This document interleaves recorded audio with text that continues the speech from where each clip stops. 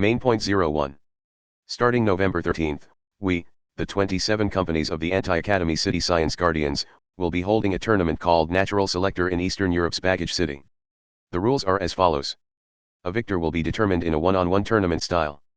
The stage shall be a circle with a diameter of 30 meters. When the match begins, all entrances will be sealed. As such, escape is impossible. Destroying the walls with an attack shall not be penalized, but leaving through such a hole will lead to disqualification. An immediate loss will be determined either by completely losing one's consciousness or giving a sign of surrender. If the opponent is killed in the process of knocking them unconscious, the victor will not be penalized. The time for each match will be 15 minutes. Once that limit has been reached, a tournament doctor will determine the victor by measuring the physical damage to each contestant. Contestants may bring in equipment including clothes so long as it does not exceed 80 kilograms. However, the contestant must be able to wear or hold the equipment in both hands at the time the match begins. No platform or tripod may be used to hold the equipment in place. No gunpowder, explosives, poisons, bacteria, radioactive materials, etc. as established by the Second Frankfurt War Treaty may be used. Any materials not covered by the treaty are not restricted. Anyone who does not meet the above requirements will not be allowed to participate. Also, if non-compliance is discovered partway through, the participant's progress will be revoked and the participant will be made to leave. If a non-compliant participant refuses to follow our orders to leave, they will be forcibly removed by our unmanned weapons. This tournament, named after the process of natural selection, has only one prize. The victor will verify a global standard for the replacement of Academy City's espers. With things such as UFOs and OOP arts, many people have faced bitter experiences because people assume anything not from Academy City is not scientific and must be fake. We plan to show just how unreasonable that treatment is. We urge you to use this chance to prove that it is real. Subpoint 02. This is just a collection of horrible monsters, spat out Sharbarelin. He was a large white man in his mid-20s. However, he was not actually a participant in Natural Selector. He would hate to be mistaken for one. He was a security guard sent to Baggage City by the 27 cooperative institutions that had broken away from Academy City and were now known as the Anti-Academy City Science Guardians. For this part-time job, he wore a bulletproof jacket and was armed with a carbine and grenades. Did you hear? There's some UFO nut, some deep-sea idiot who's in love with Atlantis, and some loner who claims to talk with a mass of bacteria collected from Mars. Why are they trying to get advice from people that trample others' fields and shout up into the night sky? It wouldn't surprise me if these people ended up committing mass suicide. Other security guards like him had been gathered there. He was in an indoor space at Gate 17 on the outside of the dome-shaped tournament facility. The guards were supposed to remain outside the dome, but it was a white hell at -20 degrees out there. With all the unmanned weapons deployed, no flesh and blood human would want to be out there. Shar assumed the higher-ups who had given the order had warmed their heads too much with the heaters and forgotten that human bodily fluids froze at 0 degrees. One of his fellow guards looked around hesitantly as he too neglected to perform his patrolling duties. Academy City espers are freaks, too. It's just a choice between the freaks you know and the freaks you don't. They're all a bunch of damn skunks. I don't want to fight with them or even have anything to do with them. I don't want to be their enemy or their ally. If you poke at them the wrong way, they'll spray that stink all over you. Even if you win, you aren't gonna be happy in the end. He then heard the sound of something rolling. It was coming from the small wheels of a suitcase. A girl with an excellent body approached in the passageway that was dim due to having too few fluorescent lights for its size. Which way to the waiting room? Keep following this passageway, and you should find another guard, Miss Opendays. Understood. I will ask him. Just as the girl passed him, she muttered in his ear. In this tunnel-like passageway, your voice carries a good ways. Be careful. Sharbarelin felt sweat appear on his back. He timidly turned around just in time to see the girl called Opendays disappearing down the dim passageway. Damn skunk. She probably heard that too.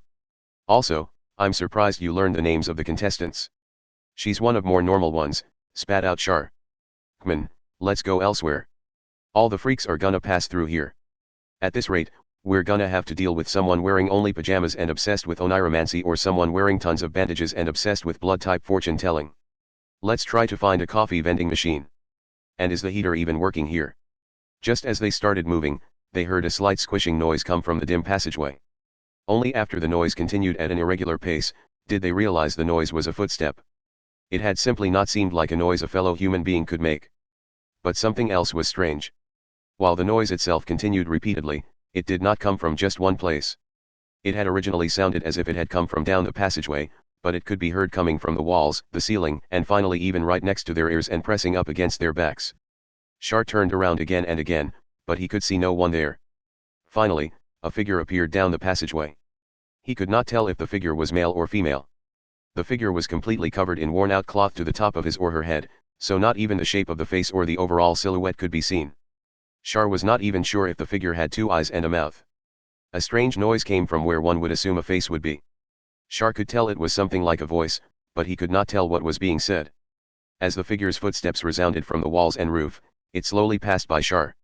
Char was quite proud of himself for not immediately holding up his carbine. Finally, the figure disappeared down the other side of the passageway. He disappeared in the same direction the girl called Open Days had gone. He was one of the participants in the Natural Selector tournament. He was one of the freaks gathered to oppose Academy City. His fellow guards started breathing heavily as if he had suddenly remembered he had to breathe and asked Char a question with his eyes open wide. What the hell was that? One of the favorites for victory, spat out Char in response. Goes by the name Greki Reletsman and supposedly uses magic. So what, is this person going to pull a dove out of a silk hat? The Natural Selector tournament began without delay. Many types of freaks were gathered. It was possible something not even Academy City could control was mixed in among them. Sub.03 Safley Open Days was one of the participants in the Natural Selector tournament. She was around 20 years old, and her shoulder-length blonde hair and white skin were her defining physical characteristic. Her body was not bad to look at either. She looked good enough to get a job as a magazine model, but she personally preferred the world of fist fighting. In the locker-filled participant waiting room, Safley checked over her outfit. Belying her expectations when she had heard of the dome-shaped tournament facility, the waiting room was rather simple. The snowy Eastern European weather did not help, and the supposedly heated waiting room left a chill spreading into her feet. Was the entire facility the same? However, her outfit was also part of the problem. What she wore resembled a deep blue party dress, but the material it was made of and the strength of their seams had been greatly altered. Above the dress, leather belts were wrapped around mostly her upper body. Those belts were not strategically placed to give her some kind of advantage. First, a tournament was a type of show business, so she wanted to stand out in some way. Second, she wanted to give any enemy that specialized in throws an obvious target to grab for. Natural Selector allowed equipment up to a total weight of 80 kilograms, but the only equipment other than her clothes Safley had weighed a mere 500 grams. She also wore fingerless gloves with urethane inside in order to reduce the stress to her fists. Now then. I'm done changing, she muttered. Speaking to oneself was a stereotypical way of mental changes appearing externally, but it could also be used as a simple means of auto-suggestion. Needless to say, regulating one's mental state was immensely useful in sports and combat. However, you, spiky-haired Asian boy. Could you explain to me why you charged in here while I was in the middle of changing? This time, she was not going through a solo process of intentionally regulating her mental state. She actually had someone to speak to. The spiky-haired boy was not in some cute situation where his cheek had a bit of crimson in it from an open-handed slap. Instead, he had been skillfully pummeled by elbows and knees that had been intended to be used in the actual tournament. The boy was limply lying on a bench and his face was horribly swollen as if he had stuck his face into a giant beehive. I'm Kamaji. Nice to meet you. I am Safley Open Days. My hobby is all kinds of physical fighting. If I broke any of your teeth, I apologize. I cannot do anything beyond apologizing though. I seem to be fine. You seem to be trying to play this off as nothing, but I'm actually quite worried. You seem to be fairly fit, but you're an amateur, aren't you? Do I need to call a doctor? Can we just continue our conversation? I heard what you said while I was changing. Safley leaned up against the locker and sighed with her arms folded. You said someone intentionally had Natural Selector, or rather, the anti-Academy City Science Guardians sponsoring it, created. And you want to destroy this person's aspirations and bring the Academy City cooperative institutions back to their original position. It was Lavinia Birdway, replied Kamijatuma while mumbling a bit. She used the incident in Hawaii to give the cooperative institutions a sense of danger leading to their splitting off and becoming an independent group. How this is related to the magic cabal called Gremlin, think of them as something like a terrorist group, is still unknown, but Gremlin has to be planning to do something related to the anti-Academy City Science Guardians. And this has all shown itself in the form of Natural Selector. Exactly. Kamija sighed. I have no idea what they're after, but Natural Selector has to have a purpose beyond the official one. And I doubt that reason will be a good thing for the participants like you. So they're going to throw us into giant refrigerators as specimens for some kind of human experiment. I suppose it's possible. Safley was at a loss for words when the boy seriously responded to her joke. Kamijatuma continued in a low voice. I don't know what Gremlin is after either, but given Radio's Onday Castle and the invasion of Hawaii, their objective is sure to make a lot of people suffer when it comes to the surface. Knowing that, I cannot overlook this. It's also partly my fault that things have gotten so serious. He did not speak in some overly grand way as if in an attempt to convince her. This actually made his words seem oddly real. However, she had her own reason to participate in the tournament. Why did you contact me? No reason. To be honest, I got lost and came in here by accident. I don't know the layout of Baggage City. I would appreciate it if you would help me, but I think that would be very dangerous, so I don't recommend it. So I can't participate in the tournament or take any action to destroy it. What do you want me to do then? If possible, I want you to escape as soon as you can. That I most certainly cannot do. You can't. I'll think about it if you defeat me in a quick 3-minute match. Having previously had his face pummeled by her kaya pervert reaction, Kamachi quickly raised his hands above his head. Safley gave a small smile. I am neither for nor against your plan. As long as I can achieve my objective, I do not care. Once I do so, Natural Selector can be cancelled and the Anti-Academy City Science Guardians can be demolished for all I care. NT Index V0403031.jpg. Your objective. A high-pitched alarm sounded within the waiting room. It was the signal for the participant to enter the arena. It was the invitation to a life-or-death battle. Upon hearing it, Safley Opendays calmly removed her back from the locker. In a relaxed voice, she responded to Kamachi's question. What you children of Academy City have so casually obtained is what the rest of us humans cannot obtain no matter what we do. Subpoint 04. Baggage City had previously been a regional city in Eastern Europe. For that reason, it had remained relatively untouched by history. The city was lined with rectangular concrete buildings, but this was primarily due to the city having been developed to combat the cold. The city had been forcibly taken over by the military during World War III, because it was expected to function well as a central point along the railroad network, so it would transport material to the front. However, before the urban buildings could be destroyed and the military facilities could be constructed, the war had quickly ended, leaving the base in a state of half-completion. Normally, the city would have been returned to its original residence at that point, but that was not to be. It was said to be due to military interests, but a lot was unknown about the process by which the military ended up selling Baggage City to the Anti-Academy City Science Guardians. The 4 dome-shaped arenas were the main symbol of the city and a cross-shaped causeway of high-rise buildings was built between them. The materiel and barriers brought into the city during the war gave a strange accent to the cityscape and a number of unmanned weapons that had not been returned to Academy City were set up in various places. The lack of protest from the original citizens of this cherished city plus the strict guards held by the weapons gave Baggage City a very treacherous aura. Or perhaps it was their plan to compete with the incomprehensible technology of Academy City. It doesn't really matter. Safley Opendays thought as she walked down the corridor that led to the ring. As long as I can accomplish my objective, it doesn't matter whose help I get. Safley took a step out into the immense light filling the exit of the tunnel.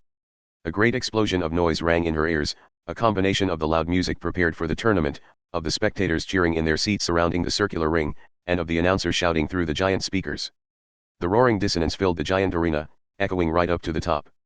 The euphoria forced people into a more excited state, and filled the contestants with wrath such that it was difficult if not impossible to remain calm. The noise alone was enough to get the contestants so worked up, that a violent fight between 2 berserkers would be inevitable. The entire area had large enough area to play baseball or football in, and the ring where Safley stood, had a diameter of 30 meters and was like a giant birdcage in the center. Compared to normal martial arts rings, that was rather large, but compared to the size of the entire arena, it did seem like nothing more than a birdcage. The dome ceiling had several huge screens hanging down which were displaying information on the matches. This was mostly due to the distance between the spectator seats and the ring, but it did bring doubts as to what was gained by seeing it in person. The instant Safley exited the tunnel into the ring, separated from the crowd by a chain-link fence, a giant portcullis descended like a guillotine behind her, and barred her way back. The floor is reinforced concrete? Are they insane? A single throw could take out all of someone's organs. This is more dangerous than some idiot with a knife or a gun. In contrast to her elegant-looking dress, Safley wore only flats-soled sneakers on her feet, and she frowned as she checked the feel of the floor through them. As she did, the shouts of the announcer who was keeping a safe distance reverberated throughout the arena as they were amplified by the giant speakers. This is the 35th match of the first round, but over 20 matches still remain. This is a tournament, so the first round is at the bottom of the pyramid and is the longest. Let's get this over with and get on to the next match. Safley frowned. What a horrible performance. Over here, we have Safley Opendays. While all the others are strange people who insist they're ninjas or UFOs or parasites will not lose to Academy City, This blonde fighter is taking on the natural selector with nothing but pure martial arts. Should we call her reckless or should we praise her skill for making it this far unarmed? The time has come for her to prove her true worth. The already bright stage lights focused on Safley, causing her to squint and shade her eyes with her hand. However, it was not long lasting. As soon as her opponent stepped into the ring, the lights moved onto him. And over here, we have Osid Flakehelm. He is the standard type of strange person to enter the natural selector. He claims to have independently discovered the secrets of the implant technology used by aliens and implanted it into his own brain. Will this match allow this man to prove the truth of his electromagnetic attacks with his many antennae? He was a large topless man almost 2 meters tall, but his weapon was very odd for a street fight or a tournament ring. The silver umbrella-like object in his right hand was likely a parabolic antenna and the object in his left hand was clearly a TV antenna. The backpack-like parts on his back had a number of arms sticking out, each of which had something like a fishing reel attached. They had metal wires in them, so they were likely antennae as well. With both contestants out, the cheers were stirred into a frenzy to the point of no individual voice being distinguishable from the rest. However, Safley could hear mockery was mixed in with the cheers. I do understand. Safley thought silently as she flexed her fingers, extending from her fingerless gloves. Everyone views things as doubtful as long as they are not from Academy City. Even if you are recognized as legitimate, that only comes after Academy City has something to say about it. You are always kicked to the sidelines and looked down on by average people who are not specialists but still act like they know what they are talking about. I do understand the desire for a chance to turn things around all at once in this world. It was unclear what it meant, but Osid pointed his many antennae toward her. That is the point of natural selector. If these bizarre people are sent after each other until one reaches the top, they can show the world that something other than Academy City has appeared in this world. We have no intention of sitting idly by while we are driven off to the edges of the world. We intend to take this new global standard for ourselves. I have an announcement, said the invisible attack specialist, barely moving his lips. 5 seconds after the match begins, there will be a burst of microwaves that will accurately target the fluid in your semicircular canals. It will be at a level you can resist, but do not raise your head. Doing so will likely make you vomit. I will try to make you faint as quickly as possible, but there is a danger of your windpipe becoming blocked. Accurate and quick, With a small smile, Safley lightly punched her open hand to get her blood flowing. I don't like saying anything about the style others use, but isn't that pretty boring? And as grand as the term electromagnetic attack sounds, its effects are relatively subdued and you can't see them. Having something that is easier to understand can act as a weapon in and of itself. The lack of that may be why everyone has been treating you as a fake. I do not enjoy unnecessary destruction. Praising those who minimize the destruction required to achieve their goals is done worldwide. What world are you from? At the very least, the small world I am from where people decide things with their fists does no such thing. Also, not all destruction is bad. If you treat everything as precious, you're just going to end up owning a house of trash. Are you saying you enjoy destruction? Osid's expression made it clear he found that hard to understand, and Safley nodded in response. I do. Once you start to enjoy it, you start to pursue the exhilaration it gives you. And then you start to desire purer and purer destruction. Someone like you speaking your hatred of destruction is like someone acting like they know what an authentic pizza restaurant is like after eating a frozen pizza from the supermarket. To be honest, it pisses me off a bit even if you meant nothing by it. What are you talking about? The level of destruction changes depending on what you destroy and how you destroy it. For example, no one likes hearing some kid crying. Even if you're trying to destroy some giant robot or crushing the entire mafia, the value is brought down if some kid is left crying in the process. That is why those pursuing the exhilaration of destruction will act to avoid things like that. The purest destruction does not scare people, it moves them. Safley paused for a second. And so I have looked into the fact that you have threatened one of the doctors in charge of measuring our damage. Osid's eyebrows twitched. I also know that your 3-year-old daughter was captured by, self-proclaimed MIBs, was it? Anyway, by people who value profit over all else. Osid's body started to visibly tremble. I hate this kind of crap, so I took care of all of them for you. Safley Opendays pointed back over her shoulder with her thumb. Osid froze when he spotted a familiar face mixed in with the great crowd. Why? This is what destruction truly is. Didn't I tell you? It's the pursuit of that exhilaration. Destruction taken for that reason is not some simple evil. True destruction is something those who love verbal violence will never reach because they mix all kinds of violence together in just the one word.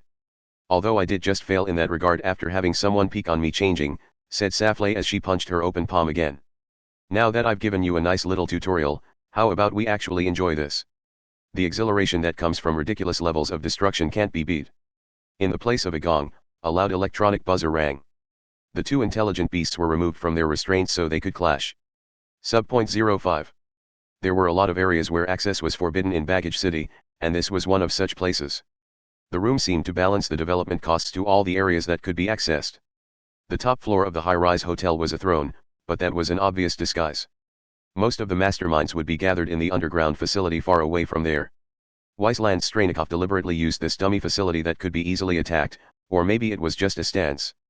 He had no right to say any kind words, but either way, he couldn't allow for ordinary citizens to be sacrificed under unnecessary conditions. Although this would be an ironic place for Wiseland to be in as it runs the risk of him being attacked and cause civilian casualties, but it wasn't what he was focusing on. What he wanted to avoid was simply unnecessary bloodshed. Thus, if there was a need, the old man called Wiseland would not hesitate. Furthermore, he believed that spreading this concept to people everywhere was a form of redemption. The caretaker of Baggage City.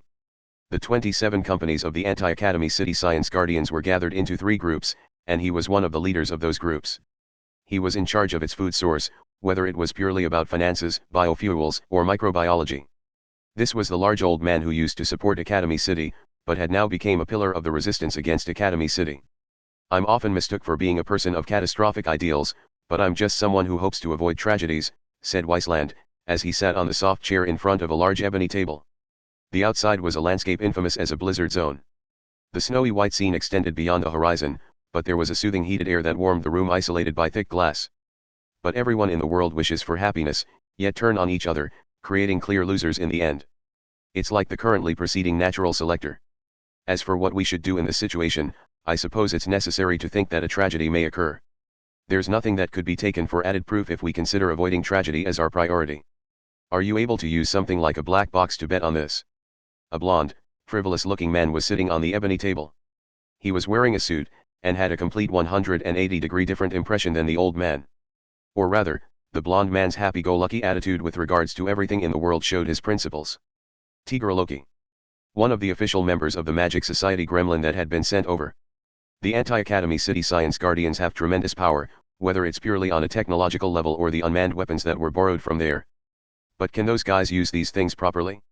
Turning the technology existing in your minds into weapons, developing them, mass-producing them, live testing them and letting the soldiers read the operation manuals, these will all take time. Even if it's unmanned weapons, I doubt you can use them to their utmost capacity without Academy City support. Even if you can power these weapons, standing in one spot or toddling is the extent of your ability, right? The same is true of the natural selector this time, Tigger Loki added without any sense of tension. That's right. To discover a certain existence that could go against Academy City's espers, analyze them accurately, and create a large-scale system, these would take time. Wiseland seemed to agree with that. Of course, Academy City won't allow us time. There could be a swift attack if they decided to do so. Academy City had entrusted them to their cooperative organizations. Not unmanned weapons.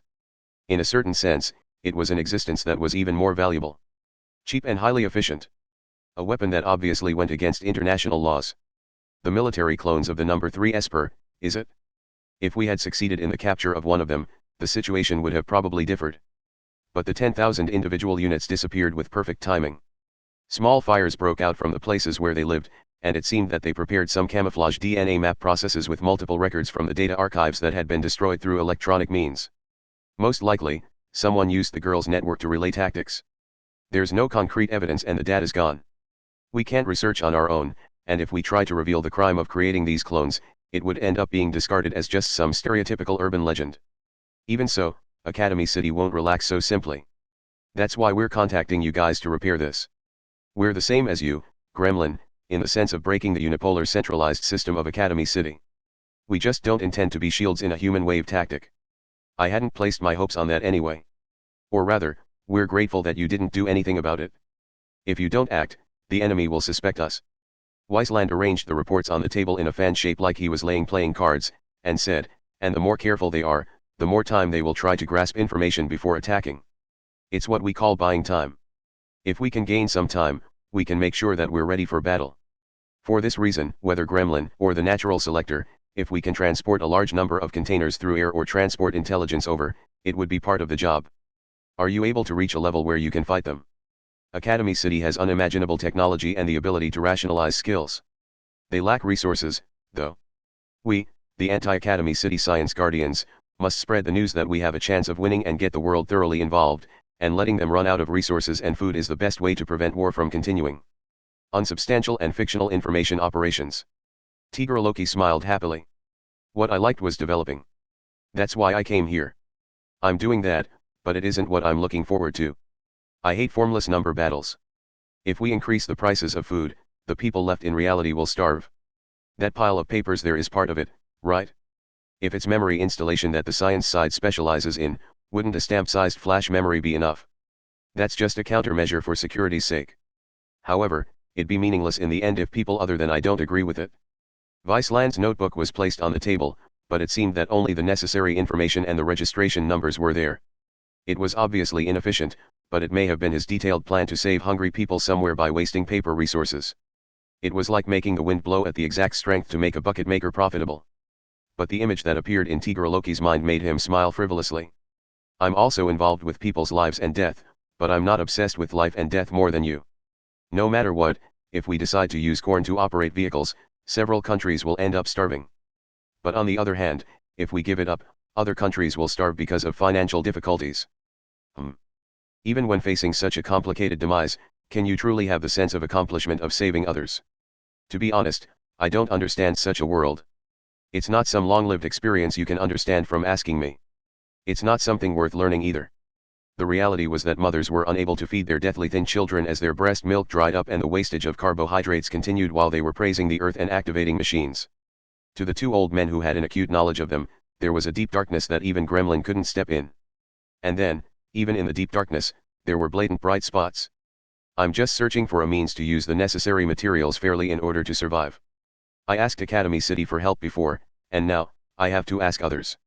If you knew how many people are dying every single minute on this planet, you would understand that we shouldn't be wasting our time. I am limited in what I can do, but if it's like this. NT index V04050-051.jpg. That's enough. I'm about the same level too. If we can harm Academy City, it doesn't matter what we do. I just feel that you guys aren't simply taking action based on a simple ideal. Well, are we making use of each other? Just as Viceland had muttered, his notebook displayed a new window. The old man frowned and said, "It looks like the time for us to take action has arrived." What are the specifics? You're to eliminate the intruders. Subpoint 06. Her body battered by the fierce attacks from Monsieur Microwave Oven, Safley Opendays dragged herself back to the waiting room while leaning up against the wall. The spiky-haired boy must have left because she was the only one there. Her first victory had been a tough one. That bastard wasn't half bad, she muttered under her breath as she took a sip from a bottle of mineral water. The metallic taste made her grimace and she spat it back out into the provided sink. Even after being hit by the attack, she still had no idea how electromagnetic waves could injure her within her mouth. Is every match going to be that tough? It isn't my style to fight while thinking about how much damage I'm accumulating. She did not have enough energy left to change back into her normal clothes. Still in her battle dress, she sat on the bench and breathed a heavy sigh. Natural Selector was a tournament-style competition where the first round was completed on the first day, the second round on the second day, and so forth. As such, no competitor had to fight in more than one match per day. This meant Safley had no further plans for the day now that she had finished her match, however she was unsure if she could recover from the damage she had taken in just that one day. Suddenly, a screen she did not recognize appeared on the lock panel next to the door. She was confused, but then she heard rushed footsteps and Baggage City security guards rushed in. For how much they hated Academy City, their methods were more or less the same. Their clothes were damp in places and snow covered their shoulders, so they were unlikely to be guards that patrolled the inside of the dome-shaped facility. They had likely walked in through the blizzard outside. Are you okay? What is it? Is there a short circuit, meaning I'll get a shock if I touch that panel? It seems that there has been an intruder. Just to be sure, we are checking on the safety of the higher-ups and the competitors. The faces of the spiky-haired boy and Monsieur Microwave Oven entered Safley's mind. That's quite a task. Aren't there about 100 competitors alone? There are more of us, so that is not an issue. And yet you did not do a thing in response to those self-proclaimed MIBs. This intruder is different.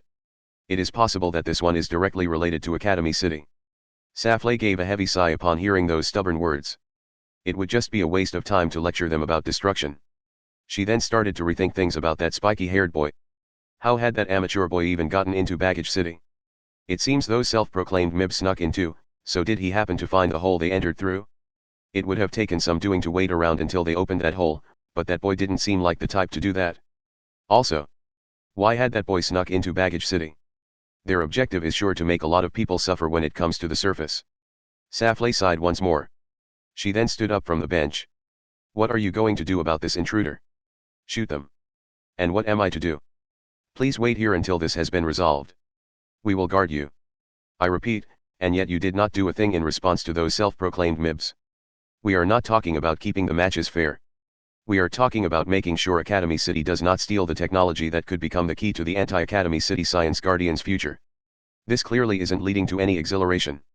That was the martial arts-obsessed girl's opinion. Abandoning somebody just because she was not obligated to help them did not lead to the exhilaration she spoke of either. The sort of people who would worry themselves over something like that would also say that all destruction is wrong with a self-satisfied look on their faces, which made her feel that the world was extremely messed up. Safley Opendays looked back over toward the Baggage City guards. There were 4 of them. They all wore military uniforms and helmets and were armed with pump-action shotguns. It looks like doing as you say would be the wise choice. You don't have any reason not to, do you? The problem comes from the fact that I do. And so.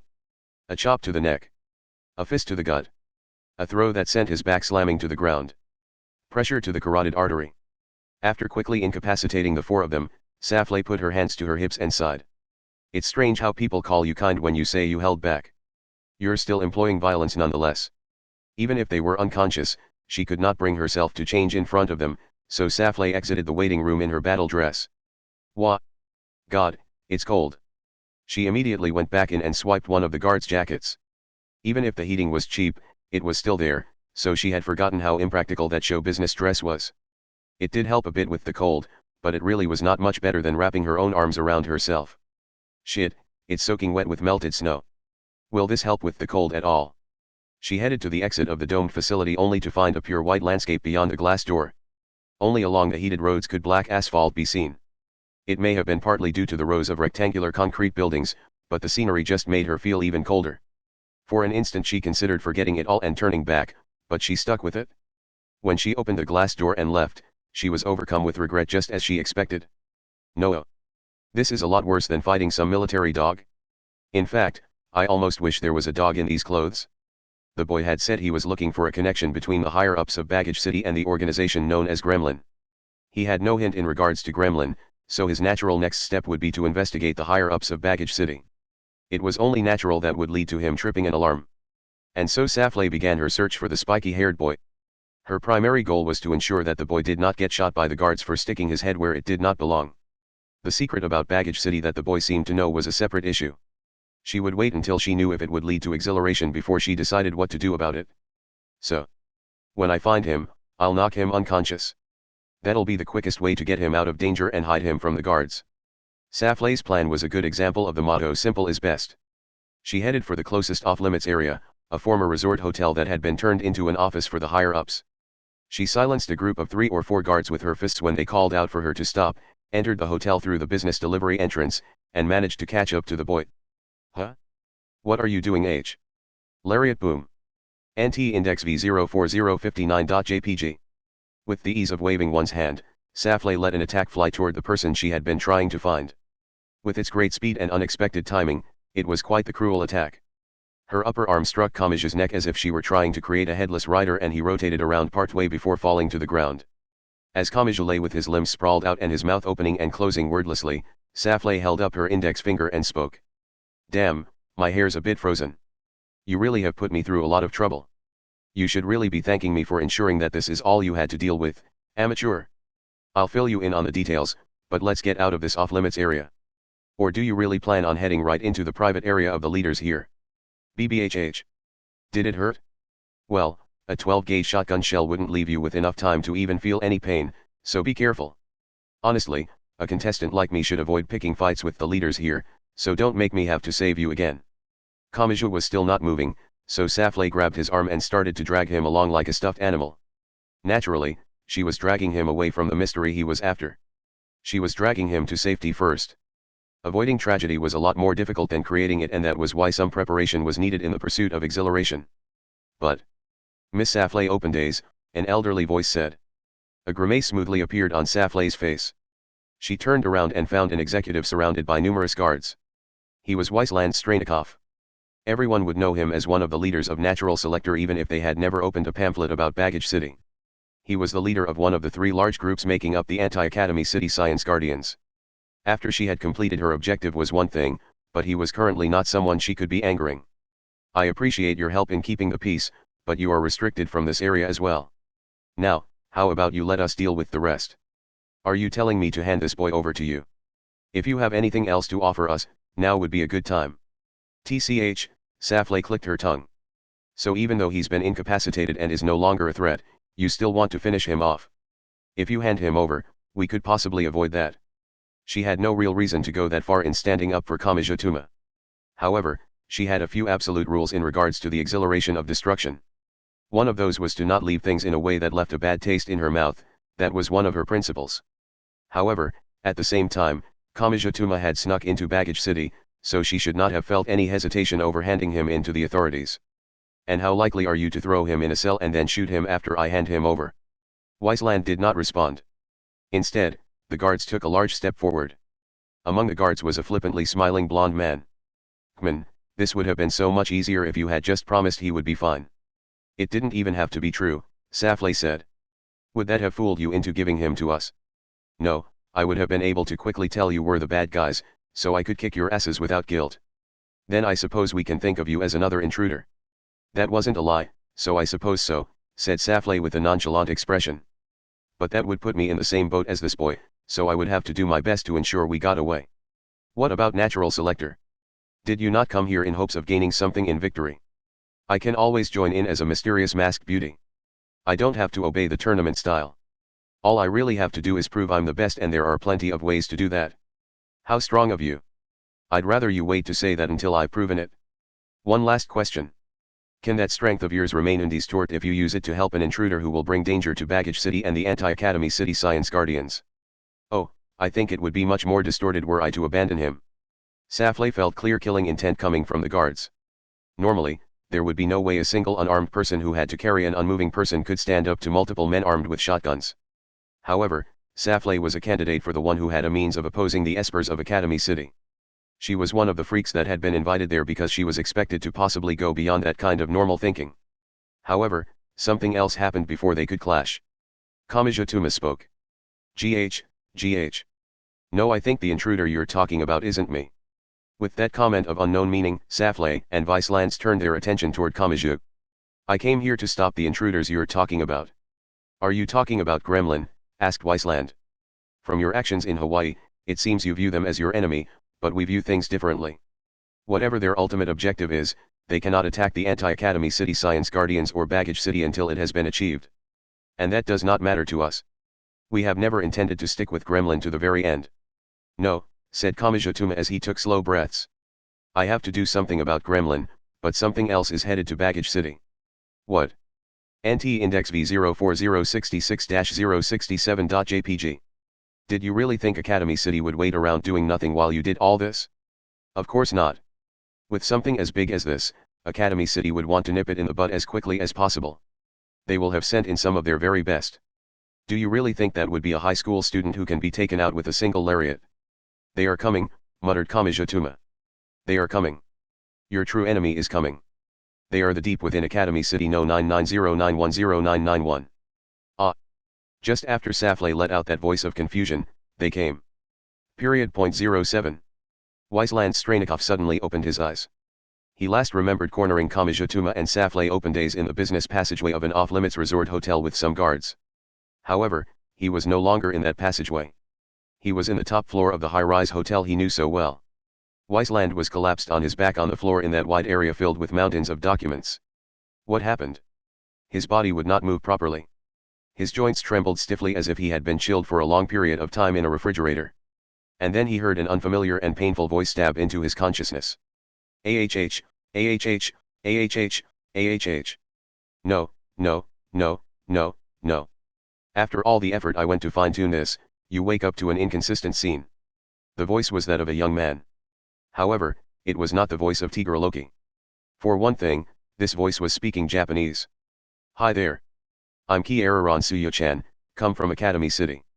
Surely, You figured this would happen sooner or later. I don't have to explain what's going on, right? Wiseland was not listening to the words of the key era sitting atop the large desk. He had spotted something horrible. It was beyond the large window on one side of the high-rise hotel. An ominous red light was flickering amidst the white scenery of Baggage City.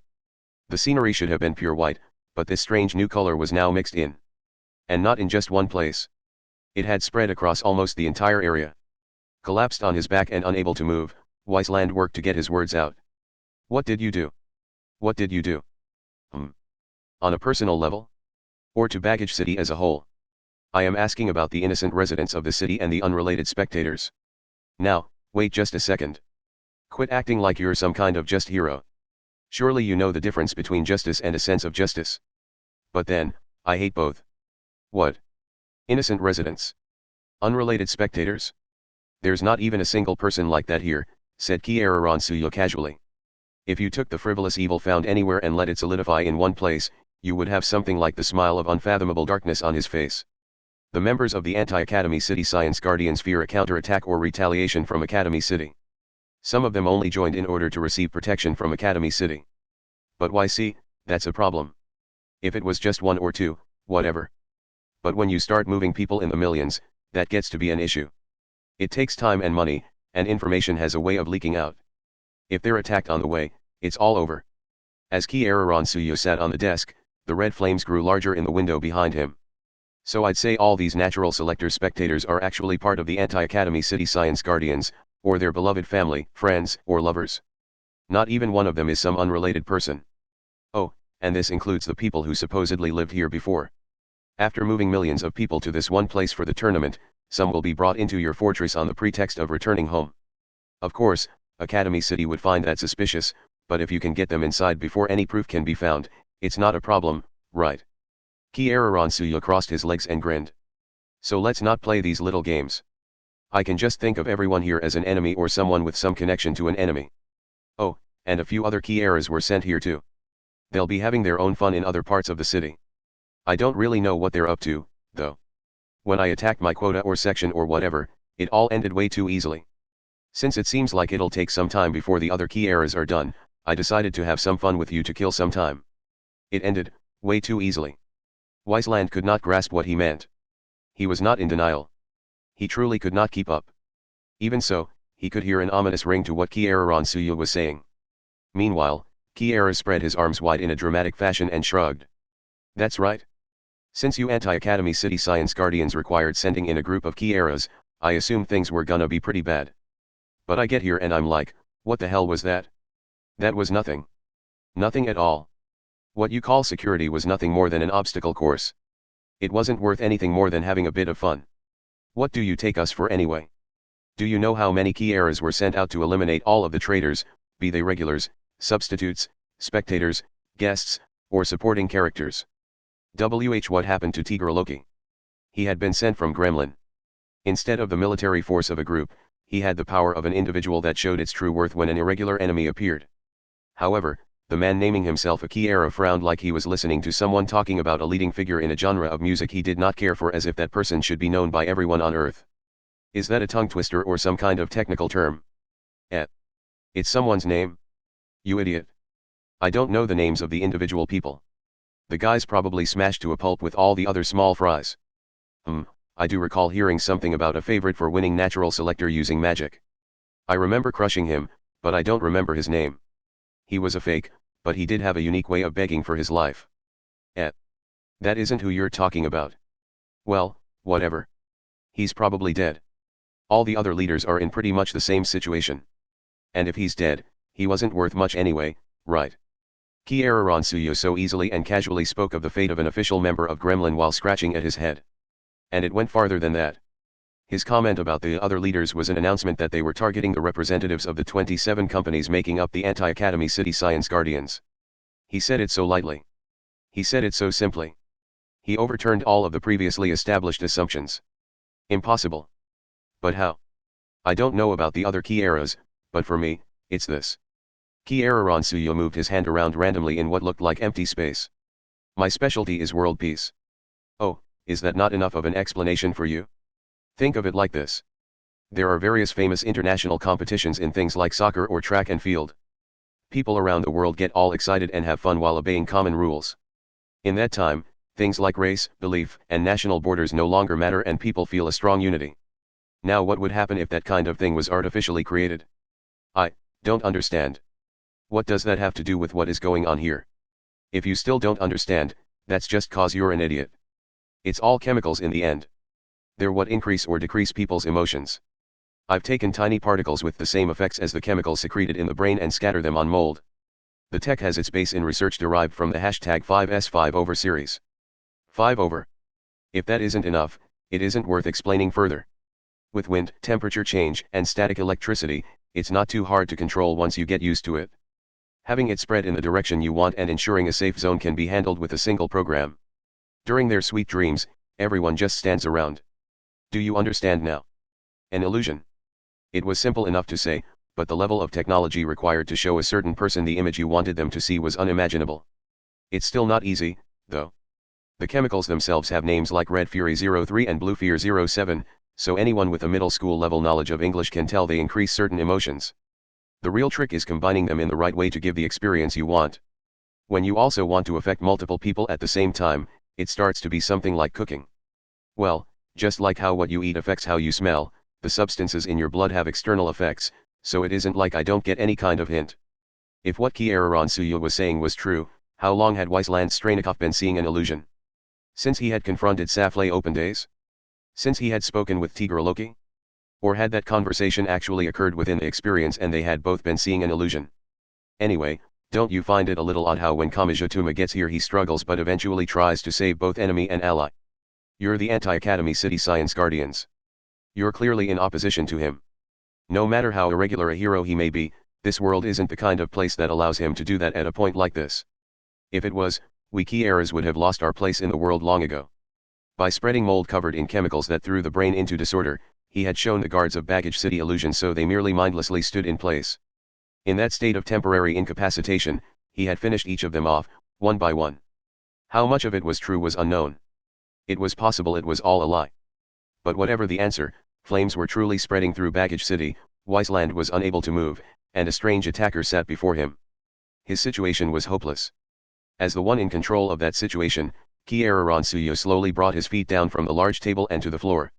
He held a smartphone in his hand. Wiseland guessed it was what he used to send signals to the mold. However, the screen was not displaying some complex set of controls.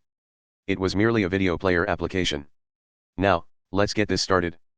What more are you going to do to Baggage City? I already told you, the other Kieras are in charge of that. I have nothing to do because I finished up so quickly, so I just need to kill some time. It did not even progress to the point of a fight. Getting the help of Gremlin had been no use whatsoever. The difference in power was so great, it simply did not seem real. Kieran Suyo approached further. Once he was right next to Wiseland, he crouched down showed Wiseland the footage being displayed. Recognize these people? You should, they're your wife, your daughter, your son-in-law, and your 2 grandkids.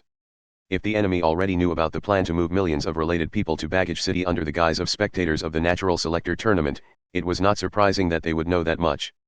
However, seeing it displayed right in front of him was like a sharp knife to the chest for Wiseland. Okay, let's get started. The rules have been switched up a bit, but we'll be playing a game of Russian roulette. Displayed on the screen were 5 chairs lined up next to each other. Each one held someone Wiseland knew quite well bound in it and handguns were attached to poles such that one was aimed directly at each person's face. Each handgun had a numbered label attached.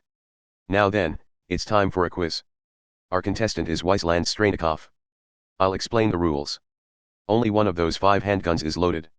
You choose a single one. If no bullet comes out, they all go free.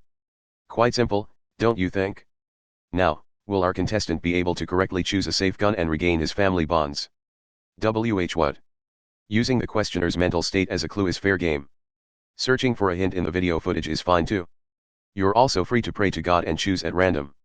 Or you can choose a family member you've always hated. But be careful, Mr. Wiseland. Your time limit is only 1 minute. If you do not answer within 60 seconds, the real gun will be fired. You would do this, just to kill time? How can Academy City go this far? I don't care how this turns out, so just hurry it up. I mean, if someone does die, that's just more resources for me. That comment of unknown meaning oozed into Viceland's ears. The thing about humans is you can get mold to grow on them if all the good bacteria is scrubbed away from the surface of the body. Did you know that? But the molds that have a taste for people really are something else. Well, there's no real scientific basis for that claim. Really, the only problem is that the types that eat living humans are much livelier than the ones that go for corpses. Wiseland could not believe what he was hearing. That went beyond just a threat. Kieransuyo simply said it all too easily. To him, covering living people's bodies with mold was nothing worth getting worked up over. Wiseland had to choose someone and then the trigger would be pulled. One of the guns was loaded. From a purely probabilistic standpoint, the odds of no one getting hurt were much higher, but the possibility of choosing the wrong one kept him frozen in fear. However, he had to choose. If he did not, someone would die for sure. Do I get a hint? Only if you can find one. Shit. Please, I'll do anything. You can take one of my arms or eyes in exchange. Just give me a hint. 20 seconds left. Do I need to start a countdown? He had no time. A family member was going to die. As he realized that, tears gushed from his eyes like a child. He had not time to think. He gathered all his strength into his barely functioning arm and touched the smartphone screen with a trembling fingertip. Number 3, Is that your lucky number? Really, choosing the son-in-law doesn't really come as a surprise. Are you the type that sees a blood relation as above all else?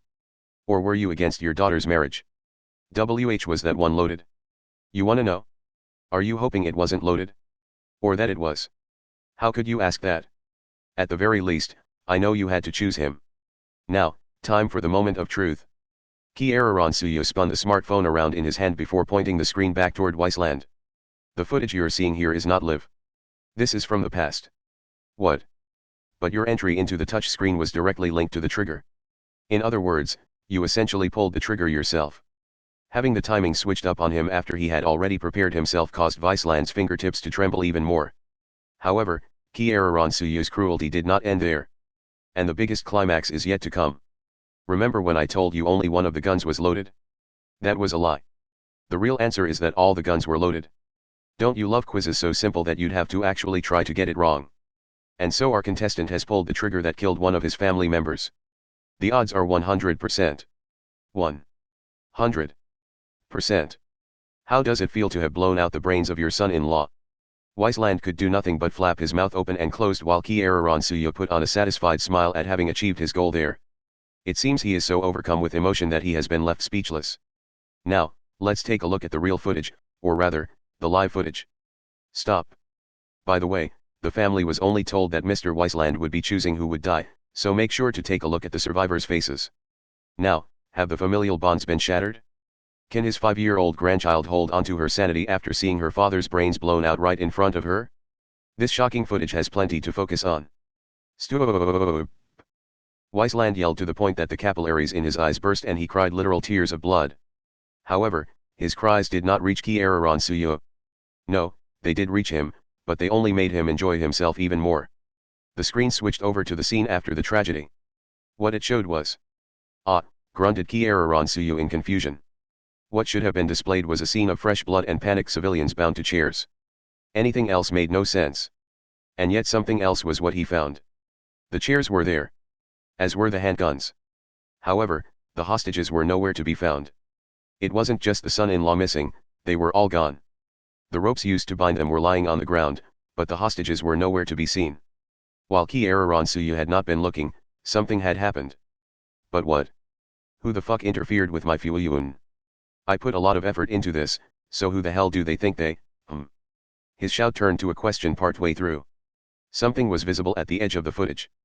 A figure could just barely be seen. The figure was likely the one who had freed Viceland's family.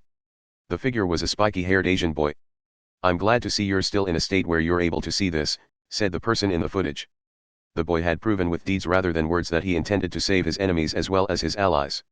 He ignored Kieransuyo and spoke to the restrained Wiseland Strainikov. I'll take care of the guy with you soon enough, too. That will resolve all of this. The screen shook. With a wave of static, the signal cut out. He had likely crushed the camera between his hands. The boy would of course be there soon just as he had announced. Kieransuyo's thoughts cut out for a bit. He could not believe that boy would truly get involved. But then he shook his head. Yeah, right, he muttered. Nothing's that convenient. The timing's just too perfect and it came out of nowhere. There's no way he would swoop in at exactly the right time like some kind of hero. But then what the hell is going on? How did something this lame end up happening in this world? And then he realized something. He realized the sole reason Kamijituma had appeared where he absolutely should not have been.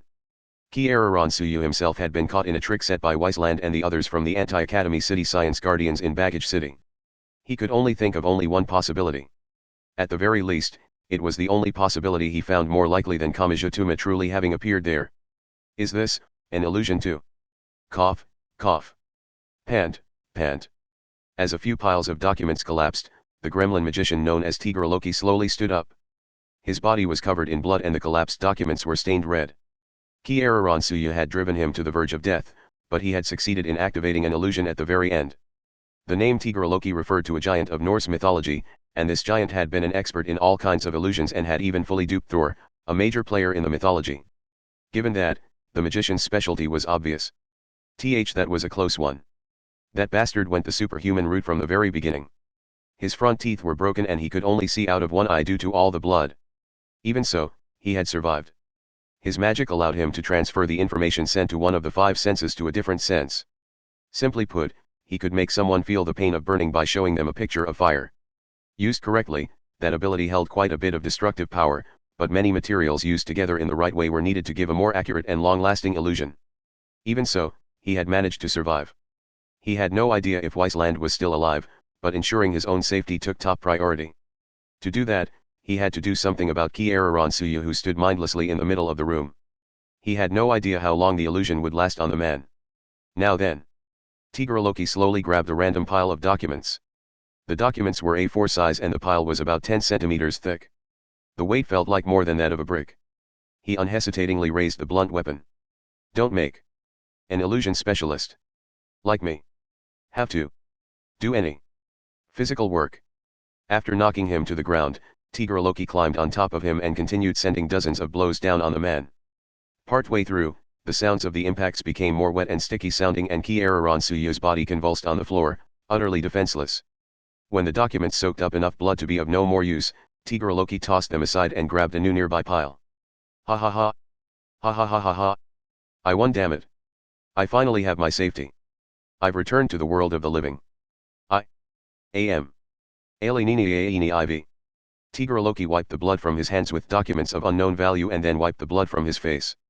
The dry paper scratched, but he saw that as proof that he was alive in the real world. Someone then tapped Tigraloki's shoulder from behind. The illusion expert turned around and saw a spiky-haired Asian boy standing there. Sub.08. What the hell? WWHWH, what just happened? One of the guards, Sharbarelin, crouched down on the white snowy field as he yelled. In the minus 20 degrees Celsius environment, this would normally be considered suicidal. However, it was easy to imagine that if he lifted his head up, he would die faster than freezing to death. His aim was to hide his body, thus, he couldn't hide on the road that had melted the snow by thermal effect. Didn't they say that we can match the enemy in power if we use Academy City's unmanned weapons? Even though he roared into the radio, he couldn't get a response. He couldn't get through with a cell phone either. Then, in front of him, a large block-shaped object dropped. It was the remains of the powered suits that used unmanned technology, the ones that had torn through the Russian tanks and armored vehicles in World War III. Yes, the remains. The sturdy complex armor looked like it was cheese eaten through by mice as tens of thousands of holes had pierced through it. It was unknown if the armor became like that because it had approached an anti-tank mine and triggered an explosion. There wasn't even remains of just one.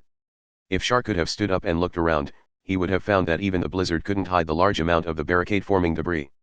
This is completely preposterous. Shar blankly muttered to himself. A large weapon with the silhouette resembling that of a mantis moved forward with broad steps. Its two front legs seemed to have Gatling guns, but the scale of destruction was obviously completely different. Was this scene of disaster caused by the firepower of a tank smoothbore gun firing thousands of cannon rounds every minute? To be honest, there was no obvious reason to bind a gun to a set cannon fire rate, unless it was out of bad taste. 5_over. Model case _railgun. Shar didn't understand the meaning of the writing on the machine, but he could tell that it was a monster. This monster was spewing out a large amount of cannon shells. The monsters were either moving on the snowy plains or flying in the skies, and Shar could identify at least 20 of the machines. It was blatantly clear the gap in technological might. It was like using stealth bombers on cavalry. It was no longer a matter of mere supernatural powers. That was not the only weapon of Academy City. There were a lot of weird people gathered in the Natural Selector tournament, but it was impossible to imagine that they could defeat those large mantises barehanded. We can't win. Char's immediate thought was that of hopelessness. The idea of trying to take the initiative was wrong. Defeat aside, he was even wondering if escape would be a form of victory. If he were to decide, it was just a matter of whether to resist until death, or not resist and die. Which path would be more painful? Which path would gain more honor? Which path would gain redemption? Char felt that it was similar to security software.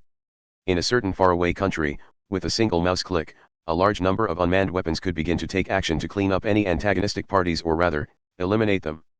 During this process, the details of actions taken would have no bearing at all. Once it was shown that there were no enemies remaining, everyone would rejoice. It was that kind of war. They had made a mistake fighting this enemy. They had made a mistake in how they fought. If there was an enemy, there would be a massacre. It was that kind of war. Thus, there was no differentiation between Academy City and the anti-Academy City forces. The moment the virus list in the security software updated, they lost all chance of being spared. Char and the rest were just elevated to the level in the latest generation of the update where they were to be eliminated. They were then discovered. They were then attacked. They were then killed. At that moment, Char Barrelin held his breath. All of the sounds vanished. He knew what this unnatural silence meant. His teeth were chattering, and he remained prone on the ground as he slowly lifted his head. As the degree of motion was too awkward, his head throbbed, but there was no time to be concerned with that. It flew.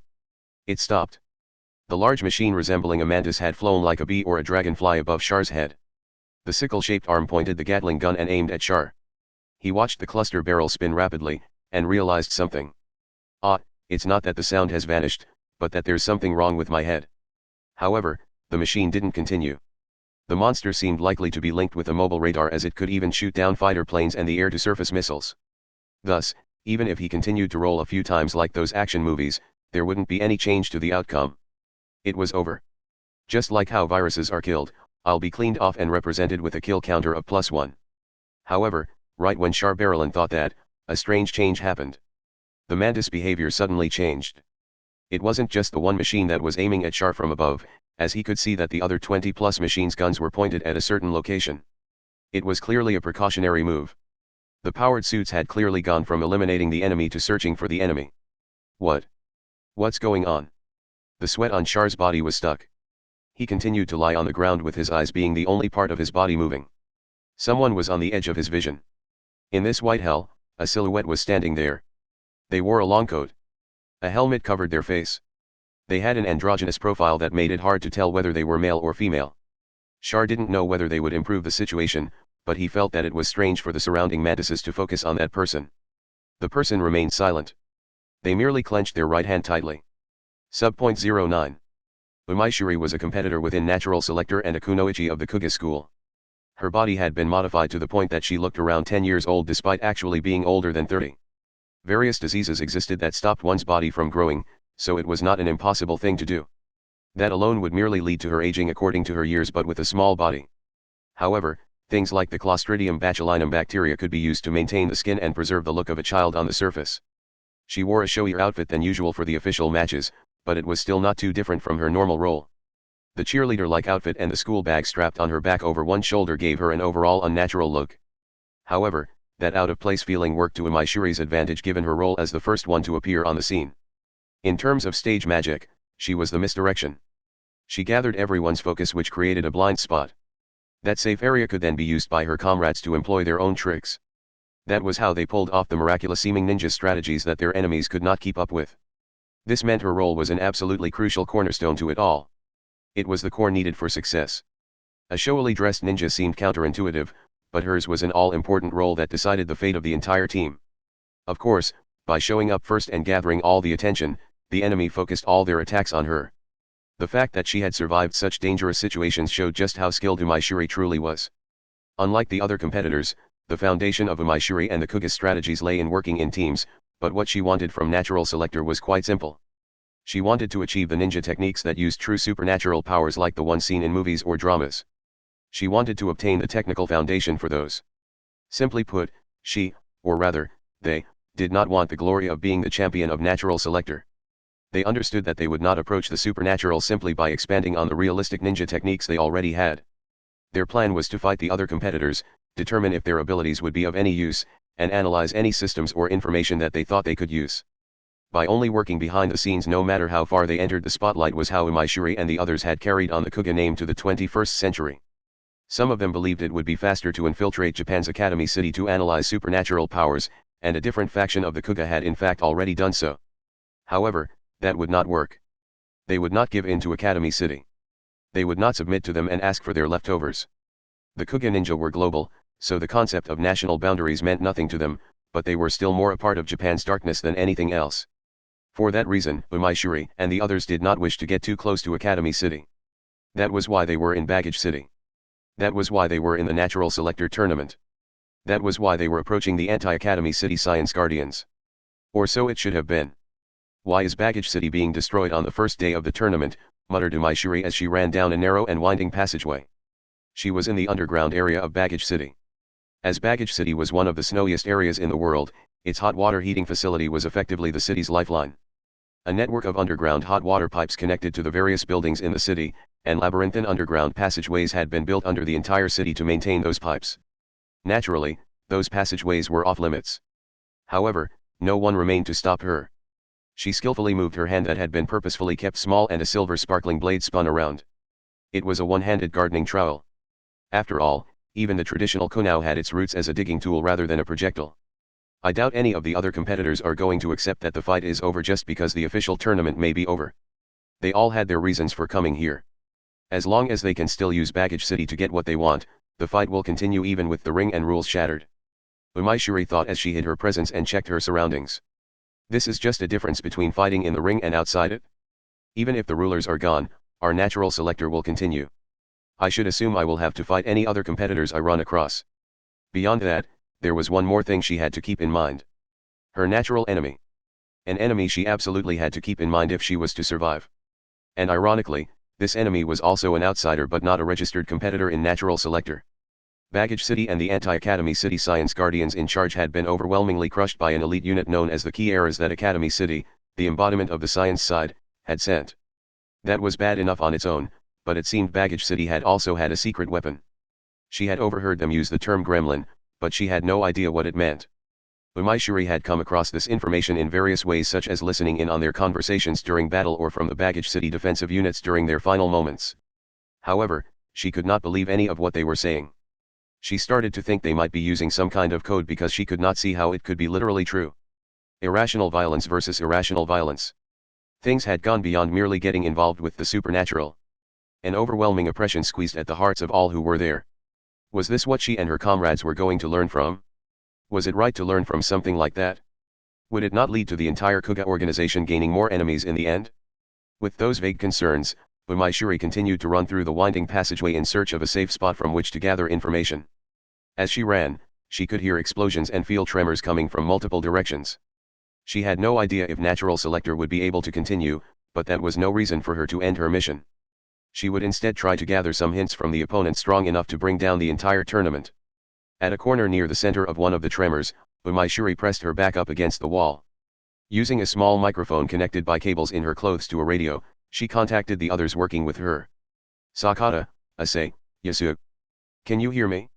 I have run across a treasure in Area 32 of the East Block.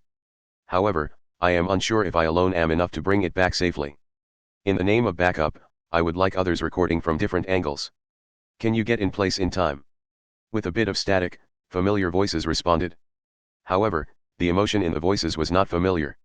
"Shit. I can't shake her. What? You damn monster. I'm being overtaken." A high-pitched noise stabbed into Umai's ear. At first she thought it was static, but she was wrong. Something she could not identify was occurring on the other end of the transmission. Yeah. It makes me feel a bit awkward, but I guess I don't have a choice." Umaishuri heard a delicate girl's voice. This voice she did not recognize. And it likely belonged to the one causing the chaos. "I understand, Amada-Ajichan. A key arrow would do something like this." Loud noises of solid objects breaking and wet sounds like soft fruit being crushed continued for a bit after that. It sounded as if a giant maw was eating a human. "Shit," cursed Umaishuri. She tried to contact the other members again, but did not receive the reassuring responses she had hoped for. Those desperately asking for help and those on the verge of death were better than the alternative. Most of them gave no response at all. The situation had developed beyond human understanding. Umaishuri felt it was best to assume the Kuga unit had been swallowed up by that situation and annihilated. I won't die empty-handed. With her back still to the wall next to the corner, she turned her attention to the monstrous Kiera or gremlin rampaging around that corner. I will bring back a treasure. I will free the Kuga from that feeling of being at our limit. I must face this threat in order to say farewell to our inability to keep up with this threat. The Fursho school bag on her back had a security buzzer on the shoulder strap. After checking that the camera in the small device was functioning, she focused on controlling her breathing. She did not have to win. She did not even have to fight. To benefit the Kuga as a whole, she only had to peer in, record even a fragment of the knowledge there, and bring it back. Her purpose was not to show off her presence like a hero or a monster. She was acting so that the treasure could be used in the future. With that in mind, she used all of her ability to blend into the background. And then, Umaishuri heard a rustling sound from behind her. As she had her back to the hot water pipe maintenance passageway wall and was turning to peer around the corner, the noise came from an absolute blind spot. Also, it came from an area that cut off her path of retreat. She immediately spun around. Only a few meters away was a man in a military uniform. It seemed the man had happened across her by chance. What had looked like lockers lining the wall had actually been openings to other narrow passageways. Was he a baggage city security guard? A Kiera? Or was he whatever Gremlins was? She had no idea who he was, but what she had to do remained the same. I have to take him out. She focused on the gardening trowel type kunao in her dominant hand, but the man took action quicker. He was already swinging down a blade that was more a machete than a knife. She did not have time to take offensive action. She might have been able to kill the man, but he would definitely kill her in the process. That left only the option of avoiding the man's first attack and then counter-attacking. But, with the length of his legs and the length of his weapon, he has a range of 3 meters if he takes one step. I don't have enough space to move back with that corner there. Umaishuri clicked her tongue and reached for the cloth lunch bag hanging from the school bag. It was actually a spare equipment pouch and she grabbed the powerful light installed on the bottom. While stepping a bit backwards but not far enough to be out of range, she hit the switch and sent a flash of light at the wall directly behind her. Immediately afterwards, the blade swung down from above. The sound of slicing wind caused her pulse to quicken. But, nice try, but you missed. The sharp tip of the blade had passed right by the end of Umaishuri's nose, but her young eyes did not even blink. She had clearly known she was safe. The man had misjudged the distance. She had made sure he would. The human eye could not accurately judge the distances of objects placed over a pure white background. The flash of bright light Umaishuri had sent behind her had reflected back and created a makeshift white screen. NT index V04106-107.jpg. Now that she had avoided the first attack, it was time for her counterattack. Before the man could deliver a second attack, she rushed in close and stabbed the tip of her gardening trowel type kunao in toward the man's stomach. Victory was surely hers. However, the tip of the kunao never reached the man's stomach. It was blocked. But not by the man in the military uniform. It had been blocked by a user of the truly absurd supernatural powers that Umaishuri longed for. Subpoint 10. The person had her hair tied in locks and was dressed up as a maid. However, it wasn't the get-up of someone working in an old French-style city, but the get-up of a maid on a certain electronics street, giving out leaflets that were poorly designed and had a fluorescent yellow-based color. The miniskirt, the frills, the black corset and the psychedelic outfit that broke historical tradition were extremely abnormal. However, what was more ridiculous than this get-up was the way that person showed up. Directly under the militaristic man. The girl that crouched her body seemed to have gotten under the opponent's feet as she launched a sudden attack on Umaishuri. With a stiff sound, the girl's hands grabbed Umaishuri's garden shovel kunao. The girl in maid clothing showed a smile and whispered to her. That's enough of a commotion. If you want to say that killing him is the only way to survive, then I'll just take you out right here. Immediately after, the girl used her hands to grab Umaishuri's kunao and her leg was suddenly extended out to the ceiling. It wasn't aimed at the face of the man in military attire. The inside of the slender leg of the girl curled and held itself around his wrist that was holding the dagger like a handcuff. The girl then spun. Her other leg on the ground kicked off hard. With Umaishuri's kunao as the axis, her legs spun like bamboo dragonflies. The pain that came with her wrist being grabbed caused Umaishuri to let go of the kunao. The maid then spun again while using her hand to grab onto the inside of the military-dressed man's knee. Suddenly, the girl's head was now higher than the man's position.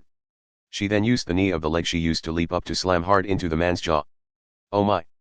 The knee was buried into the man's face, and the girl moved it outwards before using the other knee that was holding down the opponent's wrist to press down on the man's shoulder.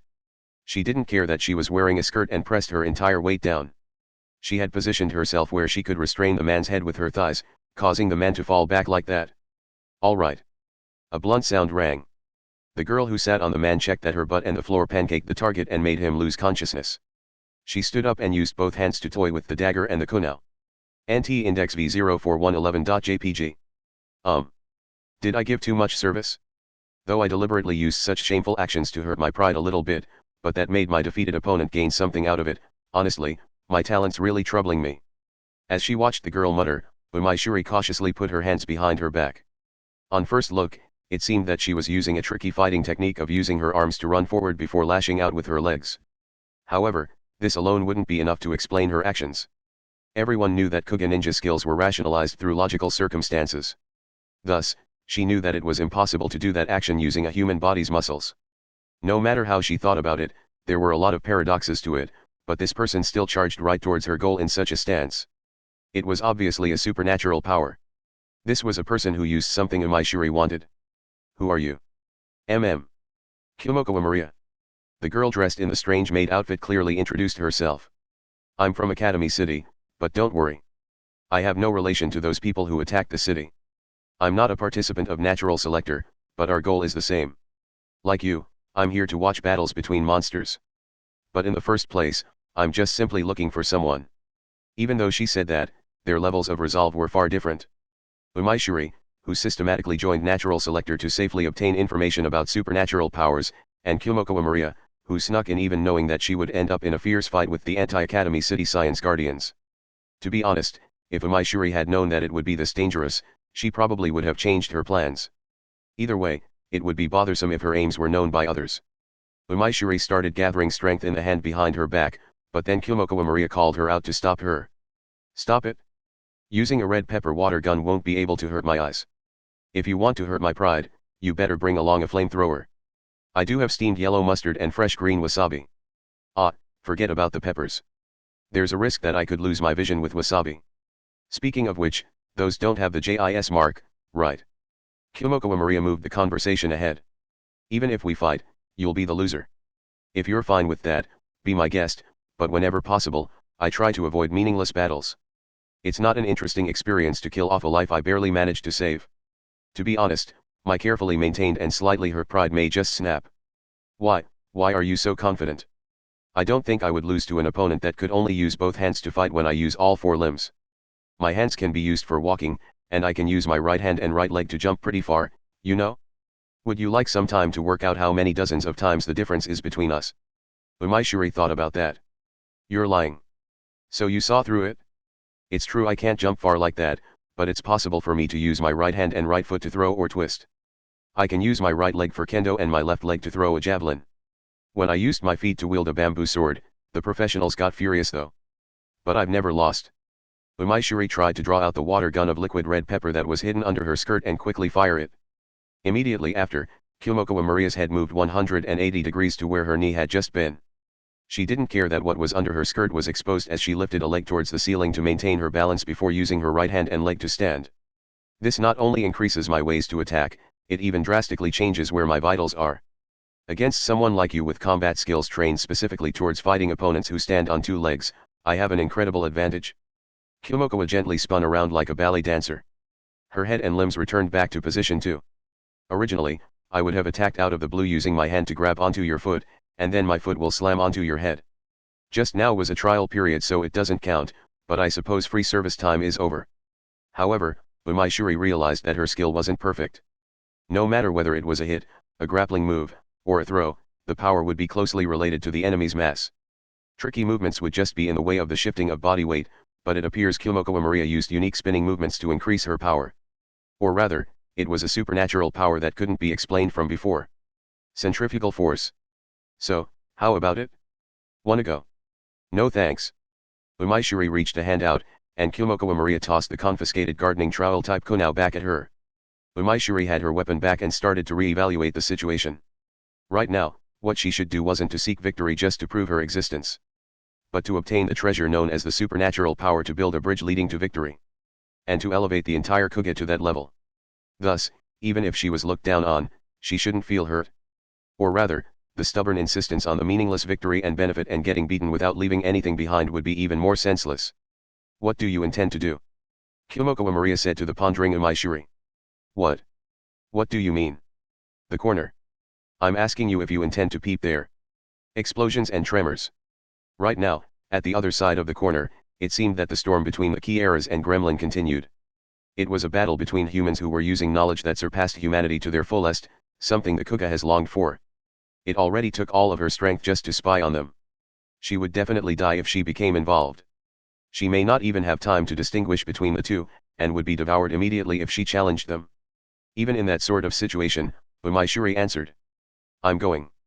Due to the thorough modification of her physical body, the girl who looked 10 years old was the elite who had the role of the pioneer. Those eyes showed the light of her existence that would not be extinguished no matter what damage happened to her body. I must obtain the stepping stone that will revitalize the Kuga. It doesn't matter even if natural selector can't continue. If this is something one must do, then as long as I come forward, it means others will not need stepping into such a threat in the future. I must go no matter what. Kyomokawa Maria sighed. She shook her head from side to side. NT Index V04118-119.jpg. Then. I guess there's no choice. I'll hurt my pride to protect your life. There was no more time for questions. Immediately after, Kyomokawa Maria landed on 4 limbs and leaped over in a puzzling manner. Umaishuri lost consciousness. Main point 11. Fuke fuke fukai ieing fuke, sang a girl as she scattered fresh red blood about Baggage City. She was in Baggage City's garbage disposal facility. The hot water pipes and passageways connected there as well. In fact, the heat produced by burning the garbage was used to run the hot water heating facility, so it could even be called the core of Baggage City. A few different facilities such as the thermal power station and the oil refinement plant functioned as the cornerstones that kept the hot water heating facility running, so if all of them were to be knocked out, Baggage City would be sent to a hell of below -20-degree temperatures. The battlefield had distorted like an amoeba. It had gone from being a safely maintained circular ring to a garbage disposal facility where human life was viewed as holding no value. From how her attacks were mass-producing the color red, it may have been hard to tell that the girl was actually on the side of the defenders. Her silver hair was braided. She had brown skin and wore glasses with red frames. As she was wearing overalls over her bare skin, her outfit was a bit odd for walking around town or for heading through a snow-covered area.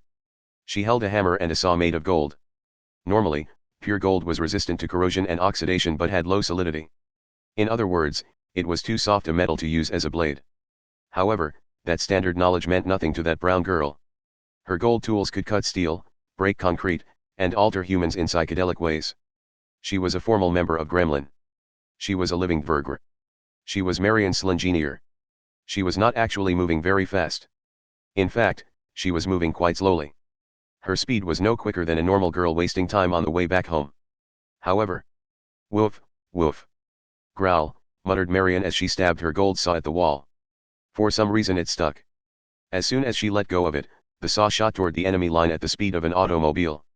The Academy City assassins had assumed her range was only that of the saw, and they could do nothing but stand still in shock at the sudden change in her reach. Blood sprayed into the air. Gah! Gah! Grease. Did she cover the wall in grease so the saw would slide on it? Too slow. The gold saw left the wall and arced complicatedly through the air, chopping the multiple soldiers to pieces as they stood in place. But immediately afterwards, their bodies were whole once more. None of them had bled a drop of blood this time. What? You should take a good look at your arms and legs. Marion grabbed the saw that had returned to her via the wall, spun it around a few times, and then pointed at the soldiers with its deadly tip.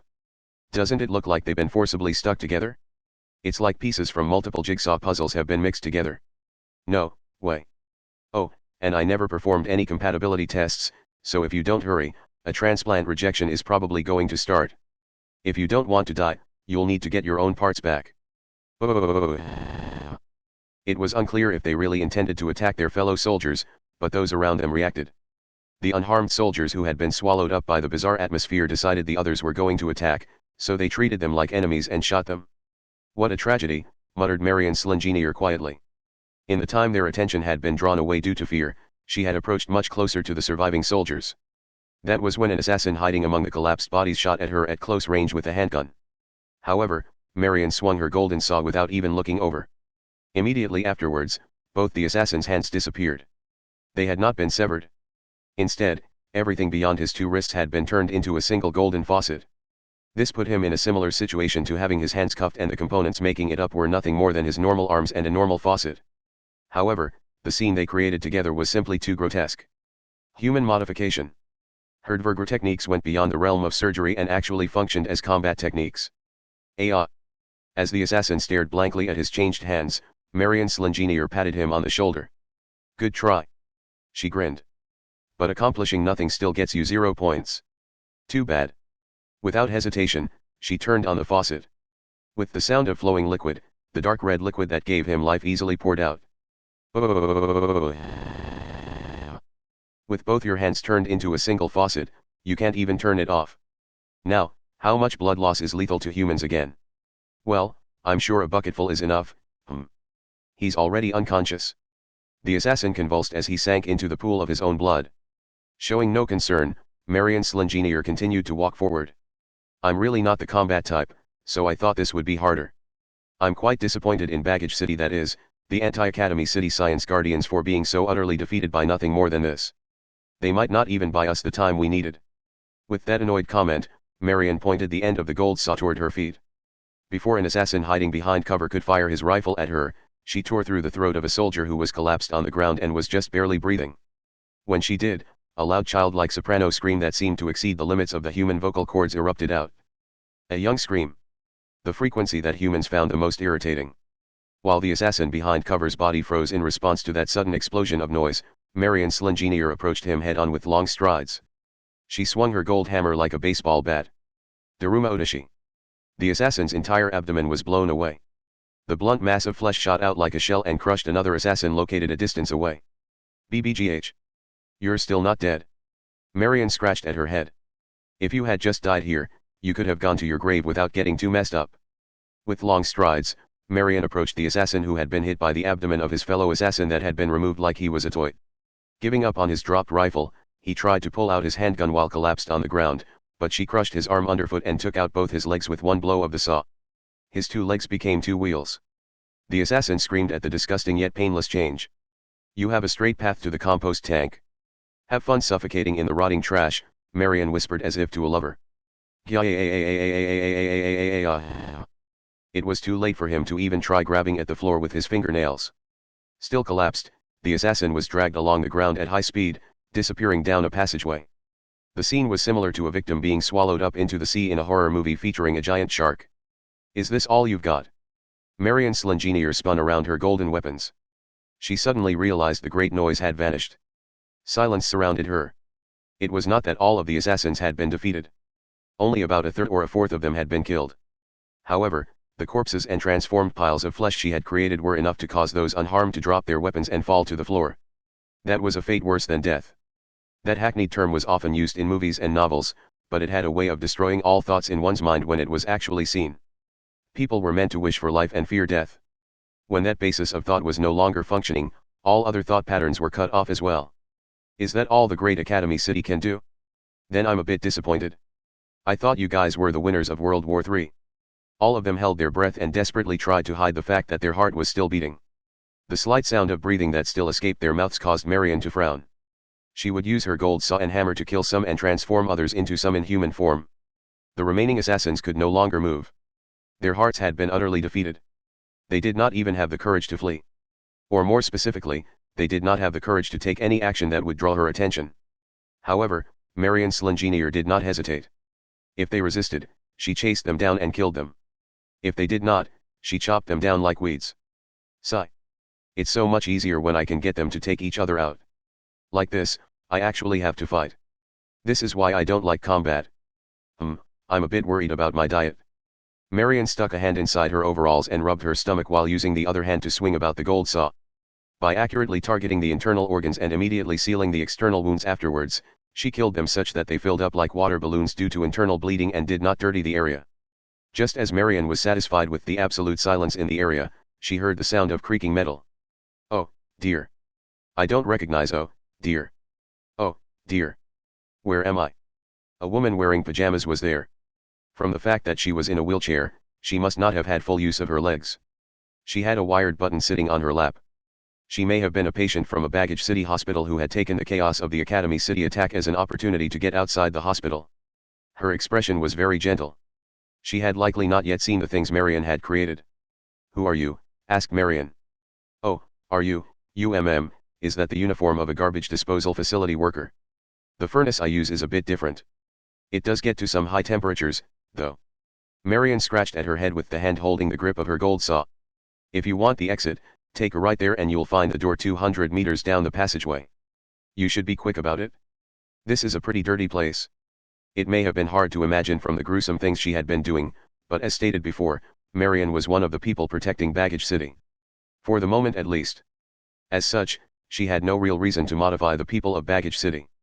The woman in the wheelchair bowed her head forward and said, "Thank you very much. Oh. I'm caught on this cable on the floor. It's just too high. Oh, dear. Oh, God. What a pain." Marion Slingenier casually approached the pajama-wearing woman and circled around behind her wheelchair. She grabbed the handle and leaned her weight on it to raise the wheels over the thick cable. "NGH. This is a heavy wheelchair. Is it electric?" "Electric assisted, yes.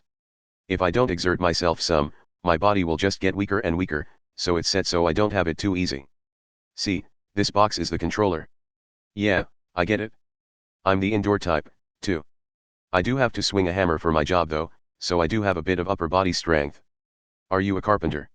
"Not quite. I have no interest in building a castle." "By the way," Marion said as she pushed the wheelchair. "Is it hard getting around in a wheelchair?" "It can be, yes. But it does give you plenty of opportunities to meet kind people. Like this for instance." "I see.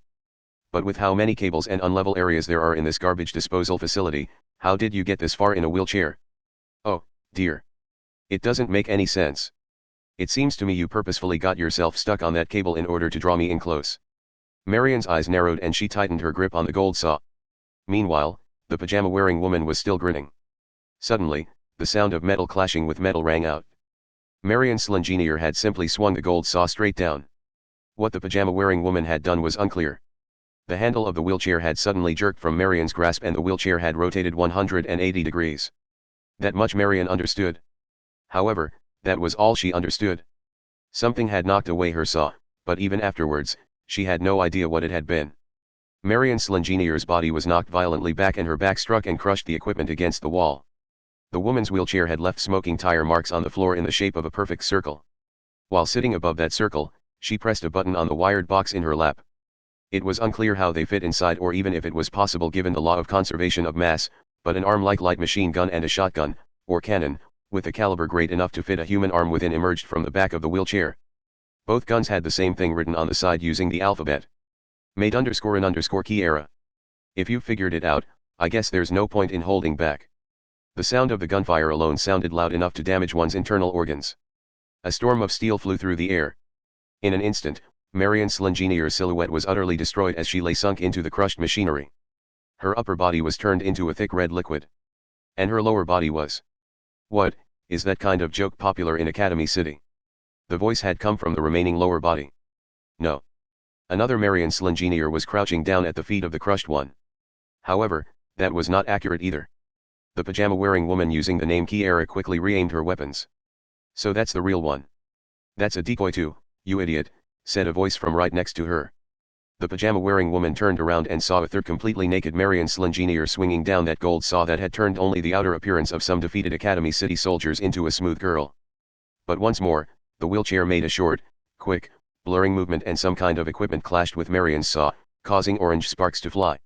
Tire marks were left on the floor and smoke from the friction rose up. By Marion's reckoning, the woman could probably fence and win while sitting in that wheelchair. Whether she could hold the saber was another question. TCH. This is why I hate these freaks. And why I hate combat. She must have left spares scattered about her territory because Marion pulled a new pair of overalls out from behind some equipment and put them on. As the wheelchair moved back with a squeaking noise, it moved frighteningly smoothly as if the cables and other obstacles were not there at all. The pajama-wearing woman was grinning as always. "So you were faking it? You can handle yourself well enough even if you can't stand up." "I, Kiara Biauri, am a pro at giving up. I have given up on all sorts of things myself and I have made others give up on all sorts of things. So give up, gremlin." "Oh, I see. That's quite a nice way to live. But is it really that surprising?" I'd say there are very few people who have never once faked needing help. I'd say the desire to give up is one of the major desires of humanity. Kiara Bihari's job was to preserve order in that way. If a terrorist group planned to destroy Academy City, she would make them give up. If someone was trying to leak information on Academy City tech, she would make them give up. If someone was developing a new weapon of mass destruction in a negative way, she would make them give up. Making people give up and give up and give up was how Kiara Bihari formed her trophy collection. She had a pile of ruined ambitions that had been twisted, broken, and crushed. But then, this was nothing more than the result of taking her natural disposition and mixing it with society. Kiara Bihari herself was one to give up on things. Marion Slingenier clicked her tongue while staring at the wheelchair that was covered in lies. Anti-index V04135.jpg. Kiara, was it? If I recall, there were more of you. But coming here like this will only lead to your defeat. I have given up on Ron Suyukun, but there's still Inchi-Yu-chan. So there are at least 3 of you. And from the way you said that, I doubt there are hundreds or thousands of you here. In that case, I would think your methods would be a bit different. Your methods aren't much different. You invite in 5 or 10 combat-obsessed idiots and the entire plan falls apart from the inside. What a pain, muttered Marion. Well, I hope you don't mind if I do my best to crush you. With a whoosh, Marion swung her saw. The wall the saw blade dug into bled. No. It was a soldier that had been transformed to look just like the wall. He burst open like a balloon, and blood and fat splattered across the wall and floor. It was likely some kind of ritual for better using the gold tool. Before, Marion had sent that saw racing across that wall that was now covered in fresh gore to attack the soldiers. However, Kiara Bihari's smile did not waver even upon seeing that grotesque scene. Is that your best? What a disappointment. Marion held up her gold hammer and saw, and Kiara Bihari pressed the button on her lap in response. Anti-index V04138-139.jpg. The wheelchair's wheels disassembled. The multiple spokes split apart and the evenly divided portions of wheels were brought to the ground. What remained was a unit supported by multiple legs like a spider. She may have been impressed with the craftsmanship because Marion let out a whistle. Now that must have taken some doing. You remind me of Lone Wolf and Cub. But it is a baby carriage. After that slight exchange, the two monsters clashed at top speed. Main point 12. Umaishuri let out a small groan. She could tell she was lying on the floor. The one who had knocked her out, Kumokawa Maria, was peering down at her face. She held a lemon slice in her hand. She must have used it to wake Umaishuri. They were no longer at the passageway corner from before. They were in a wide area filled with concentric circles of desks. The area was also filled with large monitors. It may have been a control room for the supply of hot water to Baggage City, but it was odd that they were the only 2 there. Would it normally have been abandoned? Had the workers fled due to all the trouble? Or had they already been eliminated by the attackers? Really, that did not matter. The real issue was that she had been taken away from the fight between Kiara and Gremlin. She had lost her once-in-a-lifetime chance. As she sat up, Umaishuri tried to stick her gardening trowel-type kunao at Kumokawa Maria's throat, but Kumokawa easily held it back with both hands. She then performed a handstand with Umaishuri's kunao at the center, spread her legs wide, and rotated like a bamboo copter. The weapon was ripped from Umaishuri's hand. Kumokawa Maria brought her right leg to the ground and spun around her newly acquired blade. Like I said, you can't win. And if you can't handle something like this, you definitely shouldn't peer in any deeper. It won't just be your pride that gets hurt. Those with no experience with this kind of threat cannot react properly when faced with it. Or do you not even understand something of this lef? Kumokawa Maria's sentence was suddenly cut off. The reason was simple. Without warning, a bazooka had been fired into the room. Kumokawa Maria immediately placed only her left foot on the ground and bent her body like a giant bridge. The bazooka shell pierced through the area her upper body had just been in, but when it struck the wall beyond and exploded, the shockwave it sent out was unavoidable. Gah! Kumokawa Maria lost her balance, was knocked over, and her balled-up form rolled smoothly across the ground. By not fighting that flow, she had avoided any direct hits from the shell's shrapnel or the pieces of the wall. As she rolled, she immediately tried to recover. But instead, she felt a dull sensation. At some point, a third party had entered the transmission control center. Kumokawa Maria had been stopped by that person's foot. Not good. The bazooka was meant to draw our attention while this person quickly entered the room. The figure looking down at Kumokawa held up a giant tube. It was the bazooka that had fired the shell. The attacker was about to swing it down as a blunt weapon. Kumokawa Maria had immediately taken action to avoid the bazooka shell when it had been fired, but now she felt something cold run down her back. Her movement slowly but surely stopped. The instant afterwards, her consciousness was knocked away. Umaishuri heard a heavy thud. Having no more use for it, the attacker tossed aside the blunt weapon. Despite how easily she had handled Umaishuri, Kumoko Maria had been taken out in less than 10 seconds. Sensing what a great threat this attacker was, Umaishuri started counting the weapons she had hidden in her clothes. It was meant to help her retain her calm, but it had the opposite effect. No matter what she used, she doubted she could win.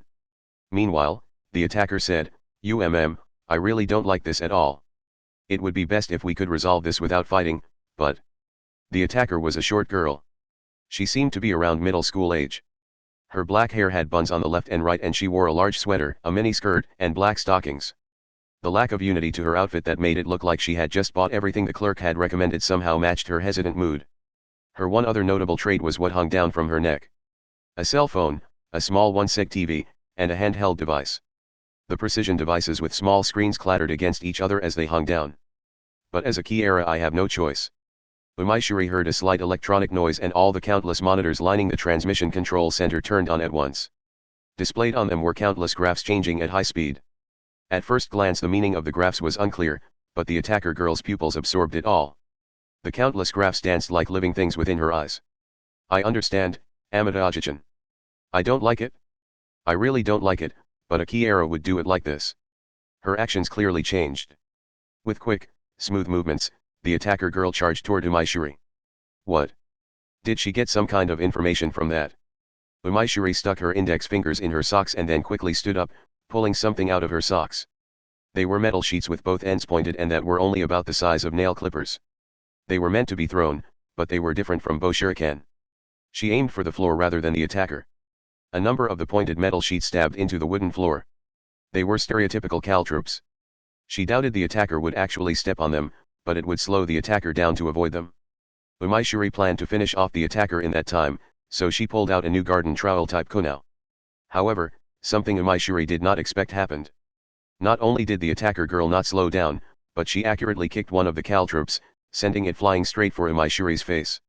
Umaishuri immediately tried to protect her face with the kunao, but the attacker girl altered the trajectory of her foot and sent a second kick at the caltrop in midair. The metal sheet's trajectory greatly changed and stabbed into Umaishuri's gut. It was not some large knife, so it was not a fatal wound, but the pain still caused her body to freeze up. Meanwhile, the attacker girl precisely and accurately cleared the danger zone of caltrops and headed straight for Umaishuri. Yes, I understand. The writhing of the graphs on the monitors grew even more intense and the attacker girl's eyes absorbed some sort of information from them. Controlling hammer-level destructive power on the microscopic level. That was your combat pattern, right, Amada-Ajichan? Am I done for? The girl's right fist flew toward her. Umaishuri had held up her kunao defensively, but the girl struck her arm, sending the tip of the kunao straight for her face. Her throat grew dry. She could not stop the blade's movement. She just barely managed to move her own kunao's trajectory toward her harder forehead to avoid a fatal blow. And then a new right fist flew. This fist did not belong to Umaishuri or the attacker girl. It was from a complete third party. The third party wore a white coat that reached down to his ankles and a white helmet that covered his entire face. Neither of the other two were sure when he had approached. The third party's right fist accurately knocked away Umaishuri's kunao, protecting her skull at the last second. The attacker girl changed her target. She let loose a precise and accurate punch toward the third party's face. However, the sound of the blow was too quiet. The helmeted man had determined he could not defend against her, so he had kicked at the girl's feet at the same time she had thrown the punch. Without her weight behind it, the girl's punch had only knocked the helmeted man's head back slightly. The attacker girl went on the defensive and stepped back a bit. Kiara Inchiyo, I had heard you had not yet qualified as a Kiara, muttered the helmeted man. Who are you? If you wish to harm these girls, I must make you my enemy. If you wish to save these girls, I must make you my enemy. The graphs writhed within the girl's eyes. I'd like some advice, Amada-Ajichan. When she spoke, the pattern of the graphs clearly changed and the color changed with each new name she spoke. No. Ransuyo-Ajichan, Konchao-Onichan, Sakuryukan, Kaihawabakan. No. Not that. Not that. UMM. Yes, Yutetsu-Onichan. So you make up for the thoughts you lack by inputting them from scripts. Was your original specialty the testaments? I have some doubts whether your personality can safely hold the patterns though. Yes, Yutetsu-Onichan. A Kiara would do this at a time like this. A large change came over all the graphs in the room. With the graphs reflected in her eyes, the short girl raised her middle finger and shouted. I'm gonna rattle all the carbon dioxide in your body and burst all the fucking blood vessels in your body. Now that was nice and Kiara-like. No. As Kiara Inchiyo charged forward in attack, the helmeted man calmly reached for the buttons of his coat. Inside was a convex-shaped charge landmine. This is what it means to be a Kiara. He unhesitatingly detonated it. A shaped charge landmine was a landmine created such that the blast went in a certain direction. If you wanted to punch a hole in the armor of a tank or other armored weapon, you could attach explosives to a crater-like concave sheet which would focus the explosive power in a single direction. If instead you wanted to spread the explosive blast over a wide area, you could attach the explosives to a mountain-like convex sheet which would spread the blast out in a fan shape. That kind was primarily used for anti-personnel mines that had to take out as many people at once as possible, and they often had many small metal balls stuffed inside. The helmeted man had held a convex-shaped charge landmine under his coat. 500 balls were scattered in a fan-shaped blast with a range of 300 meters and an overall width of 200 meters. Is he insane? The Kuga were knowledgeable in the use of explosives, so Umaishuri's breath caught in her throat. Shape charged were made so the destructive force was aimed in a certain direction. In other words, in the other direction, one would not be harmed by the explosive. However, everything had a limit. If you were holding the mine when it detonated, there was no way you would escape unscathed. Or at least, that was the case in the world of common knowledge that had nothing to do with supernatural powers. Damn, she got away, muttered the helmeted man. The edges of his coat had been blown away. As if to explain his survival, a bent metal sheet fell from his chest, but that was of course nowhere near enough to protect him from a blast of that magnitude. I may have been too close. I guess I drew her in too much. At the base of the fan, the danger zone gets smaller to the left and right. The helmeted man turned toward the unconscious Kyomoko Maria and then turned toward Umaishuri. She held up her kunao. Don't. You cannot defeat me with that. Oh, I wasn't looking down on you. In fact, I'm saying that you have too much strength to kill me. His logic made no sense. Or perhaps anyone who could not understand it had no right to be on that battlefield. Umaishuri had the same feeling as if she had asked a major leaguer the key to victory and he had responded, "Don't get nervous." And yet getting rid of that was her goal. To be honest, I gain nothing by fighting you two. I specialize in key eras. First we have these key eras, then whatever gremlin is, and now a key era specialist? How many different forces are present here in Baggage City? As Umaishuri's eyes grew more and more hostile, the helmeted man merely said, "Since I do not need to fight you, I will tell you what you must do to survive. First and foremost, you must find Kamijituma. He is here in Baggage City. Given the situation, he is likely being sent all over the place. Meeting Kamijituma is directly linked to your survival. To be blunt, if you do not meet him, you will die." The helmeted man said this almost too readily. Kiara Inchiyo only attacked you for the decidedly un-Kiara-like concern she felt about uncertain elements like you being near Kiara Biauri. However, now that the Kieras have seen as you as playing a role in this, it will be difficult for you to survive by normal means. That is why you must meet up with someone on the level of Kamijituma. Who is Kamijituma? Just a normal boy. He cannot solve any and all problems, and I doubt he can stop Baggage City from being destroyed by the Kieras and Gremlin. But on the other hand, he has a way of saving each and every person he sets his eyes on. Just like the Kieras destroy each and every person they set their eyes on. You need to use someone of his level in order to escape the Kieras. Normally, Accelerator would be best for an anti-Kiera battle, but he isn't here. As such, we have to use someone else. NT Index V04152-153.jpg. The helmeted man crouched down next to the unconscious Kyomoko Maria and checked her pulse and breathing. After ensuring there were no major problems, he turned back to Umaishuri. "When this girl wakes up, tell her you will almost certainly die if you do not do as I suggested." "What are you going to do?" "Sorry, but I have my own objective. As I said, I specialize in key eras. Also, I am not confident I would be able to protect you two," answered the helmeted man as he headed for the exit with his battered coat dragging along. His last words were spoken softly but in a tone that stuck with Umaishuri. After all, I am a key era myself. Subpoint 13. Kyomoko Maria awoke with a small groan. After Umaishuri explained the situation to her, she clicked her tongue in annoyance. "Do you know him? He's Kiara Kagon, the person I'm after. But this isn't enough for me to give in. In fact, I've made progress now that I know he's here. The reports were accurate. I don't know what your situation is, but we need to get moving, too. That bazooka girl is still alive and nothing says she won't return to finish us off. One thing first." Kyomoko Maria stood up and started patting around her showy maid uniform. She also twisted her body around in what looked like an attempt to look at her back, but Umaishuri could see nothing there. "What are you doing?" Checking for bugs or transmitters. Who knows what he could have done while I was unconscious?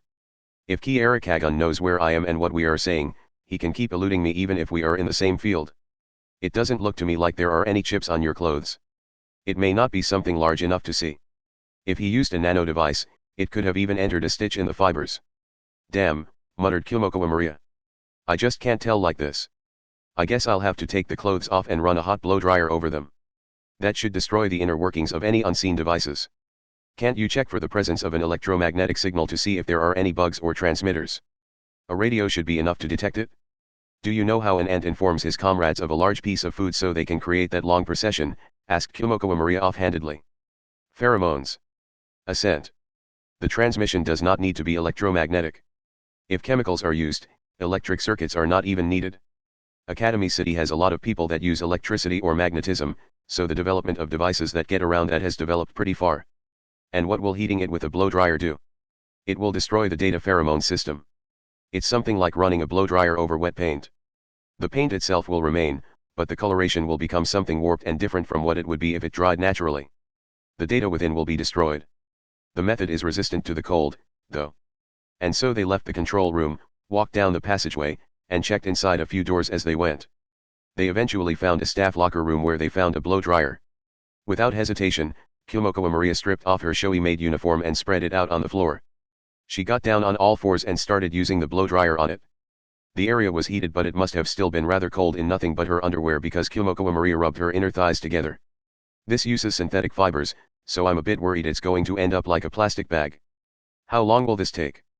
To do it thoroughly is going to take 10 or 20 minutes. What about you? You don't need to worry about me, replied Umaishuri. The ninja frequently use drugs in combat and intelligence.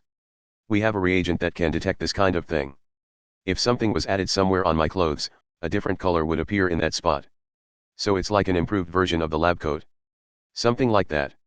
If any of the microscopic devices you were talking about were actually slipped onto my clothes, they were probably destroyed by the weak acid used for the reagent. They continued to speak until Kyomokawa Maria had finished heating the entirety of her maid uniform with the blow dryer. She then tried to put it on, but hot. This is as hot as the comedy hot bath. That tells me nothing about how hot it is. It's from the Ikihana-ransai. That's Academy City's cultural festival, which can get pretty exciting. Damn, it feels even hotter because I got so cold in just my underwear. With tears in her eyes and while practically shouting, Kyomokawa Maria somehow managed to get the showy maid uniform on. Subpoint 14. Kiara Bihari was tilted to the side. The multiple legs created from the wheelchair's wheels had been bent from powerful blows and were no longer functioning properly. A few guns and wires were sticking out of the back, but none of them looked functioning either. Her opponent had simply been too much.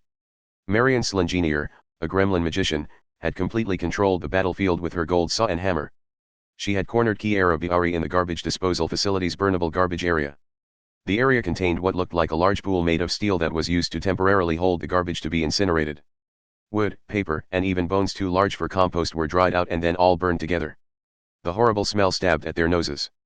The extent of what qualified as burnable garbage was expanded due to the snowy baggage city wishing for heat. Kiara Bihari was stopped at the edge of that steel pool and Marion Slingenier was spinning her hammer around in her hand.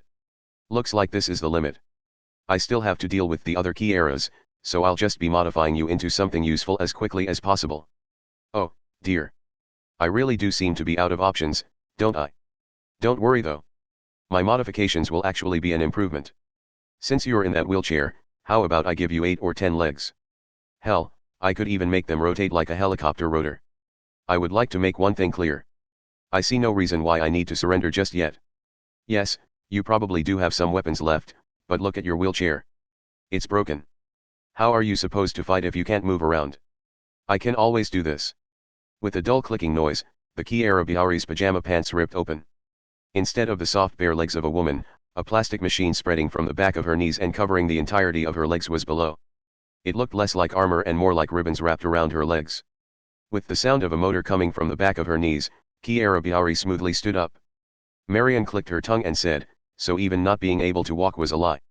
I've already given up on so much, so I really wanted to avoid having to stand up on my own. Are those powered casts for hospital patients? Didn't a car company make those? I think it used the technology from a dancing robot. I saw it in a commercial. That was merely what could be created with the technology outside of Academy City.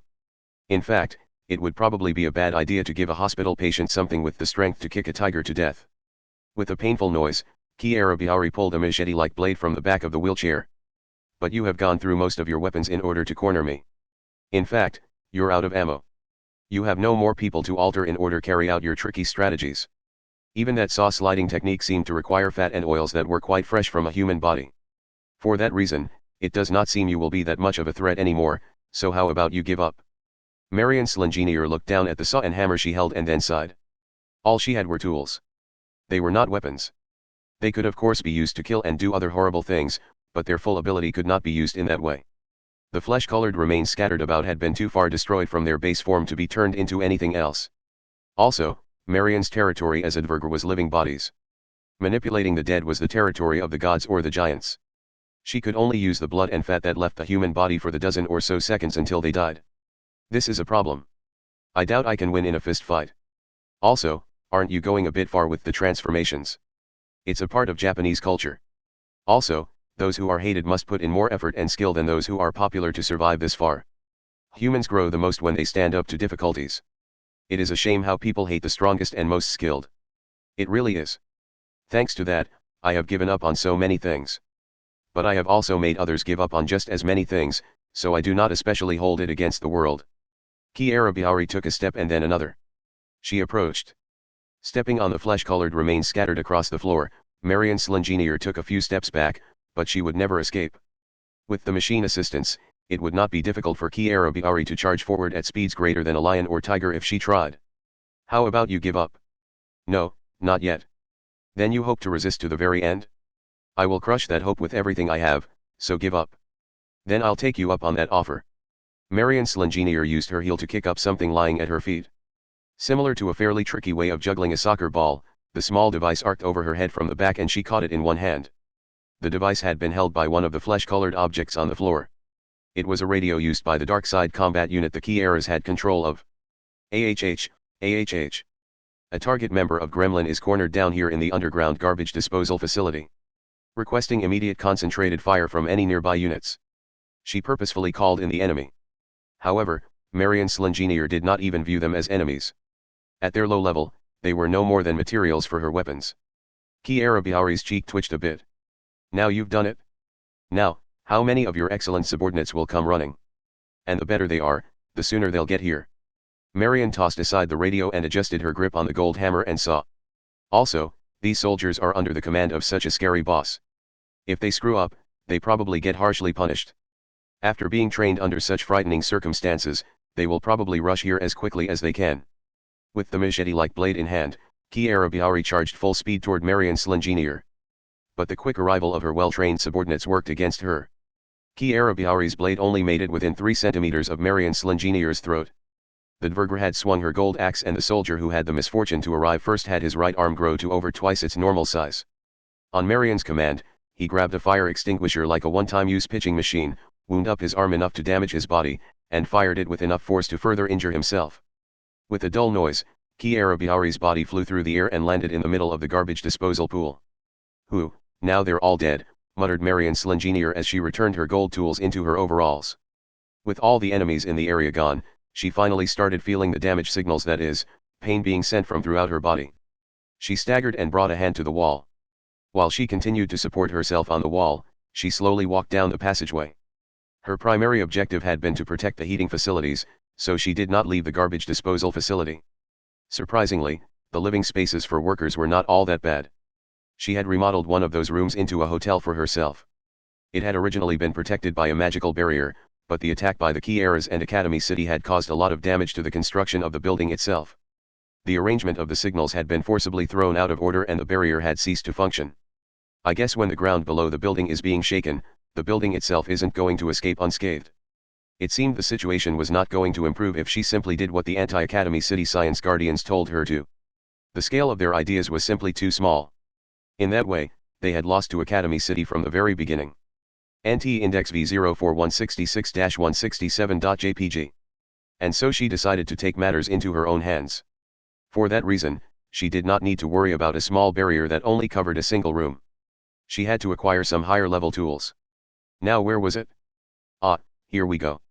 She opened the lid of a wooden box in the corner of the room and started to stick her hand inside, but then stopped. She pulled a giant pair of pliers like tongs out of her overalls and used them to grab the spiritual item.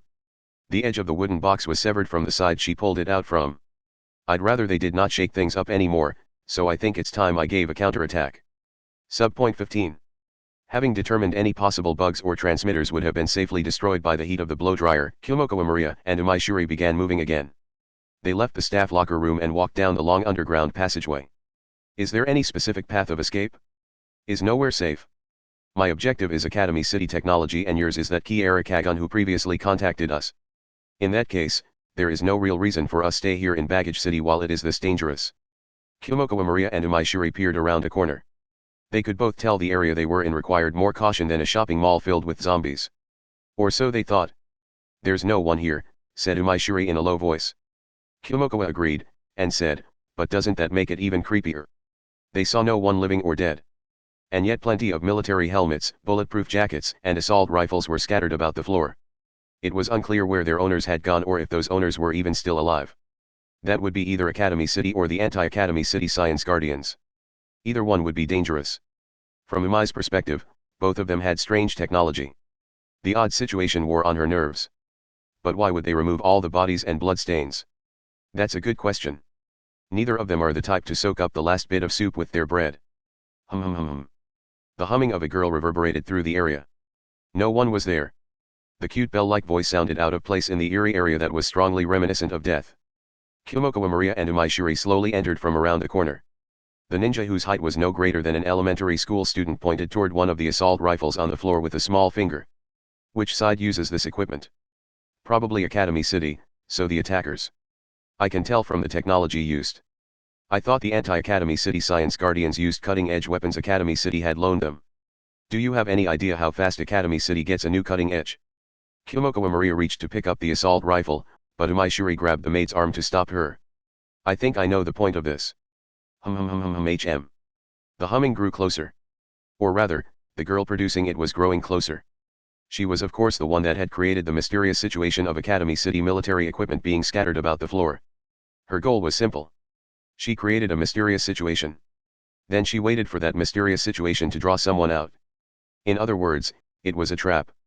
If countless bodies were lying around and pools of blood were scattered about, no one would draw near. They would sense the danger and head in the opposite direction. But what if only the cutting-edge equipment was left? It would seem strange, but not enough to immediately decide to run away. Also, humans had a tendency to give in to their curiosity and investigate things they could not understand. Also, the equipment was made up of things like bulletproof jackets and assault rifles. In such a dangerous situation, even the most virtuous person would see no harm in possessing something like that. Umaishuri approached one of the bulletproof jackets, crouched down, circled around it, and sighed. I thought it looked oddly puffed up, and it indeed has a grenade hidden under it. The pin has been pulled and the weight of the jacket is holding the lever down. If you pick it up, it goes boom. How can you tell? Don't just look at the scene. Look at the intention of the person who created the scene. In that case, the other equipment was likely booby-trapped as well. Even if it wasn't obvious from the outside, the rifles could easily have had something done to them on the inside. Kyomoko Maria put her hands on her hips and shook her head. So I guess we should get out of here then. Wait, what are you doing? This is Academy City technology. It may have nothing to do with supernatural powers, but it's still worth picking up. I thought you had decided it was a trap. Even a trap can function as a resource. When you're running low on ammo in the battlefield, searching for landmines or wired grenades is one convenient method of finding some more. Is being a ninja these days like playing an FPS? It seemed the elementary school-size Umaishuri truly intended to disarm the trap. Kyomoko Maria nervously moved her hands around, but she did not dare actually stop Umaishuri for fear of causing her to make a mistake. To me, this seems like a case where getting greedy will lead to an unfortunate ending. This isn't a Hollywood movie. Bombs that complex are not used in actual combat. The rule of thumb for all kinds of weapons is easily set up and easily taken apart. As long as the lever of the grenade is held down, it's safe. If you stick in a straightened paper clip or something in place of the pin, the trap will be neutralized. What's the range of a grenade? There are various kinds of anti-personnel fragmentation grenades, but most of them have a range greater than 10 meters. I'll be honest with you. I really want to run away. Don't push me. No sneezing either. The process is simple, but the result of failure is simple too. If you try to pull any kind of ill-advised gags right now, this will have a real-life explosion ending. Stay still. Hey, you. What? Could you sit on the floor rather than bending over like that? Your panties are on full display over here. If you care, then hold my skirt down yourself. Stay still. I said still. I think you're trembling even more than I am. Why did you start trembling the instant you sat down anyway? The floor was colder than I had expected. Also, I really have to use the bathroom. I'm pretty sure you're holding down the lever of a grenade, though. Shut up. Anyway, you just hold still. If you don't, this thing will blow both of us away. And then something problematic occurred. Huh. When she arrived at the scene humming and skipping, Kiera Inchiyu looked confused. No one was in the trap passageway. In fact, there was no sign anyone had touched any of the traps. Just to make sure, she checked with an ultraviolet light, but she saw no footprints on the floor. Still too soon, said Kiera Inchiyu with a troubled look on her face. Well, I set up these roach traps in 20 places, so maybe I caught something in one of the others. Meanwhile, Umaishuri cast aside the bulletproof jacket she had acquired. The fibers and plate within have been melted. This thing's useless. It's not even worth analyzing. Exploding packets of paint are still used today to prevent shoplifting for a reason. And there is no real reason the contents have to be paint. I have heard of chemicals being developed that are harmless to humans but will melt right through the wall of an airplane. Something like that may have been running through the plate like blood vessels. MMHH. I understand that this was all wasted effort, but at least decide whether you're angry or embarrassed about it while rubbing your inner thighs together like that. At any rate, the most pathetic conclusion would be if we were attacked now. Subpoint 16. HSB-07. An updated version of the Academy City supersonic bombers that fought in World War III shot through the sky above Baggage City. To protect his body from the massive GS, the pilot, Rokido Ryuichi, had his body mostly frozen. He did not use his fingers to control the giant craft and he did not use his mouth to communicate with his allies.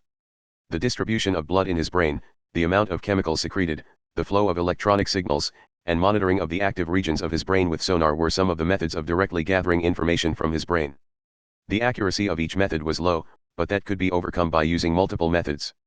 The technology had also begun to be used experimentally in intelligence and criminal investigations.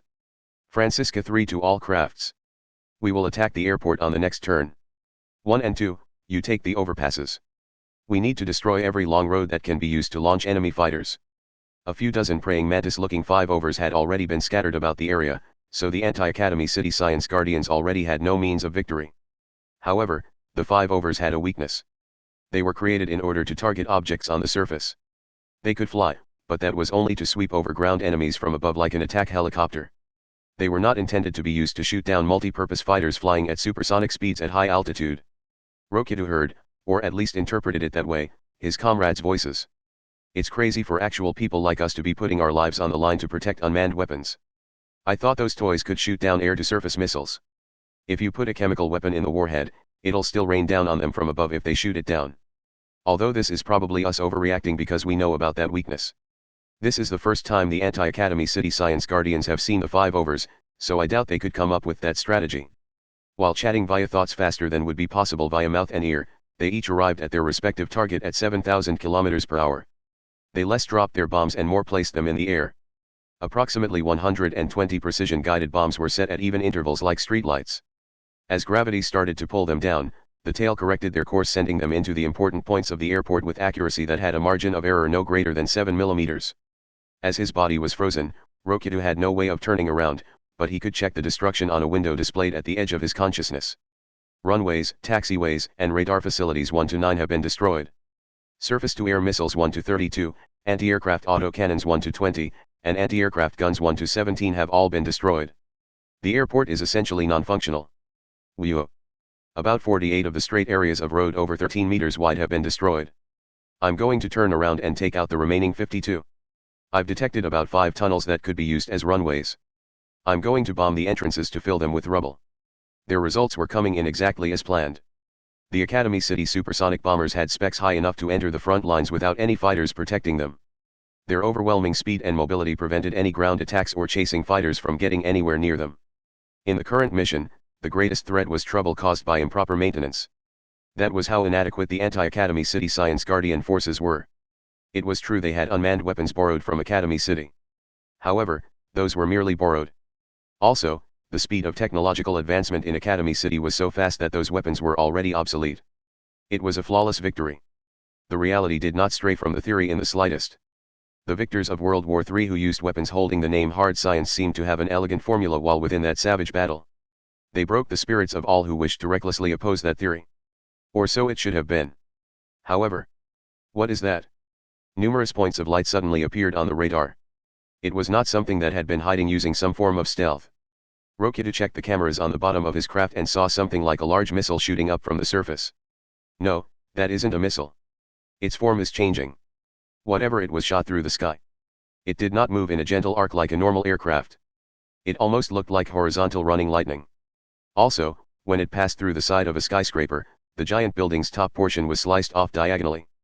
Before the giant mass fell to the ground, interference ran through Rokido Ryuichi's thoughts.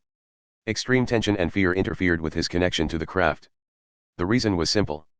Whatever it was shooting straight for the HSB-07 like lightning even as the craft turned sharp corners at 7,000 km per hour. This is insane. What is that thing? That isn't one of the unmanned weapons Academy City loaned them. As it approached, Rokido Ryuichi was finally able to see the visual details of the object. It reminded him of the early stealth fighters that were made up of a complicated combination of flat surfaces. However, that was only because he knew a lot about aircrafts. Others may have been more reminded of a javelin with an enlarged tip or a delicately cut gem. However, there was one thing anyone would have been reminded of. A wire frame. In fact, the craft was actually made up of a combination of multiple wires. The enemy was not only unexplainable by outside technology, but even Rokido and his specialty knowledge from within Academy City could not understand what he was seeing. English words in orange light unnaturally appeared around it. We too love the cutting edge. It did not end there. The first line disappeared and a second sentence was displayed. However, that is not your privilege alone. Damn you. Francisca 1 and 2, I need to shake the enemy craft from my tail. You cross my path and leave some bombs in the air. Blow it away with. Rokido Ryuichi's words trailed off. He saw something in the camera.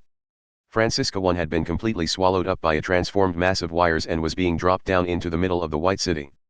Francisca 2 had barely managed to avoid getting wrapped up by another one, but the narrow wires had sliced pieces off the edges of the craft, destroying its ability to fly.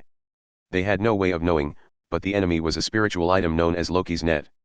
The evil god Loki slipped through the laws, labyrinths, and fate created by the gods with novel ideas, breaking taboos, and sophism, and he himself created that self-defeating constraint when thinking about what it would take to surely capture himself, the one who could not be captured by anyone. A Trudverger that had survived to the modern day had added modern performance to that. There was no reason a magical net that plugged up even the holes in theory and fate would be defeated by something like speed. Rokido desperately tried to escape, but he could tell his craft was being whittled down little by little. Also, the other wires that had taken out his allies were headed for Francisca 3 as well. Francisca 3 to AWACS. Send Francisca 4 to 9 with their ABLs in from patrolling around the outside baggage city. Let's use the anti-ballistic missile lasers to see if their secret weapons can play tag with light. He got the order out, but they did not make it in time. Either the horizontal lightning-like enemy craft's movements could not be targeted or Francisca 3's allies were trying to find a position that would not get Francisca 3 wrapped up in it. Whatever the reason, Rokido Ryuichi could tell that few seconds of lag were more than he had. AWACS to Francisca 3. Eject. Your engine is about to blow. Do they look like gentlemen? They just slice me to pieces, parachute and all. His altitude dropped significantly. He was no longer flying, he was falling slowly. Rokido Ryuichi greatly changed his heading. He charged toward the area the eerie wirecrafts had first come from. The garbage disposal facility? Wait, there's someone on the roof. It was one of the top priority targets. A girl with brown skin and silver hair stood up against a giant smokestack. She wore glasses and nothing else but overalls, which was very odd for such an Arctic area. With a loose smile on her face, she stared straight at Rokido Ryuichi. The girl knew a supersonic bomber was approaching, but she held up her slender index finger and motioned inward in challenge. That bitch. So she's from Gremlin, our top priority target. Despite his craft being worn down, he opened the throttle and aimed straight for the garbage disposal facility roof. He could see orange sparks on the cameras. Then the cameras themselves started to be destroyed and they showed only gray static. The craft grew smaller and smaller like a pencil being sharpened by a small knife, but Rokido Ryuichi focused only on his target. And as she stood atop the garbage disposal facility roof, Marion Slingenier stuck a hand into her overalls from the side and pulled out a gold tool. It was a pair of tongs. The tool was used for handling hot blades and the like when they were in the furnace. The pair Marion held was something like giant pliers. She lightly swung around the two handles like nunchucks before closing the tongs in front of her face. The end tightly held a sharp fragment of aircraft materials only about 13 centimeters long. That was all that remained of Rokita Ryuichi's final efforts. When she looked at the fragment that caused the blowing snow to evaporate immediately, Marion whistled. That was close. I almost tried to grab it with my bare hands, but the friction heated this up to over 1000 degrees, I'm betting. Marion stabbed the tip of the tongs holding the fragment into the snow piled up on the roof to rapidly cool them. As one who worked as a blacksmith, she was used to the action. After it had been cooled to a normal temperature, she grabbed the sharp fragment directly from the tongs. So that's how it works. Categorically, it's just a support spiritual item that only seals off one's escape, similar to creating a doll that wards off the target of a curse, but it looks like it got a nice effect of matching the enemy's speed. In fact, there was nothing better when it came to destroying aircraft. Marion had focused on the aerial strategy first rather than the 5-overs in the city because she did not want any more key errors to be brought in. To your reckless defiance.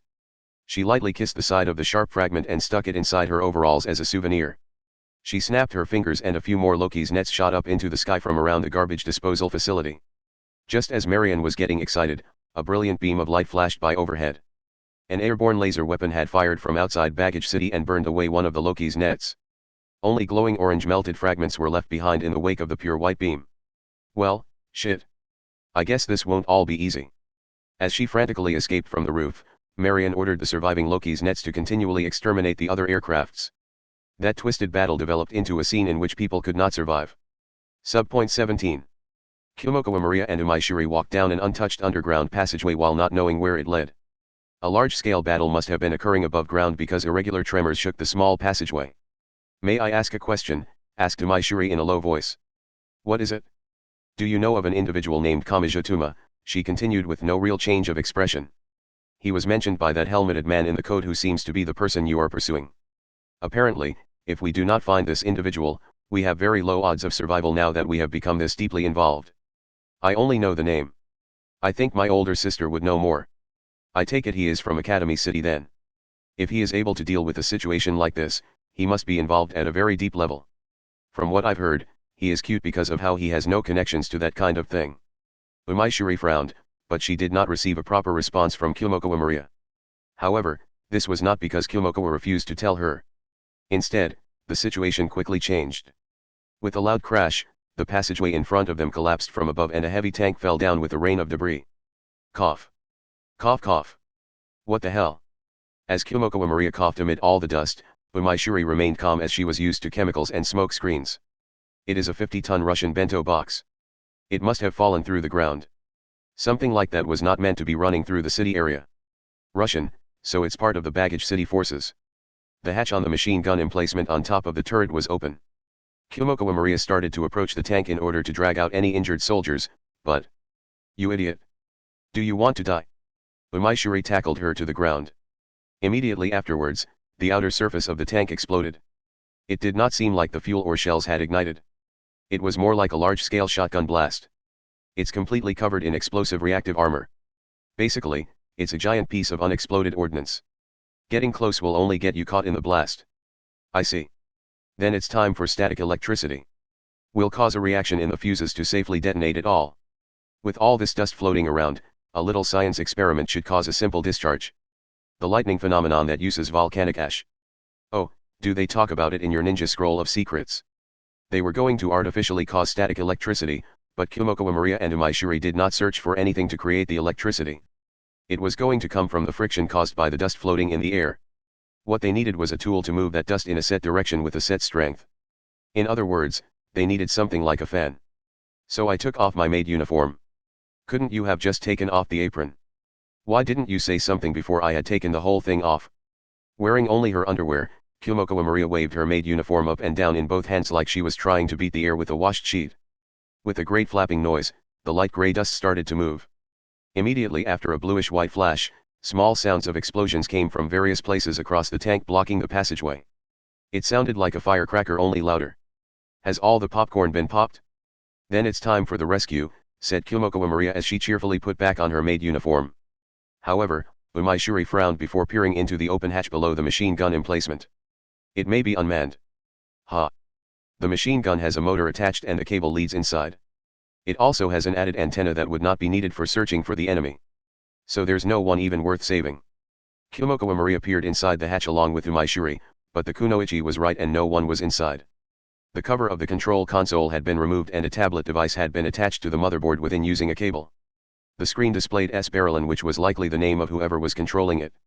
It's mostly electronic, so they can control it remotely. The outer machine gun alone could not be controlled by a program, so they had to attach that motor to it. I don't know about Academy City's technology, but this looks very hurriedly thrown together. Well, yeah. Ways to reuse outdated weapons are ideas produced in thought experiments. Basically, they are nothing more than something like ideas developed from a discussion on an online message board. Academy City would not use a method like this that could probably be easily hijacked by someone else. What do you think about the fact that Baggage City is using something like this? Their actual military might may be less than what they announced. At any rate, the underground passageway was blocked by the tank and the debris. To move forward, they had to exit to the surface through the hole the tank had created. However, they regretted this 2 seconds after crawling out. It was a blizzard outside. It was a hell of -20 degrees. It's cold. This is no place to be wearing a maid uniform. Is anywhere a good place to be wearing a maid uniform? I don't want to hear that from a cheerleader kunoichi. Anyway, let's just get to the nearest building. We can think after that. Unfortunately, the gas station Kyomokawa Maria pointed toward was blown to smithereens immediately after she finished speaking. Viscous flames as if from a Molotov cocktail rained down on the buildings near the gas station. Kyomokawa Maria was knocked to the ground by the shockwave and she finally noticed the straight line of black smoke passing by over her head. However, she could not see what was causing the smoke. What she could see was some strange aircraft that looked like an aggregation of wires passing by at tremendous speed and following the smoke. Kyomokawa Maria gave voice to her guess. Is that an Academy City supersonic bomber sending out that smoke? How much damage has it taken? Fragments and bombs are being scattered all over the place.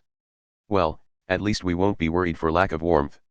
Kyomokawa Maria spotted a soldier at a distance toss aside a tablet device and flee from the approaching flames.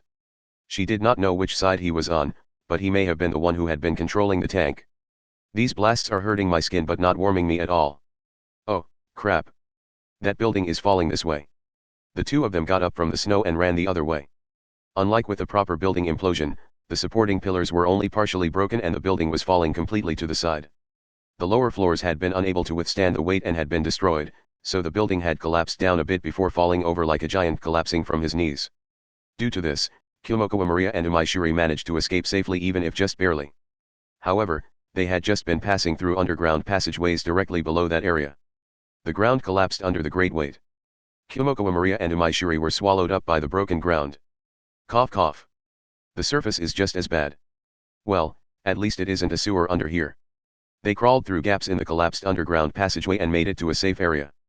Umaishuri sat with her back leaning up against the passageway wall and suddenly asked a question. What is this Kamijutuma supposed to be able to do in this situation? I have no idea. Let's just pray that we don't find out he's already been killed or something. With this city, it wouldn't surprise me. They had no room to count on others. To survive, they had to walk on their own 2 feet. Subpoint 18. Whew, damn it. I should have brought along pure fighter types even if it adds on to the burden of the plan. This really doesn't suit my style. Having returned to the waste treatment facility, Marion entered a personal room that had its magic barrier destroyed. Even if it was Loki's net, the outcome wasn't guaranteed. She had to take out her secret weapon to deal with such a chaotic battlefield. Marion sat on the chair in the room, and grabbed the transparent bottle on the table. It was a juice that was made from malt. This beverage may have been rather rare among the Japanese, but the Norse magician liked it. While beer was easier to get and fit her identity well, it also made her sick, which is why she never drank alcohol. She took a direct gulp of malt juice from the bottle, and then whipped out her smartphone. What she actually needed wasn't a communication device, but to adjust her mouth and ears to receive signals.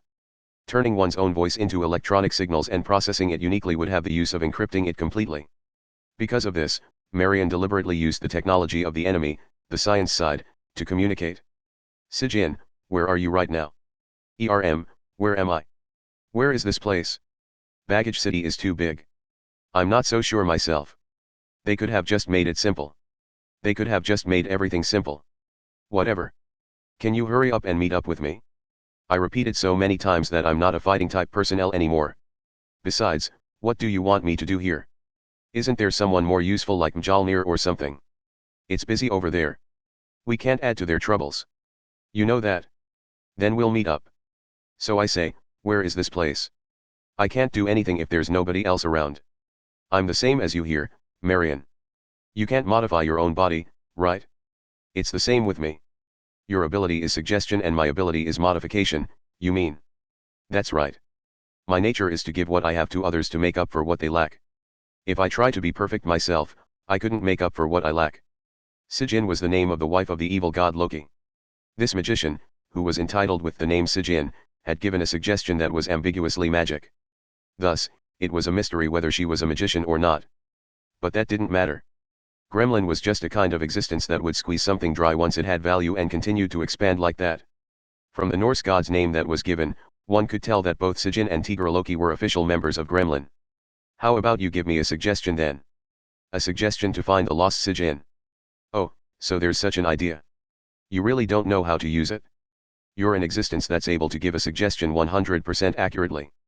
If you could use your power on yourself, maybe you could even reach the realm of being a magic god. Whatever. If my suggestion can make anyone succeed, it'll be my success anyway. Hurry up and suggest. Okay. Both Marion and Sijin weren't the type that could succeed on their own. But once they helped others, they would create a large fighting force and even end up being able to rewrite history. They didn't know how many of the key eras were left, but if Sijin gave a suggestion, it would have made up for Marion's Slenginier's flaw, her skill in direct combat, and she wouldn't end up in a tough battle with key era Biauri. Though there was a need to suggest according to the situation, but with such a premise, they would have sent the key eras to their graves with overwhelming force. To meet up with her ally who was also lost, Marion Slenginier got a suggestion to the searching skill. However, at that moment, Sijin said, "It's tough, isn't it? There's obviously some misses with the assignments. I'm so tired. I even thought of calling Percy." Marion leaned her body on the back of the chair which felt good, and then shook her legs under the table. The mouth that contained the malt juice continued. "So basically, natural selector? It's a mistake to mobilize us just to defend this tournament. The cost won't be worth it? I'm really lacking in motivation. AHH. Establishment of a global standard for the replacement of Academy City's espers, was just a lie, wasn't it?" Sijin said those decisive words. But Marion Slenginier was very matter-of-fact. As for the old men who have already become minced meat, the objective was like that. The moment the participants indicated that they wanted to take part in the natural selector tournament, one could recognize the objective of the participants that took part. There are all sorts of reasons, whether it's because of sick family members or a research team defending themselves in an argument in school, or whether it's to introduce funds to their hometown where people were starving. Anyway, once they get recognized by the world, one can tell what they actually want. All the participants had a reason they couldn't back away. Also, those reasons wouldn't disappear even if they lost in the tournament. On the contrary, they would stay. And then, they would merely be digested and cleaned off in a place nobody knew about, as the things they definitely didn't want to lose crumbled in the hell in front of them. Because of that, they could blackmail and control what the participants do. The organizer would give full support and assistance to the winner of Natural Selector. And to those who suffered defeat, they would raise suggestions like if you disappear like a loser, your personal motives will lose. So what will you do, and things like that before giving them the ring of a revived defeatist. In other words, it would be the complete opposite of the revealed reason. It wasn't to let a large number of people fight it out and choose the strongest amongst them. Whether it was a victory or defeat in the tournament, everyone couldn't get away from it. Whether it was assistance or threats, they just needed to use all sorts of means to make all the participants become anti-Academy City Science Guardians and make them unable to escape. UFOs, dinosaurs, out-of-place artifacts, electromagnetic waves, microbiology, Umas, underground humans, these people that researched on the overly ridiculous existences in this world all had their own sources of funds. In other words, the power of reality. This martial arts tournament was held to gather such power in their hands. In that case, what the anti-Academy City Science Guardians wanted wasn't the over 100 participants, but the strength of the over 100 organizations supporting them from behind. They just wanted to get them and expand their power, increase their range of control and try to fight against Academy City. This natural selector held for some natural selection was basically just something created out of the desire to expand. It's because of that we can mix in our own objectives. That's right. That's kind of our final redemption. In fact, we're just increasing the pressure after all. Marion sighed and remained in her sitting passion as she pushed her chair back under the table. Really, these healing goods really helped me out. Without them, I would surely snap. It's most important to satisfy my inner heart after all, especially for intelligent professionals like us. Let me make a suggestion about that bad taste of yours. Really? Your interest is unpleasant.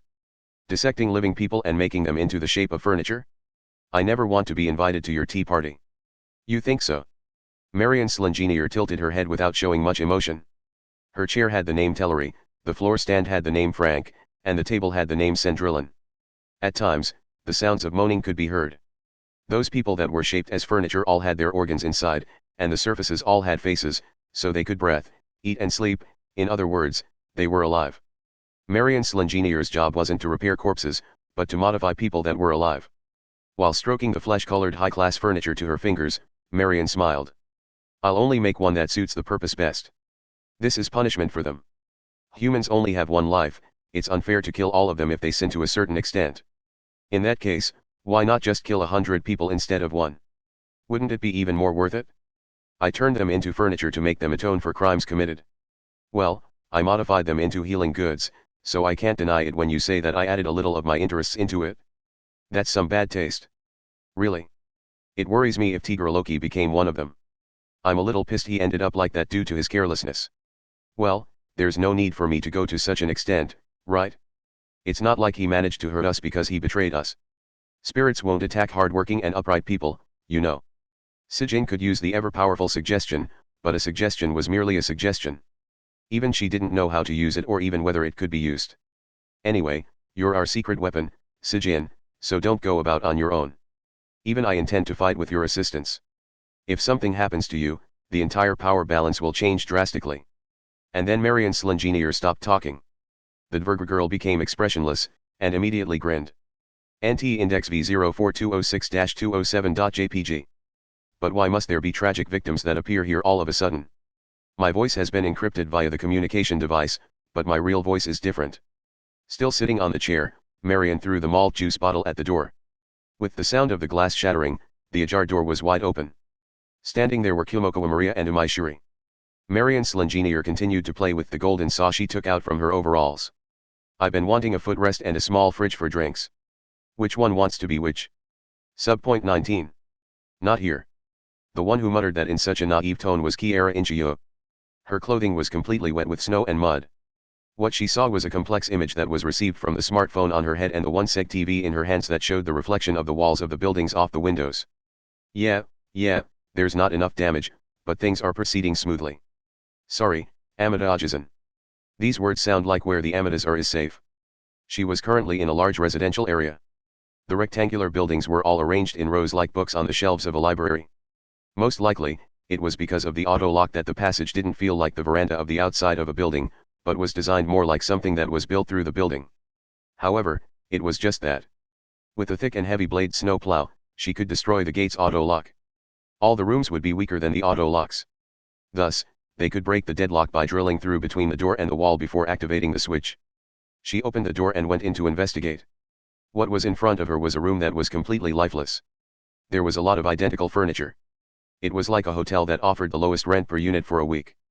I was told to do everything from scratch, so everyone will end up scolding me, I guess. This really isn't like what the Kieras would do. The objects that had some form of life felt really bone-chilling here. This scene here really reminded people of the Mary Celeste. There are already 500,000 residents here, and there's another 3 million tourists who decided to stay for the time being because of the natural selector. Both sides are people involved and disguised as part of the Anti-Academy City Science Guardians. But where exactly did they go to? If they all went out at the same time, there should be a large commotion. The unnatural muttering echoed in the empty room. I have to rethink through my thoughts. This is part of my data, from my short-term memory to my long-term memory. This is the operation I've carried out up till now. Kiara Inchiyo muttered some excessive words as she continued with her investigations. She opened the door to the next room, and then opened the door of the corridor leading to the next room. Such philanthropists. No, that's not it. The Academy City army that snuck into Baggage City was defeated. That means that the Piper of Hamelin only helped the ordinary people in Baggage City. She didn't expect 3.5 million people to actually hide in such a place.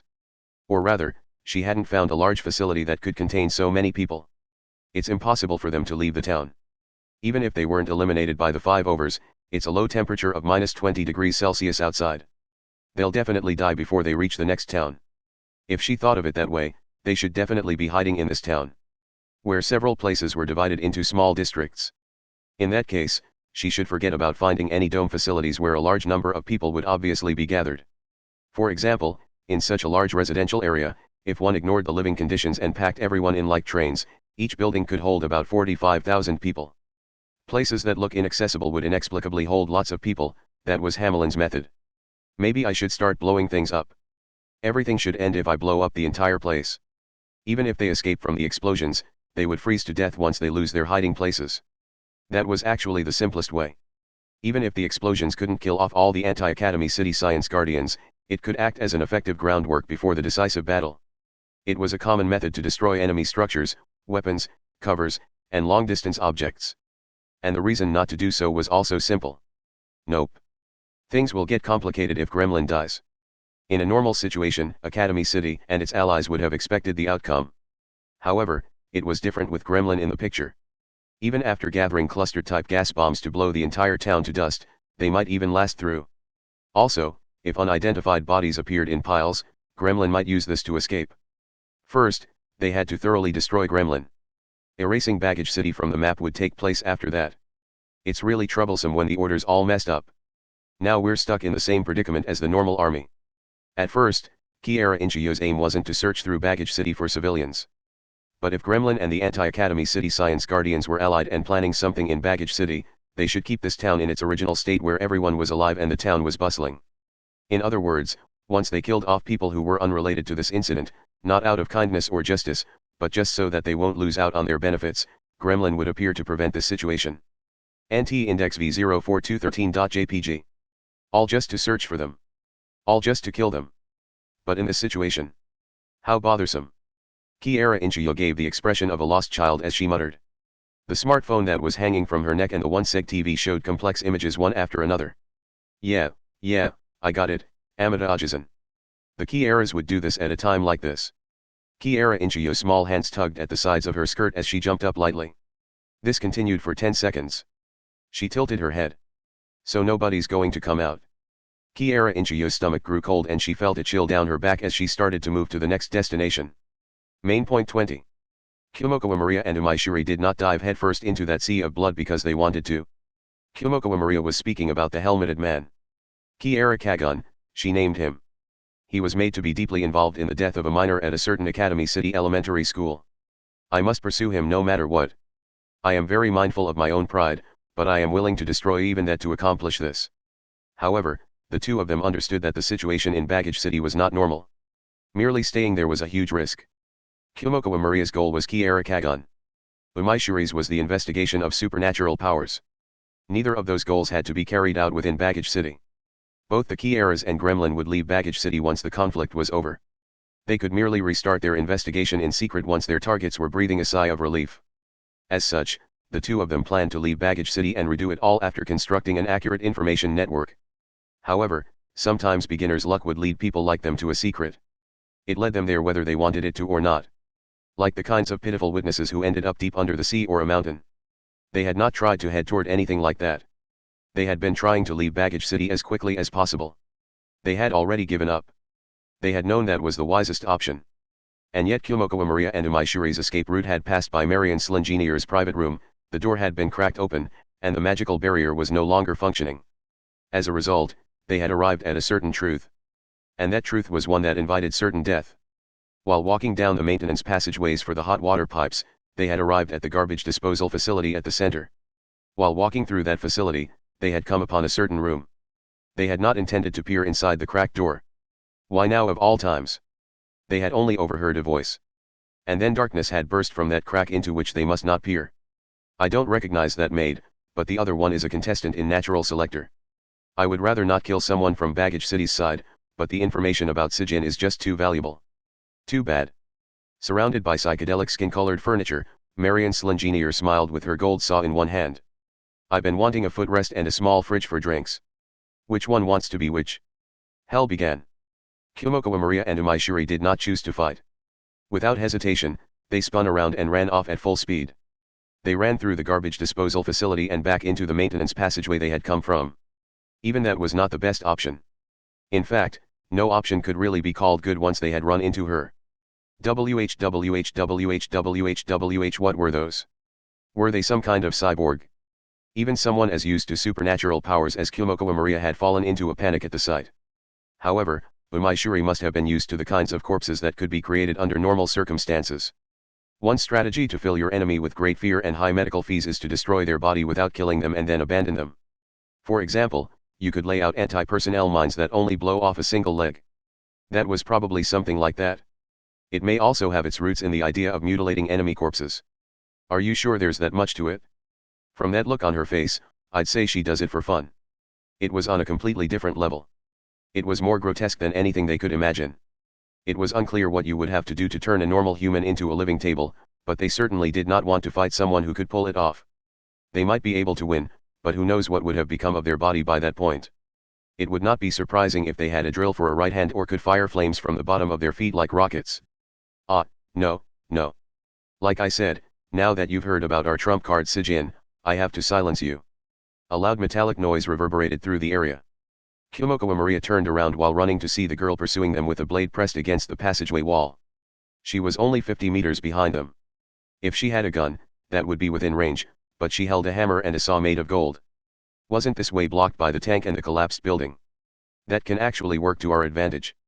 If we slip through the gaps in the rubble and then fill them up afterwards, we can stop her pursuit. That will require heading up to the freezing surface, but that's still better than taking her on. They had a goal. They had a bit of a lead. This was not a fight they could not win. We just might make eye. Just as Kyomoko Maria was feeling some relief, the wall directly to her side suddenly bulged out to crush her. What?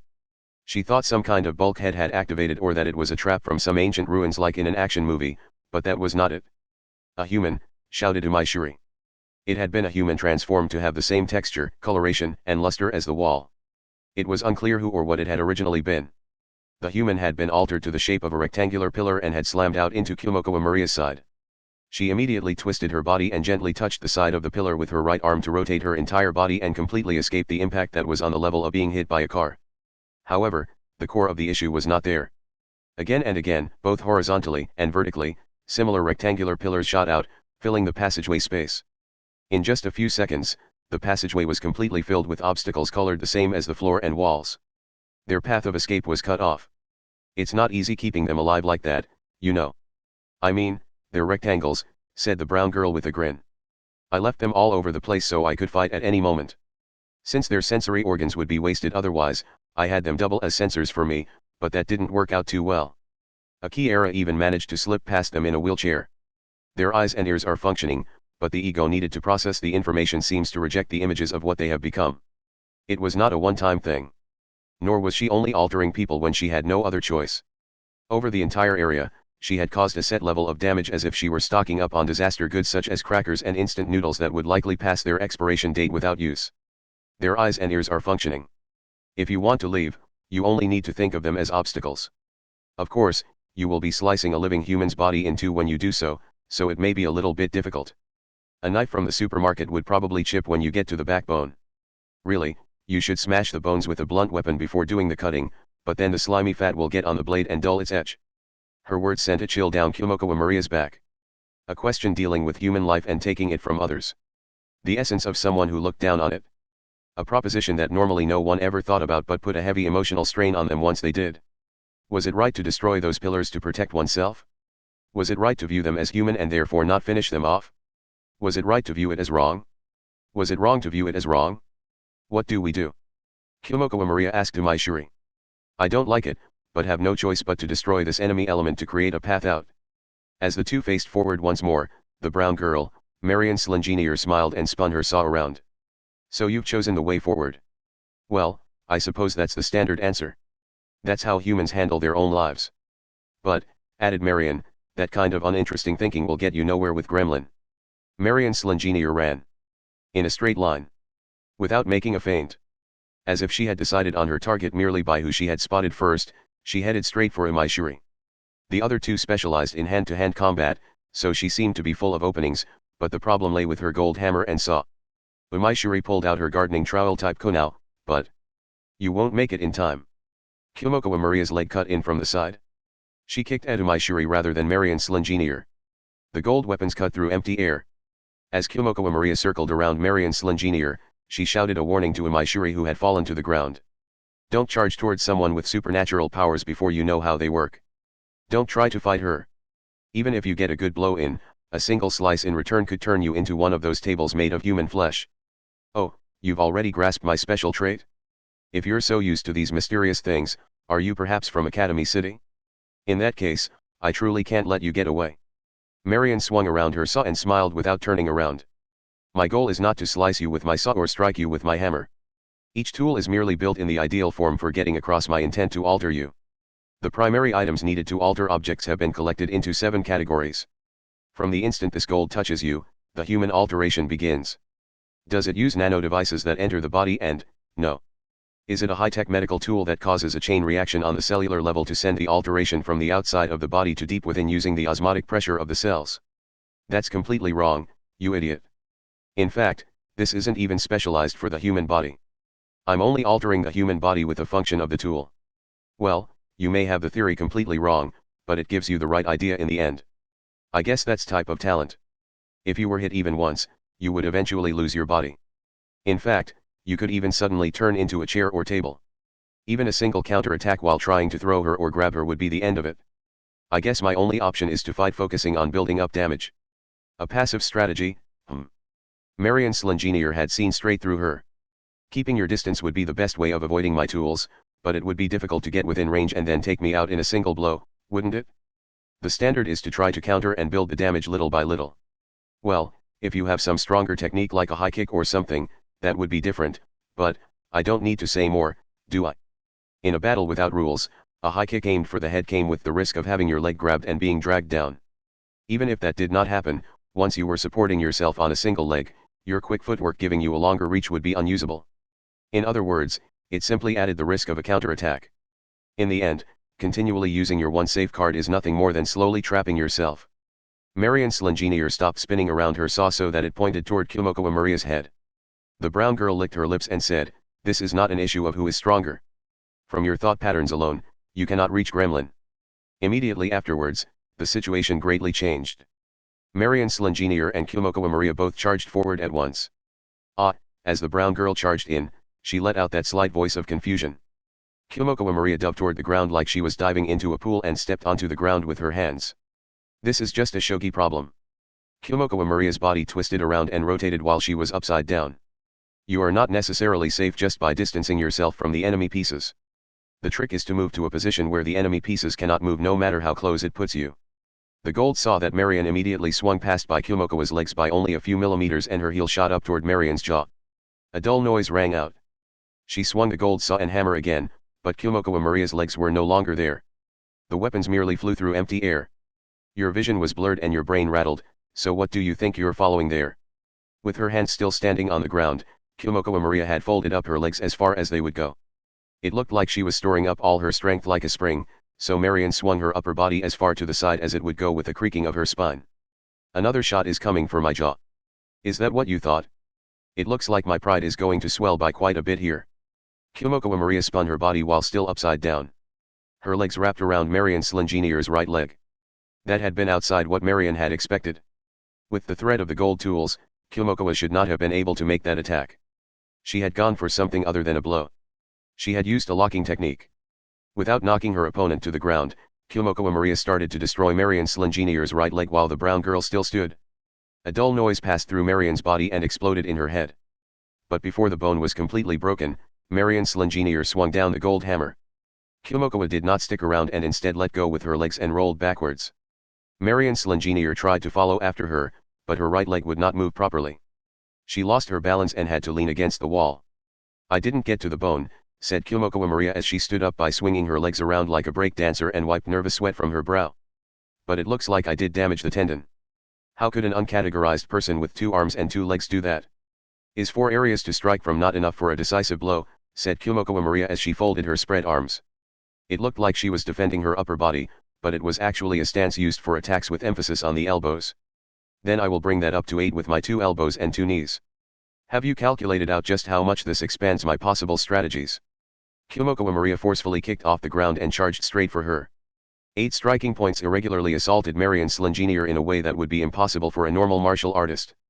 The brown girl was not all that used to hand-combat. Also, the tendon of her right leg was hurt, so she could not evade like she wanted. However, it's true that I may be no match for you with no materials. Marion's engineer swung her gold saw. She was not aiming for Kazuma Maria. She swung the tool in a large circle, damaging the floor, walls, and ceiling as it passed. But I don't remember saying I have no other supplies of humans. They writhed. The people she had ordered to remain on standby while they had been transformed into the form of building materials scattered a great amount of yellow fat around the area. In what was like a stream from a high-pressure water gun, metal pieces like nuts and bolts were fired like bullets. Kazuma Maria deflected them with her right fist, left elbow, and right knee. Using only the motion of her upper body, she avoided the gold hammer that came flying amid it all, and then she charged straight in close to Marion's engineer. She then pulled her head back in preparation. 9. Kazuma Maria tried to swing her forehead down to knock the brown girl unconscious, but Marion swung her head to the side. A new bolt shot from behind into the area Marion's head had been in. The bolt struck Kazuma Maria in the forehead, knocking her back where she collapsed to the ground. She seemed to have received a concussion because she showed no sign of getting up. Was that all? Marion's engineer cracked her neck. The saw had disappeared from her hand. This was simply because she had thrown it backwards. It had changed the form of one of the obstacles blocking up the passageway, which is what had attacked Kazuma. As the brown girl walked, she still favored her left leg. Umaishiri had been unable to keep up with the battle, and Marion kept her in the corner of her vision while she retrieved the hammer and the saw she had thrown. As she did, she pulled out her smartphone and called Sijin's number. While listening to it ring, Marion grimaced at the pain in her right leg. Damn it. I really need to learn when to play things a little more safe. I let my guard down because I thought she was a normal person. Pick up already, Sijin. If I have to deal with a Kiara without her advice, this could get to be a real pain in the ass. But no longer how long she waited, Sijin did not pick up. And then Marion's engineer noticed something. While Umaishiri sat down on the ground, she was muttering something under her breath. Marion's first thought was that Umaishiri had gone crazy. However, that was not what was going on. Marion-chan, run, Umaishiri's muttering had clear reason behind it. Run from there. Right now. There is no guarantee that they are working alone. If reinforcements come, your right leg would be a major weakness. So get out of there right away and tape it up. The voice was different, but the inflection, intonation, frequency, and location of the breaths, and most importantly the words themselves, were familiar to Marion's engineer. Sijin? What? Why are you mimicking her voice? She had heard Sijin speaking on the phone earlier, but that was not enough to emulate her so exactly. Even if she could get the surface right, getting the contents right should have been impossible. Which meant, was the Sijin I spoke with on the phone her as well? No, the Sijin on the phone was in a different place than her. But then, you were faking your panic up to this point? Sijin is already in your or your comrade's grasp, said Marion's engineer tentatively. Did you hold a knife to her throat or add some kind of gimmick around her neck that activates with a remote signal to get her to speak to me? How many of our secrets have you gotten from? She bit her tongue partway through and could not finish her sentence. No. If this is all your supernatural powers let you do, they do not seem a worthwhile candidate to take in as part of the Kuga. As she muttered, Umaishiri threw a small object she had pulled out of her pocket. With a wet noise, it stuck to the wall. It looked like a disposable tea bag. It took Marion's engineer a bit to realize what it was. Alcohol. It was around 70% alcohol by volume. It's all referred to as ethyl alcohol, but the means of distillation greatly changes its properties. You could call this stuff a pro at getting you badly drunk. If you drank a straight glass of this, you would be able to wrestle an elephant. It was originally used by the ninja to throw pursuing dogs off the trail. With her head reeling, Marion swung her gold saw at the nearby wall. She tried to remake a person who had become one with the wall into a spear and drive it into Umaishiri. However, it did not activate. She failed to alter the person. The spear she had supposedly created did not listen to her orders. Affecting you was just an added bonus, said Umaishiri smoothly as she pulled out a gardening trowel type kunao. I used alcohol to get all of your hidden materials drunk. After all, that's their weakness. Since you alter living humans, their human thought patterns are built into the weapon. For that reason, they will not alter like you want or follow your orders if they are drunk. That's the weakness Sijin told me about. Marion's engineer made a quick decision. She turned around and immediately began to flee. She was fleeing from someone she knew had no supernatural powers. She was running from someone she had ignored as too far below her for worry. NT Index V04234-235.jpg. Cold words stabbed into Marion's back as she ran, favoring her left leg. Show me some supernatural powers more fitting of being included within the Kuga. These were the words of the ninja that had survived to modern times. These were the words of Umaishiri, who appeared on the scene first with flashy movements. If you can't, I will decide I have no more use for you. Marion Slingenier could hear her pursuer approaching from behind. Period. Point 21. The girl's hair was up in buns on either side and she wore a large sweater. She wore a miniskirt and black stockings. Other than the precision equipment with small screens such as a smartphone and a 1-seg television hanging from a string around her neck, she was a completely plain girl with no characteristics that really stood out. Few people would believe that she was a member of the key eras that shook the world. She was Key-era Inchiyo. The girl was almost always cowering and she had actually been judged as not qualifying as a Key-era. She was unable to form the characteristic Key-era thought pattern and she had shown no positive research that would allow her to continue as a Key-era. Hey, over here. Over here. Biario Bazin. Hearing that familiar voice, Inchiyo's face lit up. She was not aware that it was things like that that made her not Key-era-like. The voice had come from within the garbage disposal facility, but Key-era Inchiyo charged into the piles of stinking garbage without hesitation. While a blackish liquid soaked into her clothes, she dug through the garbage and found a crushed wheelchair. When she dug further, she found the familiar face of a relative. Key-era Bihari feebly smiled and said, "AHH, I lost. Those outside of science really are something else." After speaking, she weakly tapped at her own legs. They had been completely crushed and now looked like warped metal baseball bats. On top of that, the robot parts that assisted in moving her legs had sunk into her legs. If you put metal pipes and someone's legs in a press, you would likely end up with something similar. How could you lose, Biario Bazin? Don't ask me. Anyway, Inchiyo-chan, could I borrow a communications device? I want to open a port to Academy City and perform a proper realignment. What are you using it for? My wheelchair and leg assisting robot have been destroyed, so this is my only trump card left. I'm worried about your body. Just hurry up and give it to me. When more strongly urged, Key-era Inchiyo removed the smartphone from her neck. It was something of a trump card for her, but she did not hesitate in handing it over to someone else.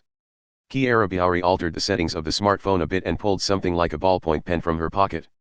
She unhesitatingly stabbed it into her crushed thigh, but no blood came out. The tip of the pen glowed a pale blue. Signal received. Beginning form change of the number 2 level 5 dark matter. Academy City had 7 level 5s.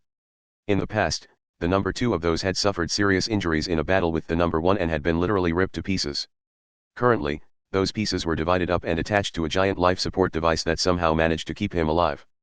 However, whatever situation he was in, he was still a valuable research subject as long as his powers could be used. In fact, the Key-eras found it more convenient that he had almost no ego and would simply use his powers when the proper electrical stimuli were given. I thought it was built into the dark matter's body because there was a risk of losing control. It was. That is why I usually carry it around separate from my body as a piece of equipment. But if I worried too much about that kind of thing, I couldn't name myself a Key-era. It is because we Key-eras take these great steps forward that we are able to clear the way to such unprecedented levels of darkness. A strange cracking sound came from Key-era Bihari's legs. It sounded more like cracks running through plastic than it did anything that should be coming from flesh or bones. Her legs that had been crushed and formless took shape forcibly from within. The remnant robot parts that had dug into the flesh and even the bone were pushed out of her body in the process. Dark red blood flowed out, but it stopped after a bit. It was as if the built-up filth within her body was being expelled. What were produced were beautiful legs without even a scratch on them. The situation did make the use of the term beautiful seem out of place, though. Protrusions that resembled blades or wings appeared from her knees and thighs as Key-era Bihari slowly stood up. She had removed the limiter from the portions of her legs made of dark matter. She had removed the limits usually in place to prevent it from eating into her normal flesh. Ronsuyo-chan's fight with Tiger Loki ended as a tie. And I was defeated by that. What was her name? Marion something or other, I think. Anyway, 1 loss and 1 draw is not a very Key-era-like result. Oh, right. I saw something who seemed to be Kaganajizan. Key-era Kagan? I knew he had disappeared from Academy City, but what is he doing here? This is a problem. Oh, dear. You don't need to be so worried. The Key-eras will likely never be gone from this world. Well, if humankind itself is destroyed, that's another story. What do you mean? Inchiyo-chan, you lack a certain Key-era-ness to you, so you may not be able to tell yet, but that's the kind of thing us Key-eras are. Even if we are all called Key-eras, we come in many different forms, right? Muken-chan is a golden retriever with arithmetic circuits externally attached and you replace your thought patterns with those of other Key-eras because those ideas cannot be reproduced with a simple AI. Key-eras are not limited to the form of people nor must they be linked by blood. That evil that appeared when science lost its purity. That evil that had distorted history many times in the past was the true essence of those that were key eras. The whole world already detested them, but they would never disappear. When the key eras disappeared, humanity would have abandoned all the humanity in its culture. Currently, the main faction of the key eras that included Byaori and Inchiyu was indeed a single bloodline. However, as the previous examples showed, that bloodline did not cover all of it. And even if the key era bloodline were to be wiped out, a different bloodline would take up the name key era. No one had ever decided on these things, it had merely come about that way naturally. And it would continue to be that way as long as people continued to rely on the benefits of science. So do not worry, Inchiyu-chan. The key eras will only be defeated when all cultures are wiped from this planet. I doubt the opponent we are fighting here possesses the power to do that, so we will not lose. Whatever happens, we will win in the end. Simple, isn't it? Yes, it is, Byaori Bazin. What will you do now? I will destroy everything starting with what I know. That's how we always do things. First I will destroy this burnable garbage disposal facility used to heat the hot water, and then I will find that Marion something or other and defeat her. All difficult problems can be solved by destroying one hurdle at a time. Okay. Then, I will help you, said Kiera Inchiyu in a very un-Kiera-like comment. She reached into her pocket and pulled out her treasure, which was a photo showing a few members of the family. Amada Ajizan, Ronsuyu Ajizan, Byaori Bazin, Thirstano Bazin, Kagon Ajizan. Some of you are gone, but don't worry. If all the Kieras work together, we can surely overcome any problem. Hearing that, Kiera Byaori smiled. The word Dark Matter appeared in orange letters on the side of her legs. While they were all in the category of Kiera, she felt no camaraderie for the others. That was the proper Kiera way. Well, I would like to keep the finer points of controlling the number 2 as my own personal technology. Kiera Byaori slowly approached the back that Kiera Inchiyu had so readily shown to her. While pretending to walk up beside her, she took her position for an attack of certain death. As I said, Kieras come in many different forms. It is quite possible the loss of Kiera Inchiyu will bring about a much more skilled Kiera. So she did not hesitate to go in for the surprise attack. That white leg that was clearly created of something other than human flesh flew for Kiera Inchiyu's neck like a guillotine faster than the speed of sound. Immediately afterwards, Kiera Inchiyu swung her upper body around unnaturally and easily avoided that attack of certain death. The photograph she had been holding floated in the air. Yes. I understand, Amada Ajizan. As the handheld device, the one-seg television, and smartphone clanked against her neck, an eerie light was emitted from them. Confusing graphs writhed in the screens and her eyes absorbed them.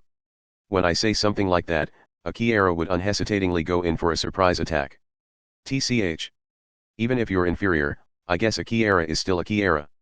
As she shouted, wing-like parts spread wide from Kiera Byaori's thighs.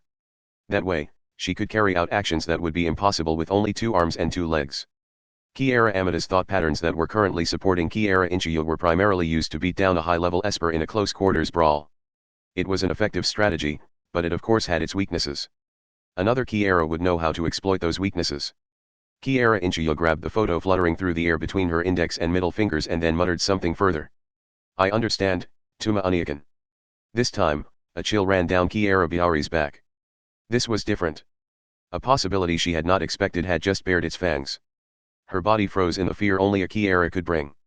At a time like this, Kamaji Tuma would do this. The thought patterns she had analyzed had not stopped at only Kieras.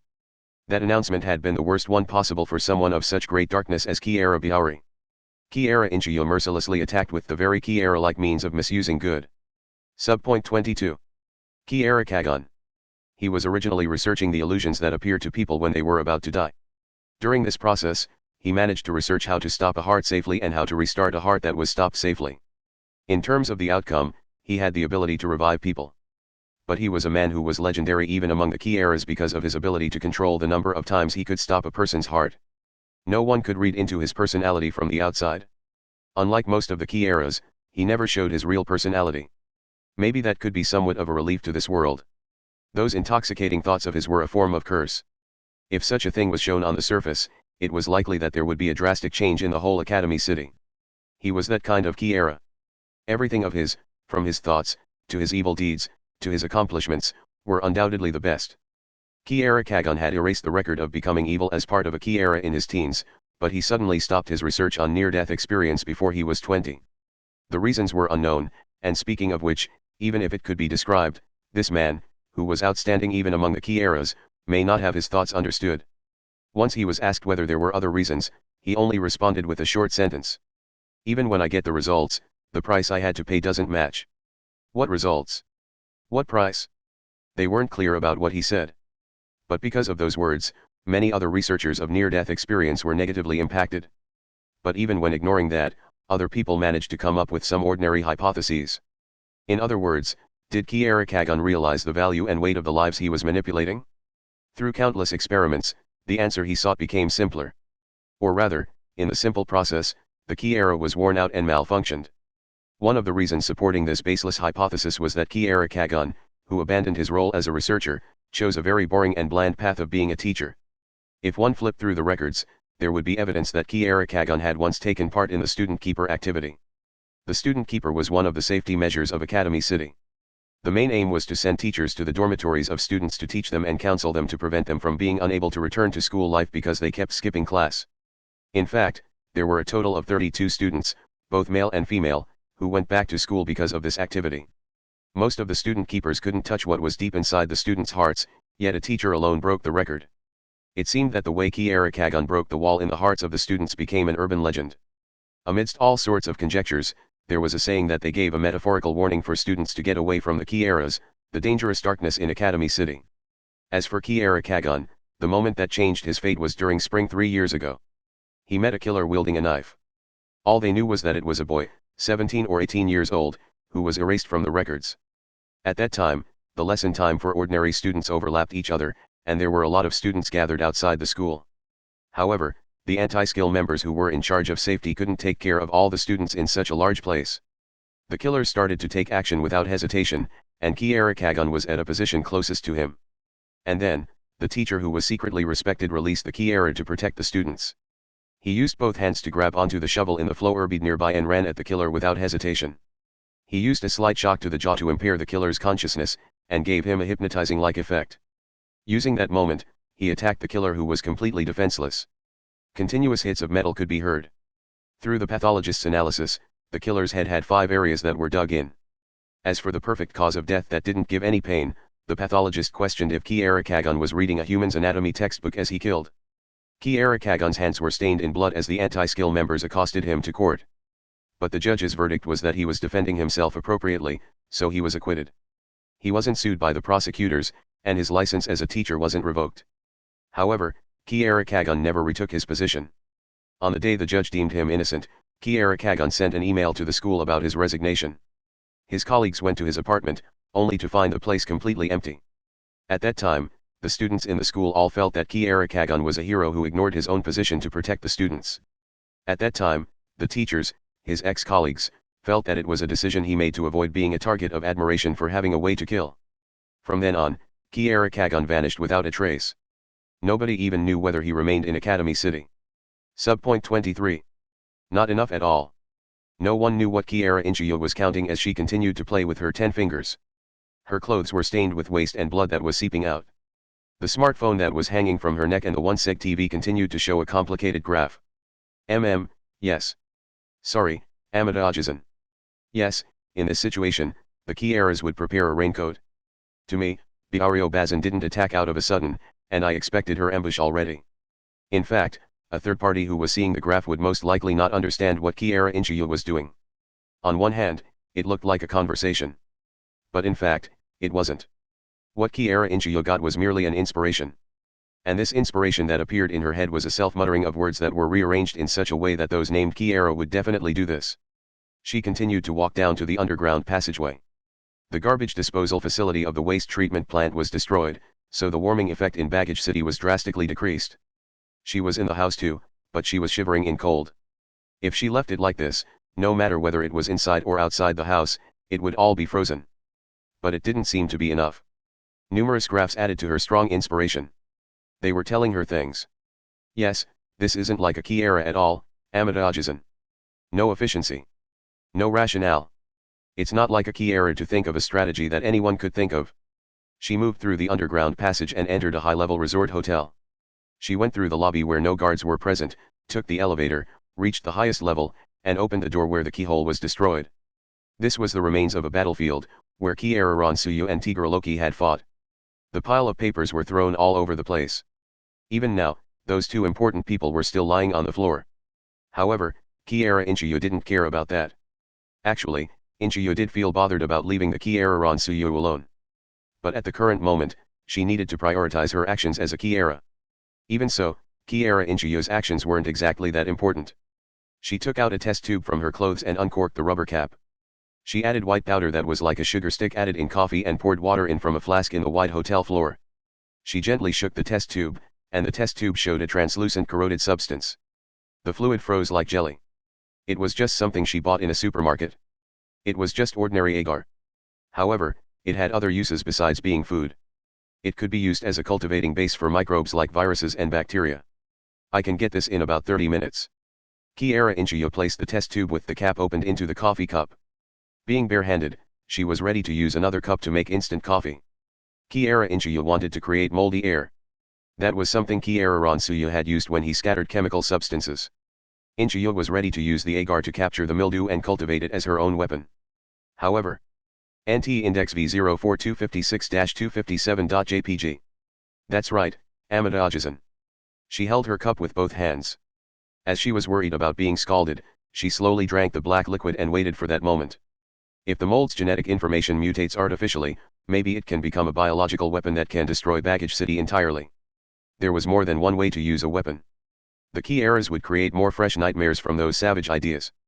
Subpoint 24. Ak, Arg.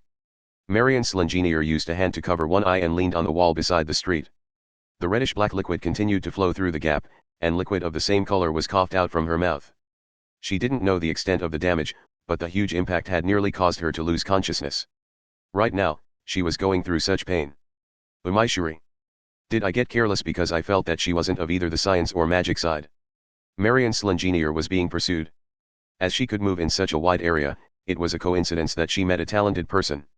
She modified her golden saw and hammer into weapons and carried out a feint attack, and managed to escape as a result. Damn it! I'm really suffocating now that my support, Sijin, was eliminated. Or rather, the power of the Dane slave. One strike can destroy all, is it? I'm not battle-oriented though. It was unknown who actually modified who. In the end, it became like this. She ended up having to run through the chaos to escape, and she didn't even have the self-belief that she managed to escape. She walked into a shopping mall in the underground passage. It was unknown whether it was because of the chaos caused by the Kiaras and Academy City that there was no sign of customers or workers inside. It was unknown where they had gone, or even whether they were alive or not. But obviously, Marian Slingenier completely ignored that. She went to the pharmacy corner and looked for bandages and antiseptics. Luckily, her eye didn't seem to have lost its vision. She wiped off the blood that flowed into her eye, and she managed to regain her vision slightly. As her eyelid was damaged, the blood flowed in too.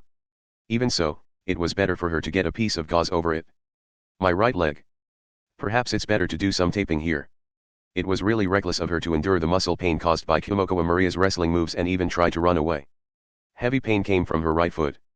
And worst of all, she felt her leg swelling already. Marian Slingenier took out some bandages from the box, clumsily rolled up her overalls pants and exposed her knee. Marian frowned as she looked at the rolled up bandage and again picked up the box that was placed aside to carefully look at the instructions written on the side. Damn it, what should I do now? Use this to control the joint that's in pain. Marian Slingenier could modify a completely healthy person into a table or a pillar, but she couldn't mend herself. It was just like the ones in charge of cooking and the ones in charge of critiquing the cooking. The skills they required were completely different. Marian Slingenier clumsily used the tape to secure her knee before letting down the pants of her overalls and tried to move. The pain was more or less reduced, but she couldn't tell for now whether it was effective or not. It seemed that there weren't any drugs that could immediately stop the pain, as Marian Slingenier scanned through the rack but couldn't find anything like that. She found a wet cloth, but she didn't know whether she should heat it up or cool it in this situation. There are 3 of us that are thrown into the situation, including me. But Tigreloki backed out already, and Sijin isn't of any use here. In this situation, we have to purge them whether it's personal or for the organization. We don't know how many of the Kiaras are left, but the situation itself is really bad. The final survivor is me when I'm not even one of the main fighters. NT-index V04262-263.jpg. At this moment, a rattling sound came from the exit to the pharmacy counter. Marian Slingenier fluidly drew out the golden saw from her work clothes, but on seeing the other party's face, she immediately relaxed. She actually smiled, and said, what is it, Percy. Don't you feel that the main action's about to begin soon? Subpoint 25. What? The anti-Academy City Science Guardian's guard, the Pawn Shar Barrelin, continued to breathe out white breath as he looked around. He was crouched outside the house, where the vending machine was all frozen.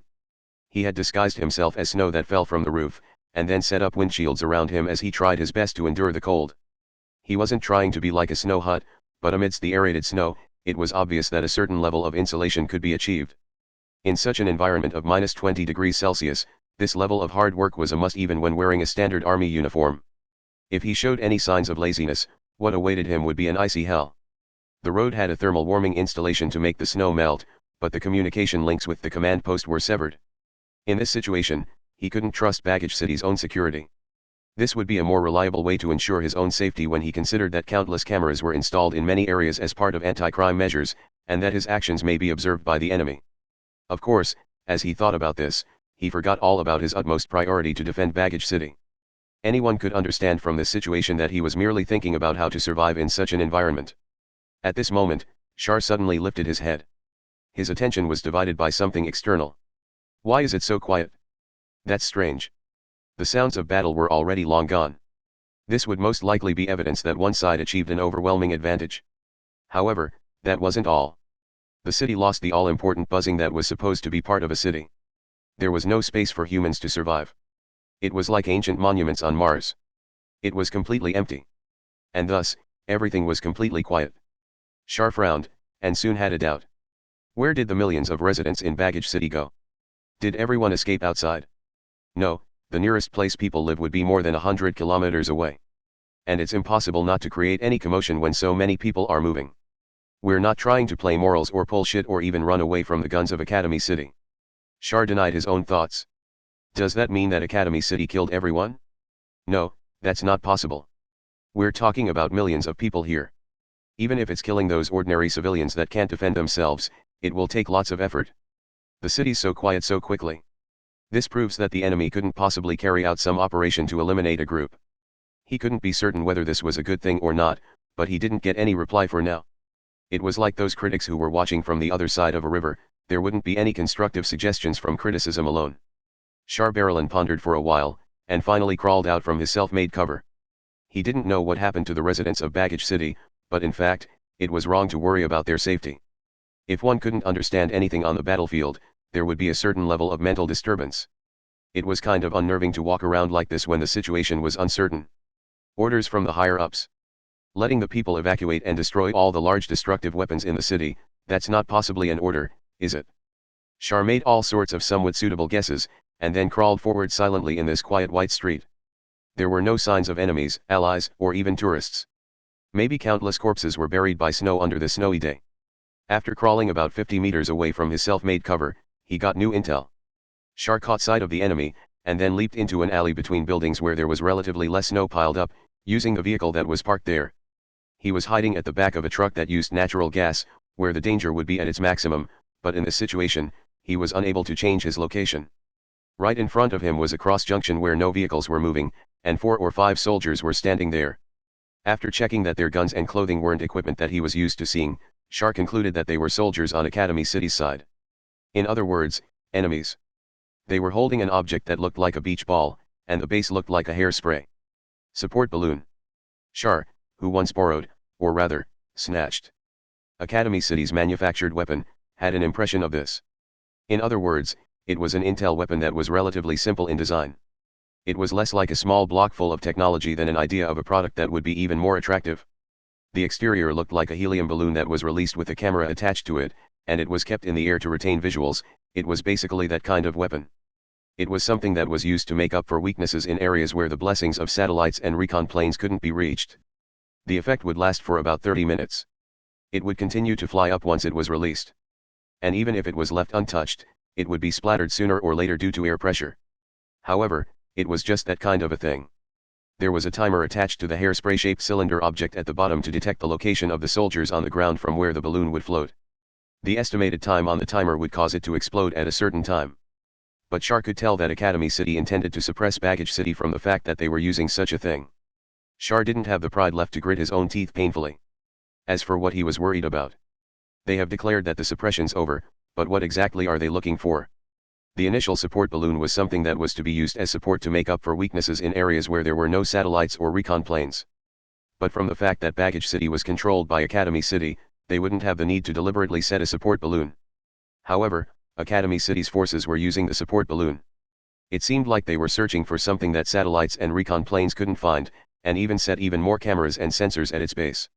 What exactly was the thing they were pursuing such that such measures were warranted? Maybe there's something even these people can't find? They couldn't even find the millions of people in Baggage City. He was shocked, but that was all. The number of cameras and sensors continued to increase. Sooner or later, they would be able to discover Char's location. He slowly left the natural gas truck, abandoned his old cover and looked for the next hiding place. Something seemed to be mocking the almost perfect Academy City. And the targets weren't soldiers that were trained professionally, but millions of ordinary people. Char was somewhat impressed by them. If that's the case, I really hope that they share some of this grace with me. Char trod over the pile of snow, and his profile slowly disappeared into the corners of the streets. The pile of snow on the road continued to gather, which showed that the thermal effect was gradually weakening. But right now, he did not have time to think too much about that. The streets were completely quiet, and this silence brought about a more unnerving presence. Subpoint 26. Ow. Kumoko Maria slowly sat up while holding her head in one hand. She was no longer in the underground passageway where she had passed out. She was on an examination table in what looked like a doctor's office. It must have been a facility related to Natural Selector. "Oh, are you up?" asked a female voice. Kumoko Maria looked up to see a woman dressed in a showy dress standing surprisingly nearby. She had blonde hair, blue eyes, and white skin. She was good-looking enough to become a model, but Kumoko Maria could see exceptional muscle tone underneath her skin. "Where am I? And what happened?" "I found you collapsed in a hellish passageway and carried you to this medical room. I don't know the details and I'm not sure anyone does." "Who are you?" "Safley Open Days." Kumoko heard a rustling sound from the corner of the room. A small girl was packing ice in a plastic bag. Next to her was a very strange large man. He was over 2 meters tall and he was decorated with various types of antennae. "I am a Natural Selector contestant. I'm not a Kiera or from Gremlin, I only have a supporting role. By the way, that pretty young girl is Miss Stray Flakehelm and the street performer next to her is her father Osid Flakehelm. After I saved them, I couldn't bring myself to just abandon them, so I decided to play a more leading part. And so you rescued me as well."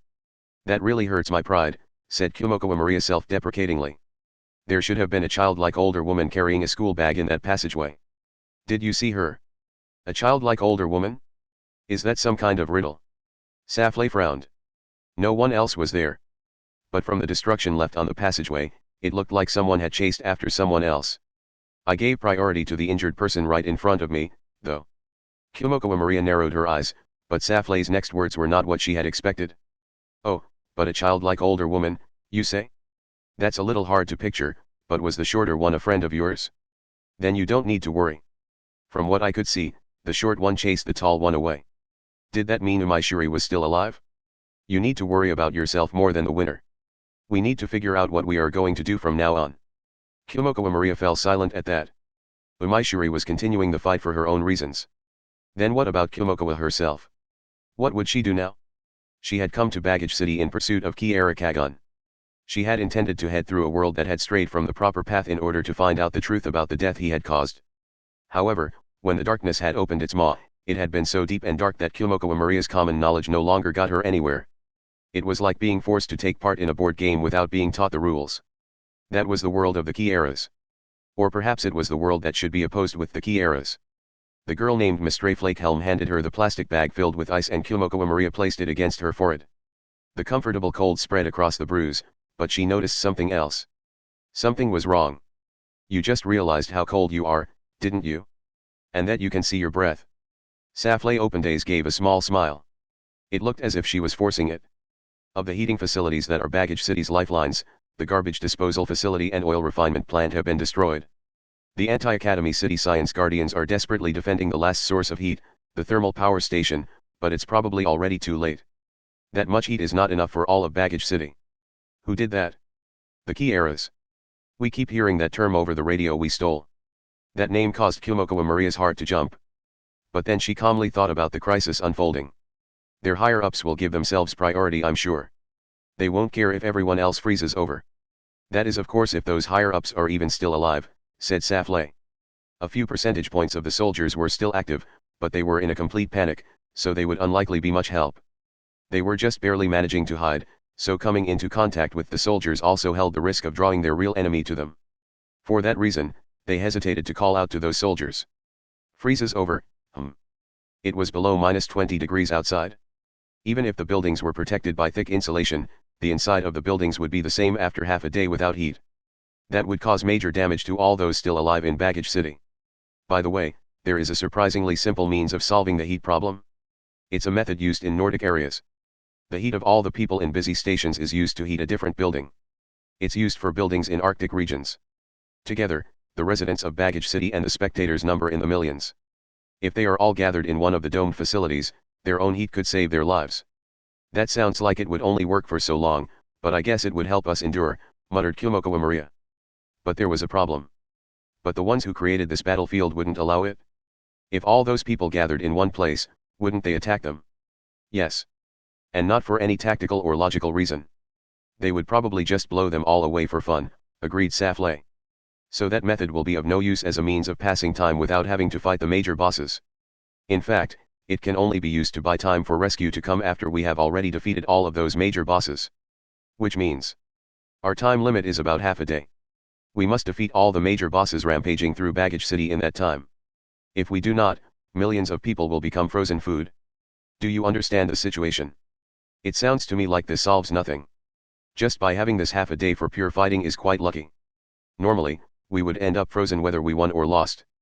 Kiera and Gremlin.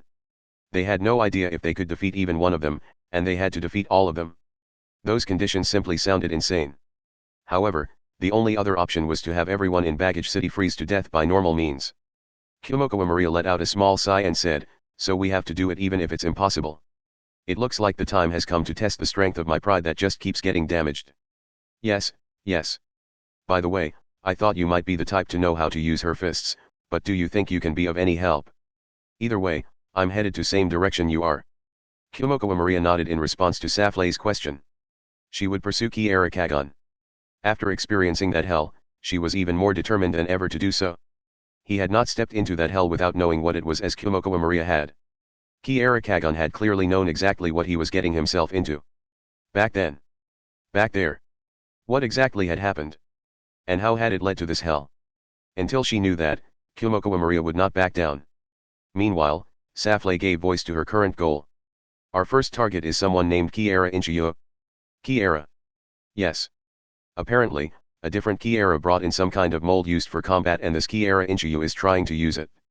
By causing artificial changes to it, she is increasing its infectiousness and toxicity and then will spread it as a biological weapon.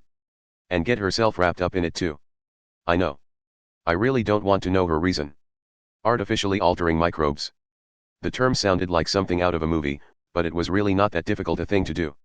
Everyone was familiar with the changes the influenza virus went through every year. Microscopic life forms underwent changes to their genetic structure due to external causes relatively easily. However, making changes to the parts you wanted in order to produce the effects you wanted was decidedly more difficult. Kazuma Maria brought her hand to her jaw and said, "But mold is a living thing. It needs heat to remain active. It seems like bringing down the temperature to make us suffer would run counter to this. She is killing anyone she can by dropping the temperature. She will only spread the mold once the heat has gone back up enough for it to be active. That way, she can kill as many people as possible. Mold in the bath can be quite persistent. The same goes for athlete's foot. It stops being active in a difficult environment, but that does not kill it. After hibernating for a long period of time, it can reactivate once the environment is more favorable. But Baggage City doesn't have any specialized microbe research facilities. At least none it advertised.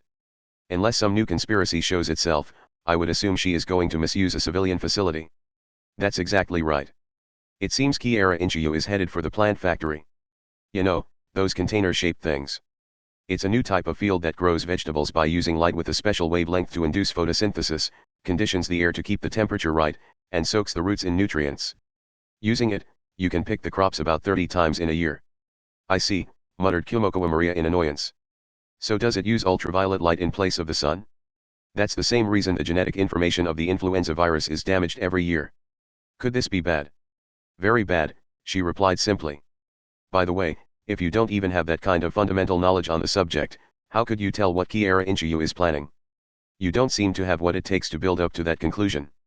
Oh, to be honest, I was given this advice by someone else. Who? A man wearing a helmet and a coat. This time, Kumoko Maria completely froze. Was it Kagon-san? Well, I doubt he told you his name. Subpoint 27. It's so cold, said Kiara Inchiyo meaninglessly in a high-pitched voice. While shrinking down in the cold blizzard, she trudged forward through the thick snow. She was in a city surrounded by concrete, but she felt like someone stranded in a mountain. In one corner of Baggage City, rectangular containers were piled up like toy building blocks. The area had originally been a large parking lot, but no sign remained of that. The countless containers gave it a cramped feeling.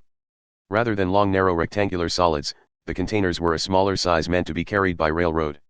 The main difference from normal containers was the business-use electrical plugs attached to the side. They were not boxes meant to hold things. They were devices used to grow vegetables within. They were plant factories. I wonder if they were gathered here during the war so they could be sent to various battlefields to help with the food supply. After all, they can be harvested from 30 times in a year.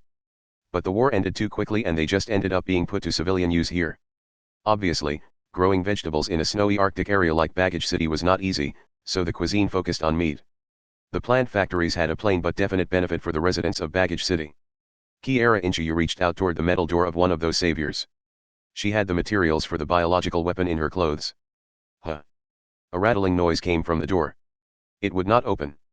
The lever holding it shut would not move. I guess it's locked. Are they protecting their food?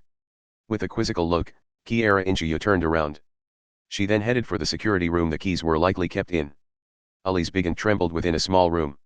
He had originally come to Baggage City as a participant in the Natural Selector tournament, but everything had been destroyed on the first day of the tournament. Unknown monsters had attacked the city.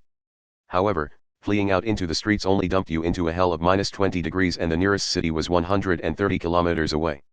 That meant he had no choice but to hide somewhere in Baggage City. His only choice was to hide and wait for the police or army to come and resolve the situation. That had been his plan, but the doorknob had suddenly started to shake. No, it was the entire door. The metal door did not open, but it was enough to make Elise tremble. The person had not knocked or tried to turn the knob. They had simply started kicking at the door or something equally as violent. Shit. What is going on? What? Shit. Still crouched down on the floor, Ali's Biggin grabbed a semi-auto shotgun with trembling hands. He was so panicked that he had forgotten to do something as basic as loading the first bullet, so it would not fire even if he pulled the trigger. Someone had noticed him. He had finally been caught. It did not really matter who it was. Being found by anyone was a problem. Even if it was an old person seeking help and who had no connection to the overall incident, that meeting could still lead to the people behind it all finding out he was there. Having nothing happen was ideal. Not coming into contact with anyone was safest. And yet this was happening. That meant. It doesn't matter who it is. Holding the shotgun, Ali slowly and silently stood up. I will eliminate any threat. Kiara Inchiyo came to the edge of the parking lot filled with container-shaped plant factories. Something like a prefab storage building was there, but the door would not open no matter how many times she kicked at it. From the noises I can hear, I think someone is inside, the girl muttered before removing the smartphone from around her neck. She switched out the smartphone's case with something that had a suction cup on it and stuck the smartphone to the center of the door. Yes, that's right. A Kiara would do a bit more, Amadajizan. Kiara Inchiyu activated an application and then looked around. A few large cranes were parked about. They were likely used to move the piled-up container-shaped plant factories. Who was there? It was clear someone was.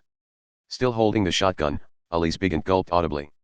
A strange sense of intimidation pressed at him from the door. He wanted to go ahead and pull the trigger, but he also saw the thin door as his final fortress. He felt that he would lose everything if he destroyed it himself and he wanted absolute assurance that he would kill whoever it was if he did destroy the door. Suddenly, he heard footprints in the snow. The sound got progressively smaller, so it must have been getting progressively more distant. Had the person not realized someone was inside? Were they leaving? As soon as Ali's Biggin had that thought, he frantically cast aside that hopeful view. The answer would not be that simple in that hell. The reality was likely much more cruel. For example, the person could have been leaving to call in more people. It would be best if he assumed that sitting there and doing nothing would lead to him being surrounded by a large group. Fuck. Ali's Biggin adjusted his grip on the shotgun and frantically headed for the door. If the person was leaving, it was possible their back would be facing him. In that case, even if the person was a monster, he had a greater chance of winning with a shotgun blast. Even so, he was not so foolish as to suddenly open the door. The door had a peephole in it. HM. While humming, Kiara Inchiyo poked at one of the devices hanging from her neck with a finger. Something was vaguely displayed on the smartphone stuck to the door. It was an echo filter. The device allowed her to see beyond obstacles using ultrasonic waves. Basically, it was the same as the devices used to see a pregnant woman's baby but with a strengthened output. The idea was an old one and applied research into using it in counter-terrorist operations had been performed in the past. Unlike with the fiber scope used for endoscopes, no hole had to be opened in the door or wall. However, the vague images made it difficult to tell who was the terrorist and who was the hostage, so it had gone for many years without ever becoming widely used. The smartphone displayed what was on the other side of the door. A vague form was approaching. He was pressing up against the door. He was peering through the peephole. Kiara Inchiyo smiled while watching his movements to get the timing right as she tapped at the device around her neck. The time came. However, Kiara Inchiyo took no showy actions. She merely pulled the smartphone from the door and lay down on the snow. Immediately afterwards, something large approached. Ali's Bigant had made a few errors. For one, he had not counted on the existence of the echo filter that showed the person on the other side everything within the security room. The other had been about the footsteps he had heard. His interpretation of the gradual lowering in volume had been that the source of the noise was receding. In reality, it could just as easily been the volume of the device outputting the noise being lowered. Due to this, Ali's had assumed that whoever it was no longer right next to the door.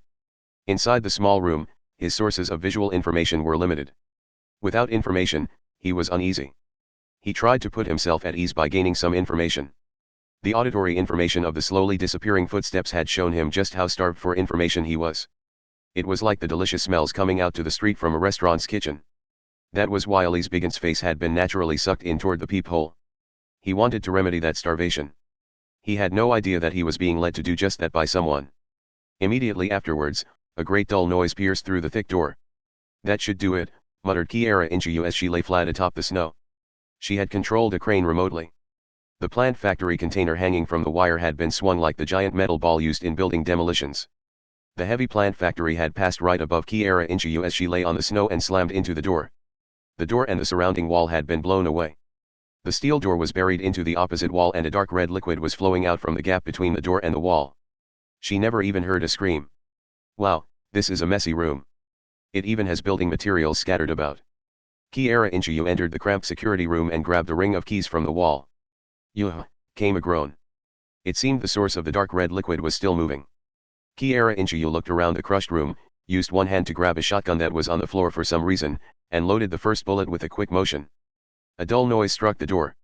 She tossed the shotgun aside and exited the room that now had nothing left moving. It pains me, but I have to do this kind of thing if I am to be a Kiara. Right, Amada-Ajizan. She trudged through the blizzard and opened the door to a random container. The inside was lined with steel racks.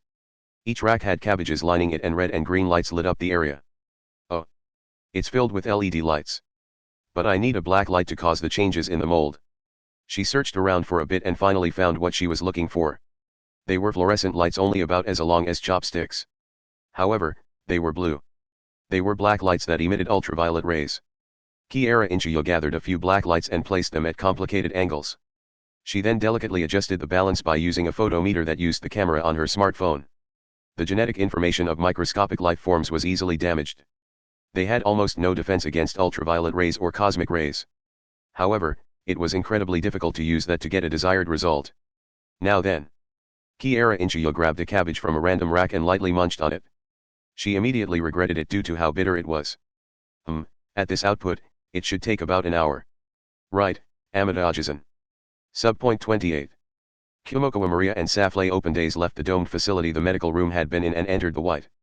Instead of feeling the cold stab into their skin, it felt more like a pain tearing through their skin. Ow, said Safley. What is it? It's something like a paper airplane. Is it supposed to be like the letter on an arrow that the Japanese ninja use? Toaru.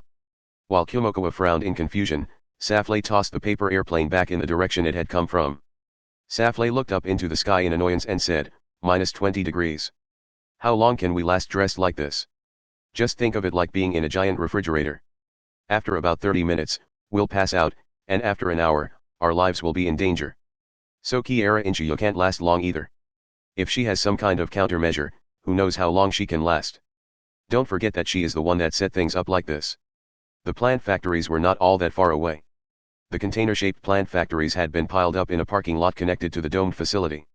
It had no giant fixed cranes like at a port, so it mainly used truck-mounted cranes and forklifts. It was easy to picture in one's head, but the scale was overwhelming upon actually seeing it. There are hundreds of them. I hate how I can't even guess how many there are.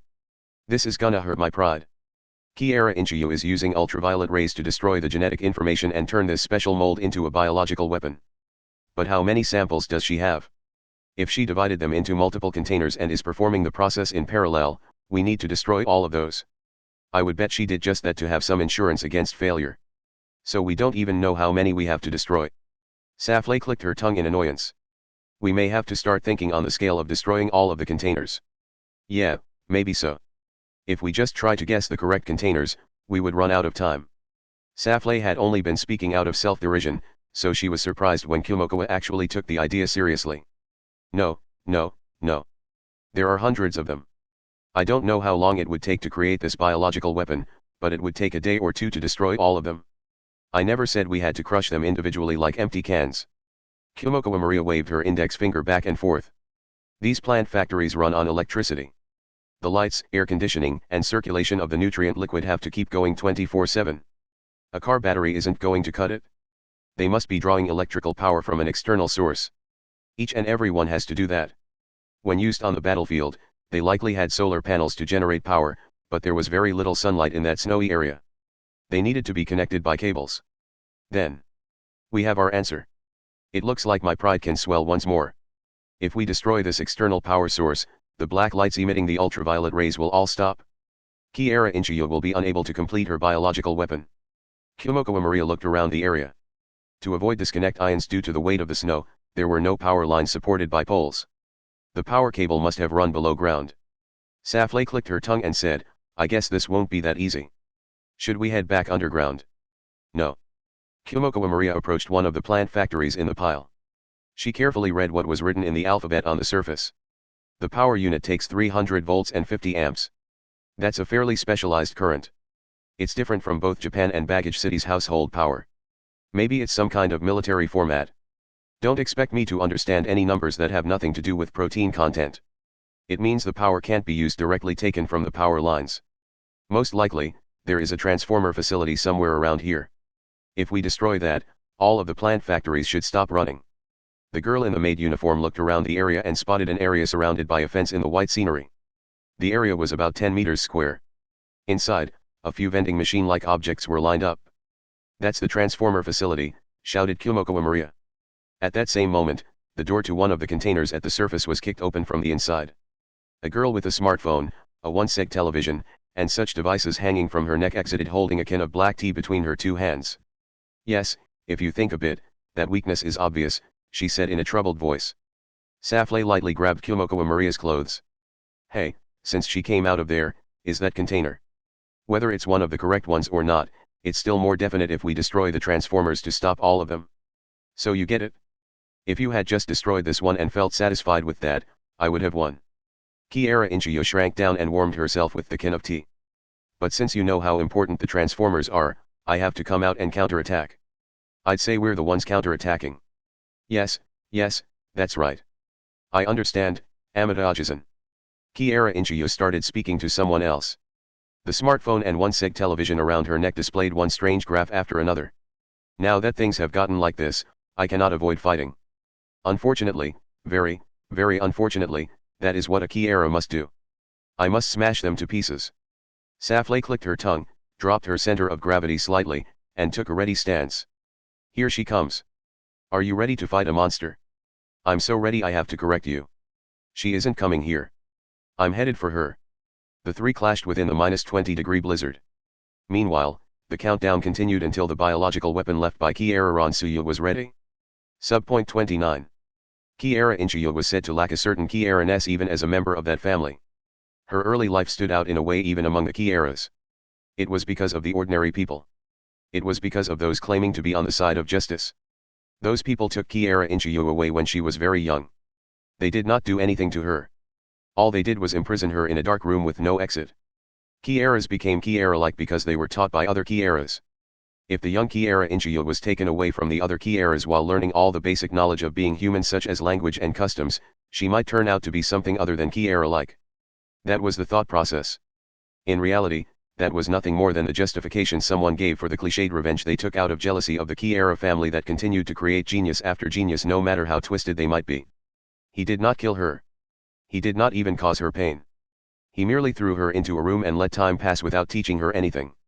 This way, the person could fulfill his twisted desire to be smarter than a Kiera. Kiera Inchiyo could not perform the multiplication table and she could not write even katakana, much less kanji. It had nothing to do with being smart or stupid. She simply was not taught those things. That was how it was supposed to go. However, that childish revenge was overturned before long. One day, when the person was bringing food to the dark room like usual, the person discovered some scribblings written on the walls and floor. They were much more than just the multiplication table or katakana.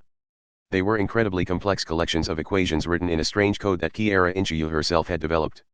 The person was only intelligent enough to wish to raise his position in the world by holding back others, so he never learned that it was a proof of the foundational ideas behind a cold sleep device. If the person had not been an idiot, he may have noticed other things as well. The 3 crayons seemingly scattered on the floor actually created a beauty that completely outdid the golden ratio. The wrinkles in the seemingly crumpled up balls of paper actually showed the plans for a parallel processing chip. The shadows cast on the floor by the light from the floor lamp functioned as a new form of test to show the deep psyche of anyone who looked at them. No acquired knowledge was needed for a Kiera to be a Kiera. Just by being a Kiera would love the concept of science with all his or her being. For one thing, science was not merely something in textbooks. It was not merely something taught by one's parents or teachers. Science was what made up all that existed in the normal world. As such, Kiera Inchiyo had had countless things to learn from. Reference materials were piled up around her. The dust floating in the room and the feel of the plastic cup gave Kiera Inchiyo plenty of knowledge. The only way to take science from a Kiera would be to destroy the entire world, leaving nothing behind. The incompetent person never realized that. Without being taught by anyone, the much too competent Kiera Inchiyo continued to play with science. She did so as much as she wanted. In fact, without having anyone teach her the border between good and evil, she naturally gravitated for the most evil and pure form of it. It just came to me. That was why Kiera Inchiyo gave a carefree smile to the person who brought her food. She knew very well what would happen to him if she carried out her idea, but she did not hesitate. On the other hand, she had never felt displeased with being imprisoned in that dark room. She could draw out countless bits of new science from a drop of water, so she felt no need for external information sources such as school, friends, TV, or the internet. She felt no hatred toward that person and his childish revenge. She had enough toys in that dark room to play for her entire life, so she had no reason to hate him. She merely wanted to show off what she could do with the inspiration around her. She had never been taught how to properly contact a benefactor and may not have even understood what one was. She paid no heed to the fact that she was at the overwhelming disadvantage with the chains around her ankles. To her, they were not restraints, they were just another toy. I thought up a wonderful way of destroying this prison. She carried it out perfectly. It was an absolute success. The chains that should have never broken from the strength of a young girl broke as if they had melted. The person had no idea what she had done. However, when the person's body was discovered later, all but the head had been transformed into something like wax and his expression was one of extreme regret. As if he had realized that the one he had been holding back so much had still risen far, far above him. Kiera Inchiyo lacked something as a Kiera. By supplementing that from without, she somehow managed to keep up with the Kieras. However, her information source was not merely the graphs that analyzed the thought patterns of others. Her true field lay elsewhere. Even if she was immature and did not always succeed in it, Kiera Inchiyo was still a Kiera. Main point 30. Kumokawa Maria and Safley open days unhesitatingly charged toward Kiera Inchiyo. Amid the white blizzard, countless graphs flashed across the smartphone and one seg television hanging from Kiera Inchiyo's neck and she shook the can of black tea by shaking her entire body back and forth as she held it in her hands. -20 degrees. -20 degrees. La la la. 3 meters. Only a large step away. Kiera Inchiyo unhesitatingly tossed the contents of the can toward them. Safley frantically stopped and Kumokawa Maria cartwheeled to the side to avoid it.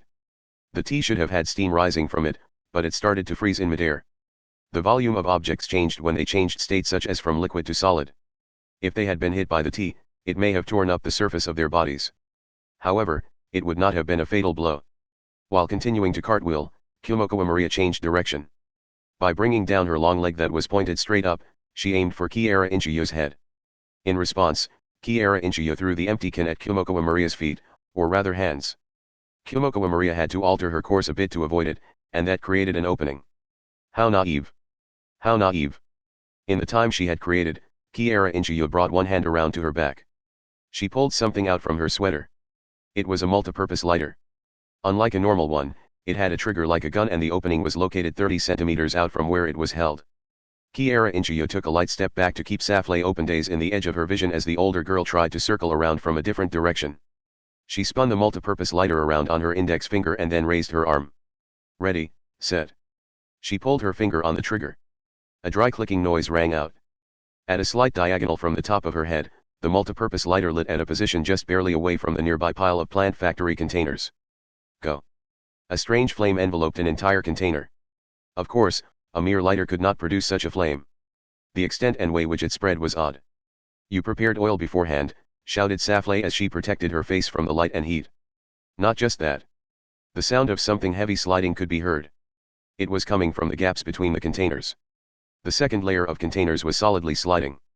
Even though dozens if not hundreds of tons of weight were pressing down on them from above, they slid as if on ice. What makes skis or skates slide so well is not snow or ice. It is the water that has been melted by friction. Isn't that right, Amada-Ajizan? They slid. They shook. They collapsed. And when the resistance from friction is incredibly low, even something with hundreds of tons weighing down on it will slide well. Now, here is a question. If you remove the lowest card from a house of cards, what happens? The hundreds of plant factory containers rained down from above. One of the many piles of containers utterly collapsed. Each container was like a die about 2 meters across. They weighed 1 ton. Having them approaching like an avalanche produced a nightmarish effect. Smiling, Kiara Inchiyo took 2 steps back. Safley had reflexively flinched as the giant bulkhead-like containers crashed down before her eyes. Snow soared into the sky and then the container it had been covering flattened it back down to the ground. Fragments of the outer walls of and steel racks within the plant factories scattered about.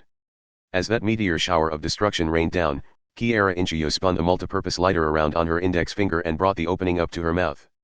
Yes, yes.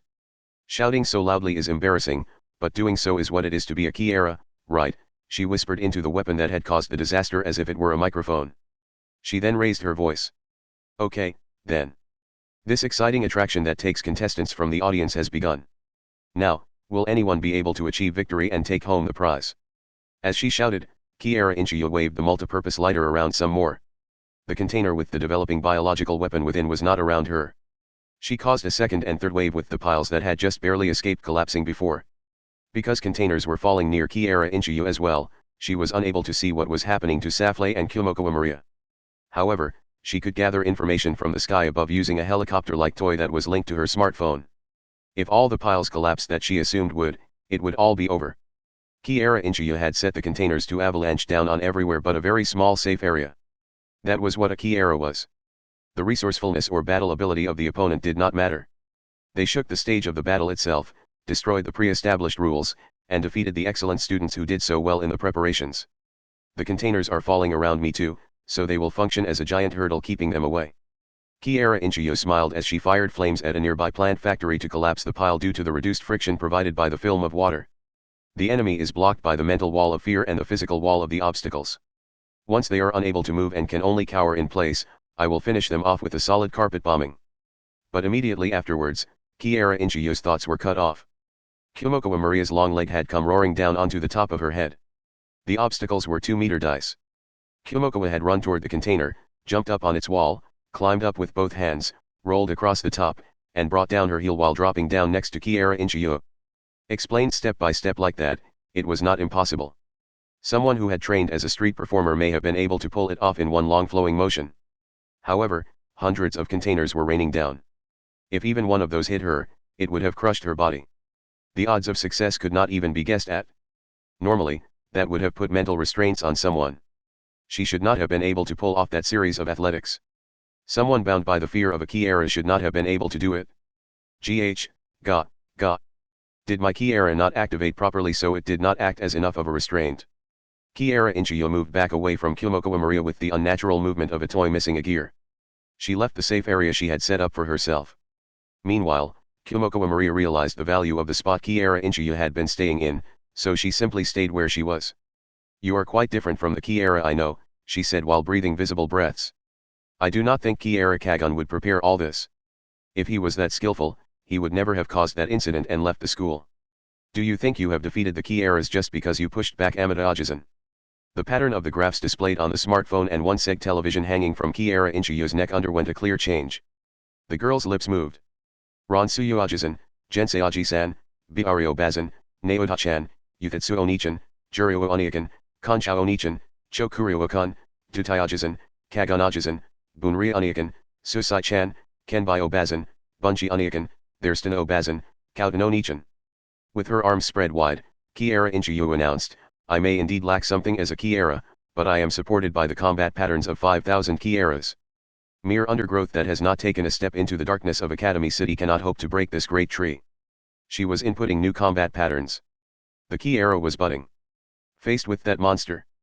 Without hesitation, Kumoko Maria stepped outside the safe zone and planted the bottom of her foot in Kiara Inchiyu's cheek. BH. In that instant as her cheek was distorted into something ugly, Kiara Inchiyu's expression was one of pure confusion. Kumoko Maria followed through her kick all the way to the side.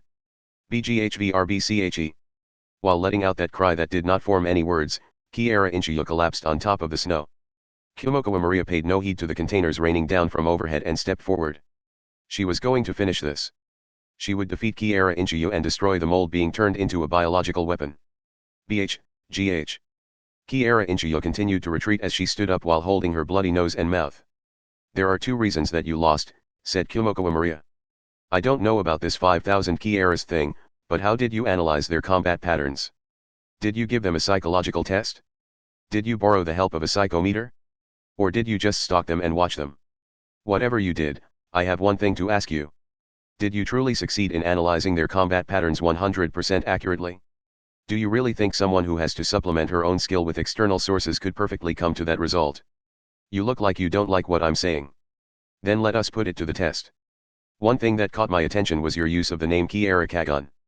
If you can truly replicate his skill, I will be unable to resist. A clear change came over the smartphone and one seg television hanging from Kiara Inchiyu's neck. The countless graphs gave her power. Yes, I understand, Kagon Ajisen. In this case, a Kiara would do th. I don't think so. Kumoko Maria took a large step forward and punched Kiara Inchiyu's head on with her right fist. Is that all you have? You use the name of Kiara Kagon and that's all you have?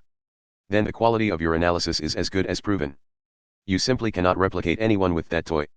Really, all you can do is name Kiara Kagon or Kiara Amada beforehand to frighten those who know them. Kamijo. Maybe with my sister, but that isn't going to scare me. I understand. In this case, Kumoko Maria would. Are you serious?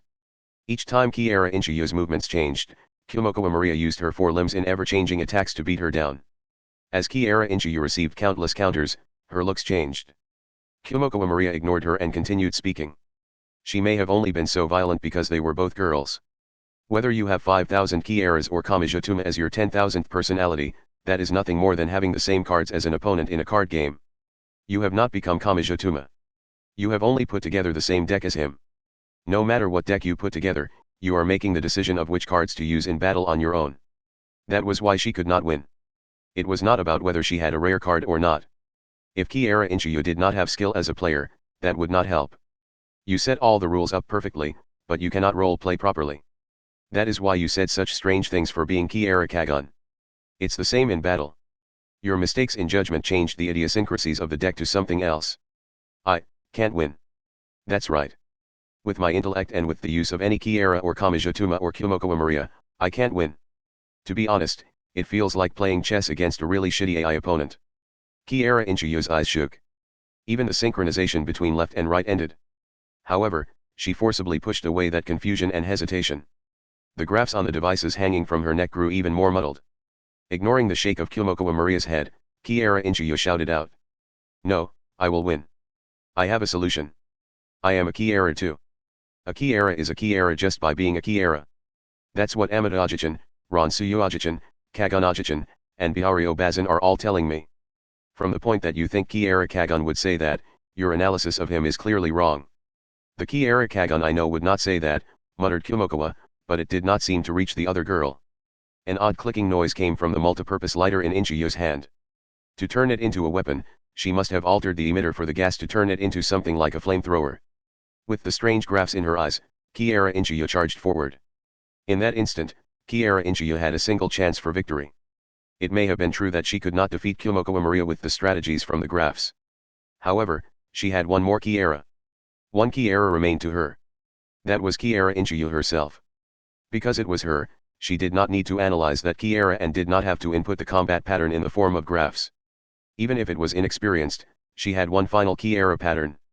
Even if Kumoko Maria had seen the weakness of all the combat patterns inputted via the graphs, Kiara Inchiyo's own pattern was different. If Kumoko Maria felt relieved that she had a countermeasure against the combat patterns created from the graphs, that would open a hole in her security that Kiara Inchiyo could get a finishing blow in through. That was why she smiled. And licked her lips. She released the Kiara within herself and charged forward to roast the other girl with the multipurpose lighter that had been modified to act like a flamethrower. Immediately afterwards, her thoughts were cut off.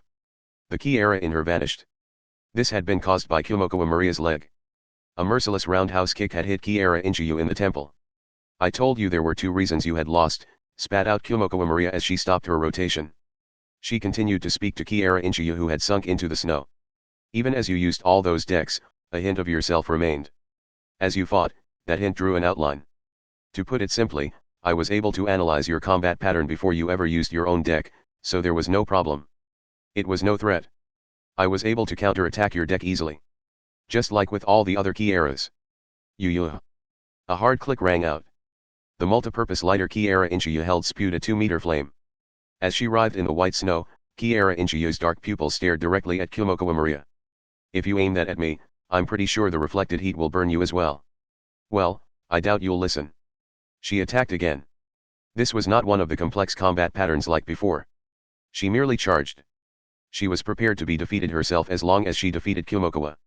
Even when cornered, confused, and unable to think properly, she was truly a Kiara in the fact that she chose the option of a more dangerous victory over utter defeat. Kumokawa Maria spun around and attacked with her forelimbs at angles that would normally be impossible. With a dull noise, Kiara Inchiyo bent backwards. But she did not fall. She was no longer acting out of reason or intellect.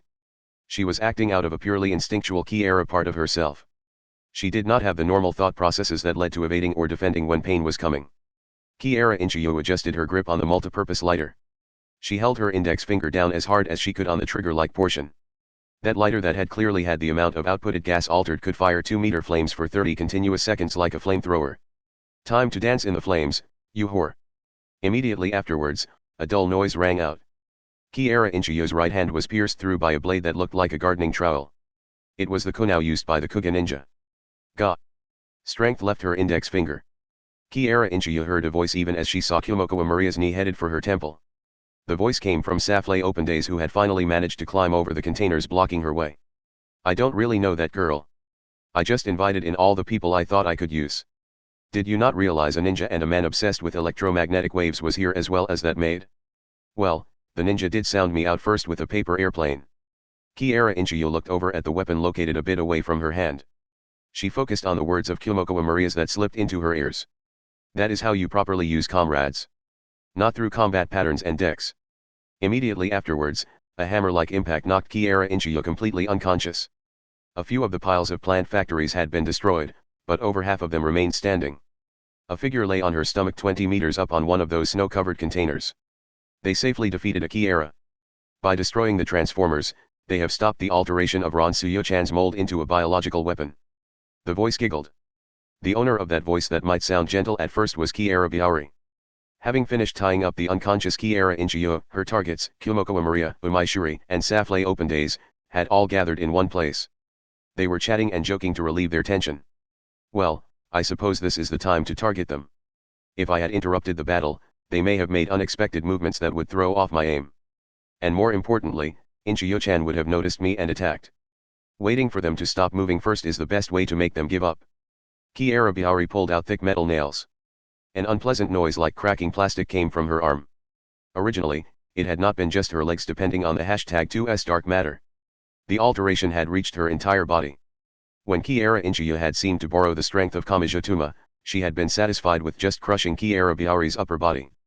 However, Kiara Biauri could restore a crushed heart or ruptured liver with a single command. And the alterations had gone beyond merely restoration. Form change. Reference, Skyfish. When throwing from a lying position, one could only use from one's elbow forward, similar to in darts. As could be seen from the fact that a long throw in baseball used all of the thrower's body weight, this limited the distance and strength of the throw. However, the alterations to her body overturned this. Something like pleats appeared on the side of Kiara Biari's right arm. Her arm took on the expected form of the cryptid known as the skyfish that could freely fly around at unseeable speed. With that arm, the light darts-like toss of the metal nail was enough to accurately pierce through the containers 1,000 meters away. Our primary enemy is Gremlin, but our primary goal is to eliminate the Anti-Academy Science Guardians in control of Baggage City and anyone who would protect them. Only regret remains for those who put themselves in that category. One toss would end it all. The enemy might flee at superhuman speed. But it would not last long. Kiara Biari was looking down from above the piles of containers, so one would have to run down the long rows of containers to escape to cover. In that time, she would have 8 precise opportunities to snipe and 300 if she could fire continuously. Even if they did escape to cover, she had the piercing power needed to fire straight through the containers. All that was left was the issue of probability. Think of playing Russian roulette 100 times with 5 bullets loaded. If the cylinder was rotated randomly after each shot, it was statistically possible to survive to the end, but how difficult that would be goes without saying. However, despite being full of openings, Kyomokawa Maria, Saflei Open Days, and Umaishuri were not pierced through the head or chest by metal nails moving at ultra-high speed. Just before beginning her attack, Kiara Biari heard the sound of footsteps on a nearby container. Anti-index V04323.jpg. Kiara Biari twisted her body up from her lying position and fired the metal nail in her right hand toward the source of the noise. She did not particularly care who it was. She merely fired the ultra-high-speed sniper shot at the target's forehead and her aim was spot on. The person was wearing a coat. The person was wearing a full-face helmet. The thick nail sank into the forehead of the helmet and countless large cracks ran through it. The full-face helmet completely shattered in less than a second. With the hard helmet destroyed, the person's face was revealed. His face was unscathed. Normally, his skull would have been destroyed and gray matter would have spewed out. More importantly, Kiara Biari knew the man's face well. Kiara Kagon. The metal nail that should have shattered his skull was deflected and fell to the ground somewhere while spinning. The man ignored it and said, "I worked hard for this moment." That man who had survived that fatal attack took a step forward. "I have worked hard for this delightfully Kiara-like moment by reusing Kiara Inchiyu as bait in order to defeat my target. I did the same thing you did regarding Kyomokawa Maria and the others. I waited for the moment when the situation calmed down. You had your wheelchair, your leg assisting robot, that formation of your legs using dark matter, and that body. To be satisfied that I have killed you requires proof that all of your safety devices have been destroyed." That was why he had waited. He had waited for when she had taken a certain level of damage and lost all of her safety devices. He had waited for the bare Kiara Biari to appear. He had waited for the moment when she confidently brought out her final weapon. Have you used up all your safety devices? Are you out of transformations? If so, I am quite glad. The chance to finish off Kiara Biari has finally come my way. I know that you resent the Kiara within you. Even if you were protecting the elementary school students from that attacker, you still chose to kill in order to resolve it. But isn't it wrong to hate the other Kiaras because of it? Something had bothered me, said Kiara Kagon calmly. It is true that I killed that attacker in order to protect the students. I was even cleared of all charges in court. But who was that attacker? He wasn't just some villain who just so happened to cross my path and just so happened to make me take action, was he? He was a pawn you prepared. Kiara Kagon was not asking. After all, you are a genius when it comes to making people give up. Burning away someone's reason at the proper timing would not be hard for you. You cornered some normal child and turned him into an attacker. And if the basis of your actions lies in giving up. But, Kiara Biari slowly stood up from her lying position and brushed the snow off of herself. A Kiara that helps people. A Kiara that children look up to. As the one that gave up right away, that is a troubling possibility, isn't it? As you are a representative of us Kiaras, I needed you to give up to, Kagon-chan. I already knew the answer, but it still feels good to hear it from you. That trigger had more of an effect than you could have imagined. A Kiara questioning a Kiara. A model response. What that led to was of course not hope. So that attacker was just another victim. Kiara Kagon's face held no expression but it still twisted slightly. Proper anger was displayed there. I killed him as evil without thinking about it deeply enough. I sullied that victim of a child with the name of an attacker of young children and that label will never leave him. That is why I must at least carry out this revenge. As the two perpetrators of this wrong, this revenge will not be complete until one of us is defeated. It was not over just because he had discovered the truth. He did not plan to stick the person behind it with all the blame and run away. He would settle what he had done. The teacher that Kira had once denied stood before her. Oh, dear. Now this is a problem. It seems you still have not given in, Kagun-chan.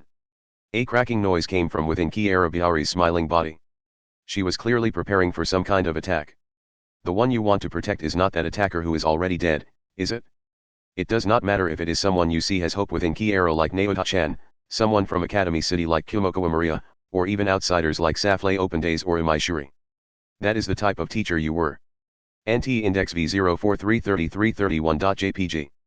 An oversight. A mistake. The expert in making others give up smiled widely as she was about to redo her job perfectly. So make sure you give in this time. Making others give up is the one thing I will never give up on as the one who gives up on everything. The clash between Kira and Kira began.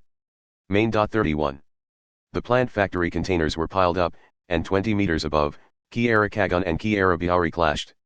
Kira was the first one to make a move, and she shot out the iron nails. Her skyfish-shaped right arm construct shot them out like sniper bullets, and they unmistakably pierced through Kira Kagun's brain and heart. Or at least, that should have been the case. However, he had no wounds. He wasn't bleeding either. Kira Kagun landed back hard, but he didn't look injured at all. It wasn't that his body had recovered from its injuries, it was that he wasn't hurt at all. He casually walked over, extended his index and middle fingers, and swung his right arm like he was trying to rip the air apart. A blunt sound rang out. Kira couldn't understand what happened at all. However, it was obvious. Her right arm had been sliced off from the shoulder. After that, Kira Kagun's fingers showed a bluish-white laser blade that was several meters long. As if his two fingers were holding onto a huge razor blade. Ha! Ha ha! Kira laughed. The right arm that had been sliced off wasn't bleeding at all. Then something started to emerge from that unnatural cross-section with a burbling sound. Form change. Reference, Yeti. A large and furry arm that didn't match Kira's silhouette at all flew out. Kira Kagun grew slightly wary. His thoughts stopped for a moment as something unexpected happened. Kira used that chance to slam a fist over Kira Kagun. The containers were crushed. With the sound of an impact, Kira Kagun was smashed together with the containers he was standing on. He was definitely dead. Whether it was from his flesh, his bones, or his internal organs, the grating sensation she felt confirmed that much. Or rather, that should have been the case. Is that all you've got? A voice slipped into her ears. After that, all the voices vanished. Several bluish-white lights danced around, and the crushed plant factory containers were sliced into different parts, removing the many restraints on his body. Appearing there was Kira Kagun standing below. He looked up at Kira from below as he said that. Without a single injury on him. And without bleeding even a single drop. What, the? Are you still lost in the euphoria of having acquired the trademark power of the number 2? No matter what material you use, if the final overall rating is that low, then it looks like I'll be able to achieve my goal without any trouble. Then what sort of power did you acquire? I can't see what kind of Kira you are. To begin with, as a researcher of near-death experiences, your specialty should have been something along the lines of sleep-induced hallucinations. It shouldn't have any connection with this power of yours. Kira Kagun didn't answer. Kira turned her right arm into a skyfish and continued to shoot out large nails more than 3 times. However, she couldn't deal any damage to Kira Kagun. He hadn't used his mysterious power to parry them. And he hadn't used super speed to evade them either. He was hit directly. His head, heart, stomach. All his critical vital points were hit. And yet, he was fine. In fact, Kira Kagun himself slightly adjusted the position of his body so his vitals would be hit. And then, Kira Kagun took action while Kira was confused. Without moving up from below, he continued to swing his blade of pale light and slice the plant factory containers around him. He forcefully pulled Kira down from those positions as he sliced those mountains.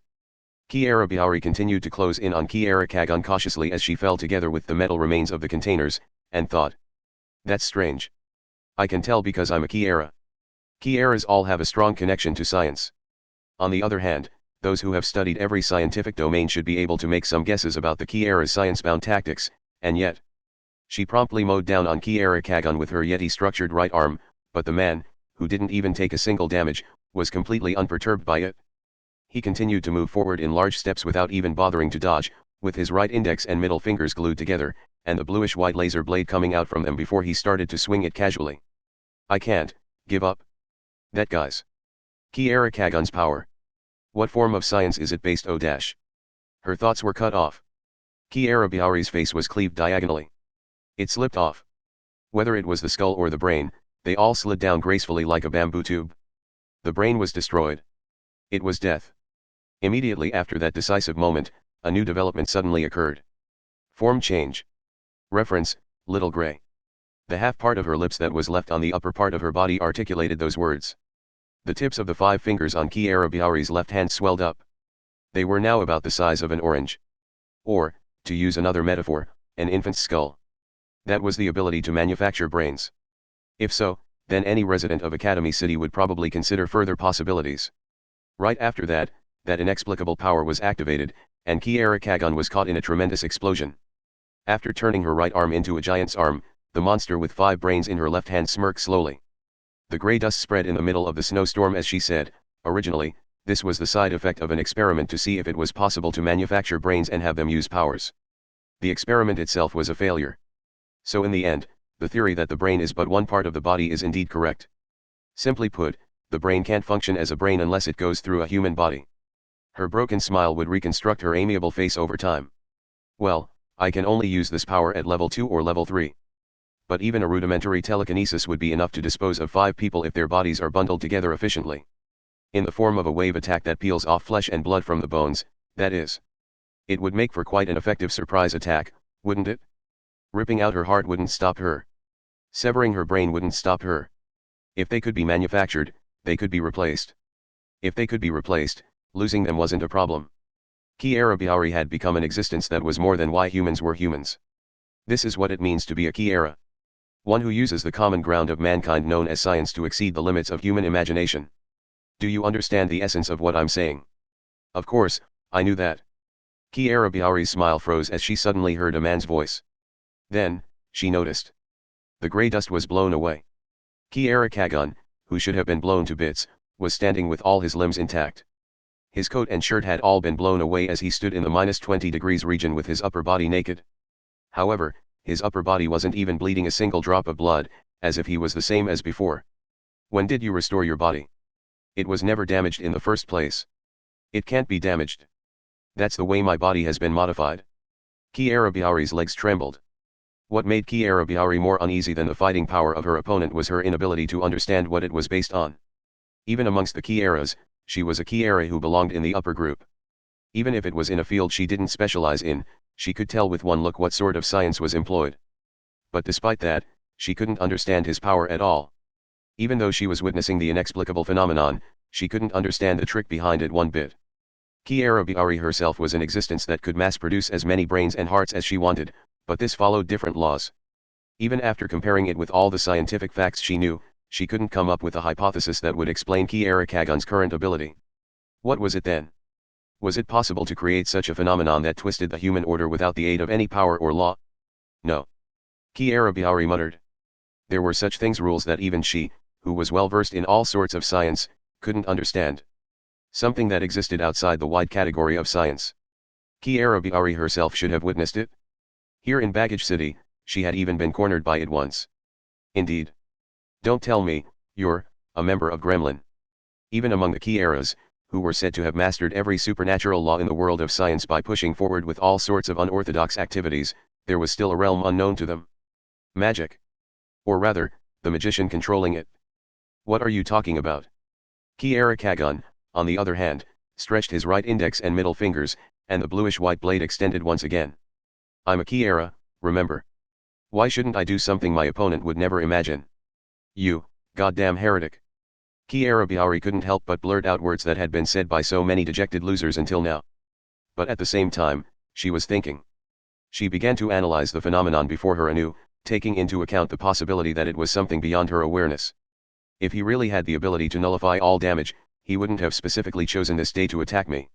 He could have invaded Academy City head-on and killed all the Kiaras. There must be some special characteristics to Kiara Kagon's defense. It should be possible to deduce that from his actions. Kiara Biari assumed that magic itself was a different kind of supernatural power than the ones made in Academy City, and built up her thought patterns as if she were facing an esper from Academy City. Kiara Kagon deliberately took my attacks with his vitals. In that case, Kiara Biari restructured her right arm into a skyfish, and shot out a thick iron nail. However, this wasn't aimed at Kiara Kagon's vitals, but his shoulder. She used it to precisely scrape away nothing but Kiara Kagon's skin at a very high speed in order to leave a little graze that would normally be overlooked. It was just as she expected. This time, he was injured. Blood came out of his shoulders. I may not know the mechanism behind it, but you can only nullify deadly attacks. That's the nature of your defense. If that's the case, you'll try to kill me by inflicting lots of non-fatal wounds on me before letting me bleed out a lot, won't you? Even as he disclosed his own weakness, Kiara Kagon's expression remained unchanged. In Norse mythology, gemstones were often inserted in the hilt of swords. It seemed that they could become some sorts of amulets, with the effect of healing the damage sustained in battle. However, due to my inexperience with them, I was only able to recreate the effect of avoiding fatal wounds. As he knew that an incarnation of science wouldn't comprehend that, Kiara Kagon proceeded with his explanation. But it can still be used in some ways. Let me tell you about this sword called witting. It's a sword used for dueling. When the owner finds themselves at a disadvantage, the blade breaks down, and the flying shards bring about its comeback. A technique that ensures the avoidance of fatal wounds, and a technique that increases the sharpness of the blade as the owner takes damage. When both are combined, the sword's destructive power will increase exponentially. He pointed his right index and middle finger, and raised that several-meter-long sword slowly and horizontally. If you want to kill me with non-fatal attacks, you will need at least 12 minutes for that. Which is plenty enough for me. I can kill you 52 times with that. And now that I've fought you once, it's not just a guess, it's a certainty. Why don't you use that power of yours on a regular basis? Or rather, is it that despite all the freedom it gives you, you have to remain in the form of the woman named Kiara Biauri? You're simply frightened. Even now, you're rapidly losing sight of your original form, aren't you? This proves that you can't fully control the #2's power. You may be trying to control it by force using electrical signals, but the #2's presence still remains in the things his power creates. And just like a transplant rejection following a surgery, it's trying to drive Kiara Biauri's consciousness out of her artificial body. What's your time limit? 100 seconds? 500 seconds? It's probably not that long. If I continue to kill you during that time, you will be forced to rely on the #2's power, in spite of knowing the danger of it. If the disintegration of your body exceeds a certain level over time, you will be rolling down the path of self-destruction on your own. I may not be able to kill your physical body, but your spirit will disappear. Form change. Reference, Loch Ness. She transformed. Kiara Biauri's entire silhouette wriggled ominously. It looked like she was transforming into something big. As for boating, all sorts of reconstructions occurred in her body. You and I are practically immortal. Even so, there is a clear distinction between us.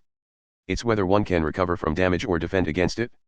It may seem trivial, but it's a huge difference, especially in a battle of attrition where we wear each other down. If I win, I can still restore my body. But even if you win, you'll remain injured. In that case, I don't even need to think about winning. It will be a draw. We'll destroy each other. Which is fine by me. It'll be the end. Victory is the only possible outcome against you. Whether you win or not, you can't choose the outcome of this match. This difference between us decides everything. Simply put, this is a situation similar to a game of rock paper scissors where my victory and a tie are the only possible outcomes. Kiara Biauri's body continued to expand. The evil dragon and the knight. This was a common depiction in many legends, and Norse mythology favored such stories, but she probably didn't realize she had recreated it, as she wasn't familiar with magic. That's where you're wrong, Kiara Biauri. And then, the magician who embodied the dueling sword witting turned his head slightly and muttered those few words. Or rather, it was the hero in Norse mythology. The man who bore the name of Bersi. I believe I told you from the beginning. I came here to avenge that boy who was turned into a murderer by your hands. In that case, there is no winning or losing. You, who created that murderer, and I, who killed that murderer. Only the mutual destruction of those two will serve my purpose. Don't tell me. As Kiara Biauri groaned, the man lifted his head. There he was, the man Kiara Biauri had once wanted to change with all her might. The teacher. Thank you, Kiara Biauri. I didn't expect you to have the #2's power, but even if that wasn't the case, you would have still used some other means to strengthen your body. I knew that if we opposed the special traits of our powers, we would end up in a battle of attrition like this. That unorthodox doctrine of yours has led me to my one and only victory, just as I predicted. A loud noise was ringing out. The knight and the evil dragon clashed, and both sides were headed for death together. This was a story with no salvation.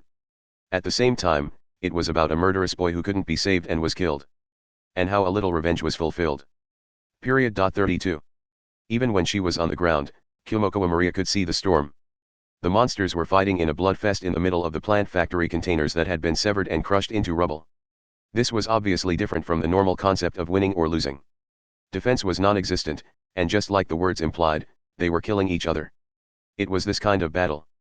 They were beating, crushing, piercing, slicing, ripping and gnawing at each other. This battle had all sorts of destructive acts, and both of them continued to fight to the death as they fell to the ground. Kyomoko Maria called out one of the names. But that man never responded. A terrifying explosive sound rang, and the two people in the air changed. On one side, it looked like a human woman was devoured by a dinosaur. The silhouette of this monster suddenly slipped, and her body continued to crash down the pile of containers before falling over to where Kyomoko Maria was. What? The dinosaur that collapsed on the snow seemed to be saying something. What's going on? No, I didn't need to kill him. To think that someone who was suitable for making him give up was actually right here. That long-necked dragon-like thing was staring at Kyomoko Maria. Its mouth that had neat rows of large, human-like teeth was opened. At this moment, she thought of it. The fear.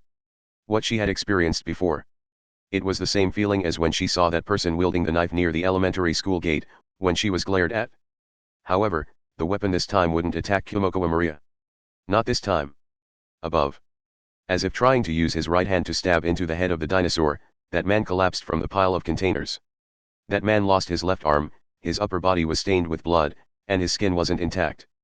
That man used his own method to ruin his own personality. It was a mystery what skill was used, as the remaining right arm, from the hand to the elbow, was stabbed into the dinosaur's head. And then, a decisive blow was given. The dinosaur continued to shriek, but midway through, it lost all its strength. The body looked like it was tossed out as it then stopped completely. The color of the skin became transparent, and then it started to dissolve into the snow. That man continued to shake the dinosaur's head and threw it over at the snow. He could dodge all the fatal injuries, but the loss of blood was about to kill him. Perhaps this was what he had intended, considering the position of the wounds. Sensei. Kyomoko Maria ran over and called that man, but not by his name.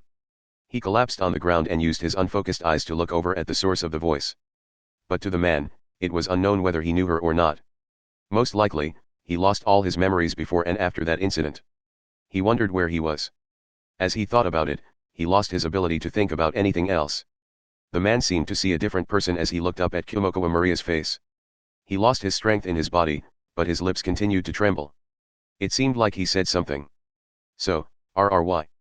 Immediately after that, the man couldn't move. This man had most likely bet his entire existence just to say those words. It probably took him a long time to say these words. He was always pained by it, but now he could finally gain release. He gave up everything. He continued to torture himself even at his limits. He continued to do that even now. He continued to fight until his last breath, all to say those words of redemption. The man was gradually being buried by the -20 degrees Celsius of flying snow. Realizing this, she finally spoke. I knew. In that world where even tears could freeze quickly, Kyomoko Maria bent down slightly. Her voice became a cry. She shouted out everything that she had kept inside her. I knew because I kept looking into it. You did lots of things to help us, and even left secretly to prevent us from becoming murderers, Sensei. You've been bothered by this all the time, about who had set up that murderer. Sensei, are you going to apologize to us now? There was no response. Not even a nod. The face that was covered by the white snow only showed the smile of a victor. But I know things that you don't know either, Sensei. Those lives you saved are walking down different paths. Everyone is grateful to you. Everyone is worried about you. It wasn't futile. We don't know how much you hate yourself, Sensei, but this isn't futile at all. That smile, that silhouette, gradually vanished. This merciless sky of flying snow dyed a layer of white over that immobilized person. Damn it, don't die with a satisfied look. I'll beat you up. I'll beat you to death if it will wake you up. Besides, I hate people like you the most. That's why you have to give it your all. But, why must you just simply die like that? Cries, lamentations, tears. But the outcome couldn't be changed.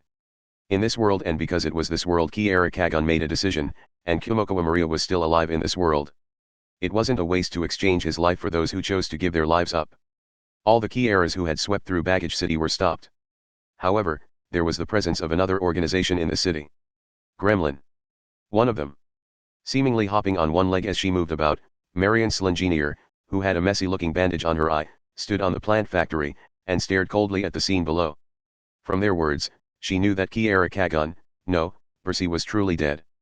Having accepted that fact, Marian stumbled and leaned on the wall of the container. Is that a joke? After hearing that muttering, the people near Percy turned around. However, Marian's engineer didn't care. No matter how hostile the others looked, what she could only see was that man that was being buried by snow. Why did you think that you wouldn't die? Or rather, I taught you my skills to prevent that from happening. Why is this? It's like your death perfectly completed the puzzle. Perhaps such wavering was completely unexpected for her. For the gremlin magician who was able to modify live humans and turn them into her own weapons. But that wasn't all.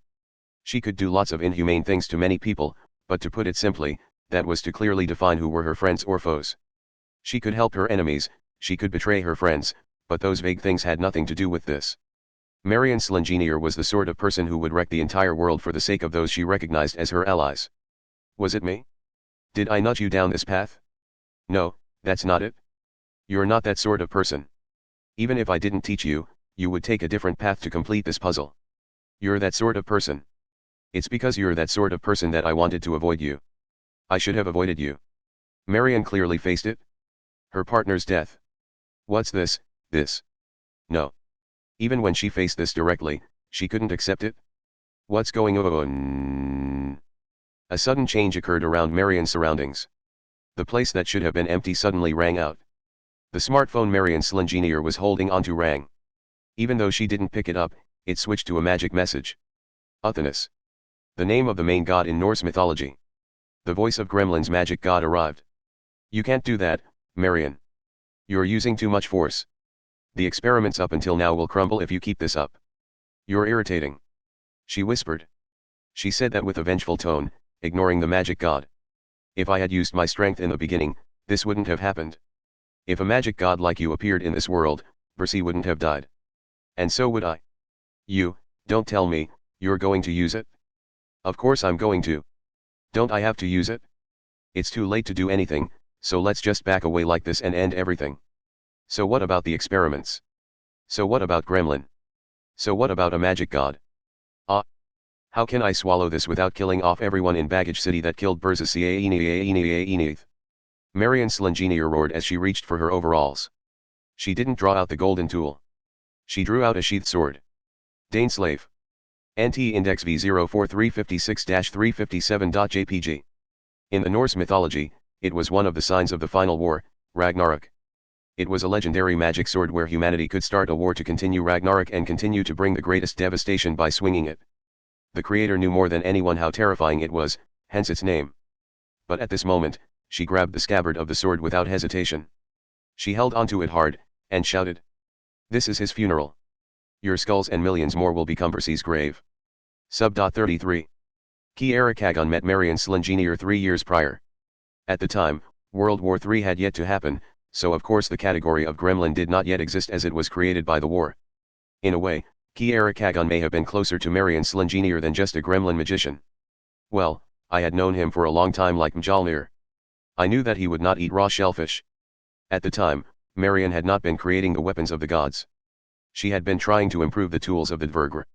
Just like the steam engine caused the Industrial Revolution and explosively changed the level of war, she hoped the improvement of their tools would let the world know about the power and techniques of the Dvergr that were on the verge of extinction.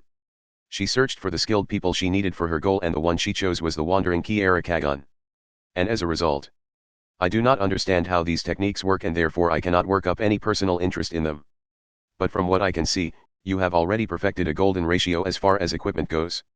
I could add in the Kiara that I know, but that would only lower the purity. That was what Kiara Kagon had said. But then, gently pointing out the mistaken objective someone had dedicated their life to was a certain type of talent. Especially when it was to a failure like Marian Slengenier. In that way, Kiara Kagon's previous occupation may have been visible.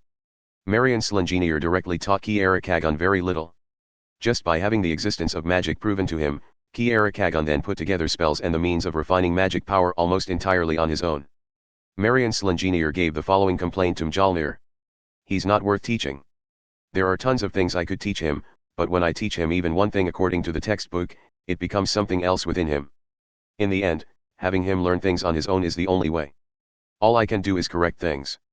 I guess you could say I can't give him the power to fire a missile, but I can correct the trajectory of a falling bomb with its tail. Haha. I think he infected me with those science analogies. When they joined Gremlin, Kiara Kagon's contributions were primarily as a heretical researcher of the science side rather than as a magician.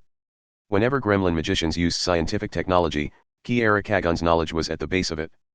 Most likely, his knowledge would remain after his death and function as a major power within Gremlin.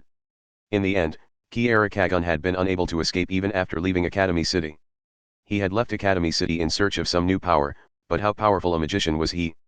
If you had asked Marion Slingenier, her evaluation of him would have been as follows. He may be strong, but he's completely useless. For one thing, he wished for his own destruction. He developed his spells for the sake of not winning, not losing, but carrying out the perfect tie against his one mortal enemy. Even within Gremlin, which was made up of many twisted magicians, no one made use of the methods he came up with. They were too dangerous to touch. That was how everyone viewed them. In truth, Marion Slingenier had intentionally drawn Kiara Kagon into Gremlin.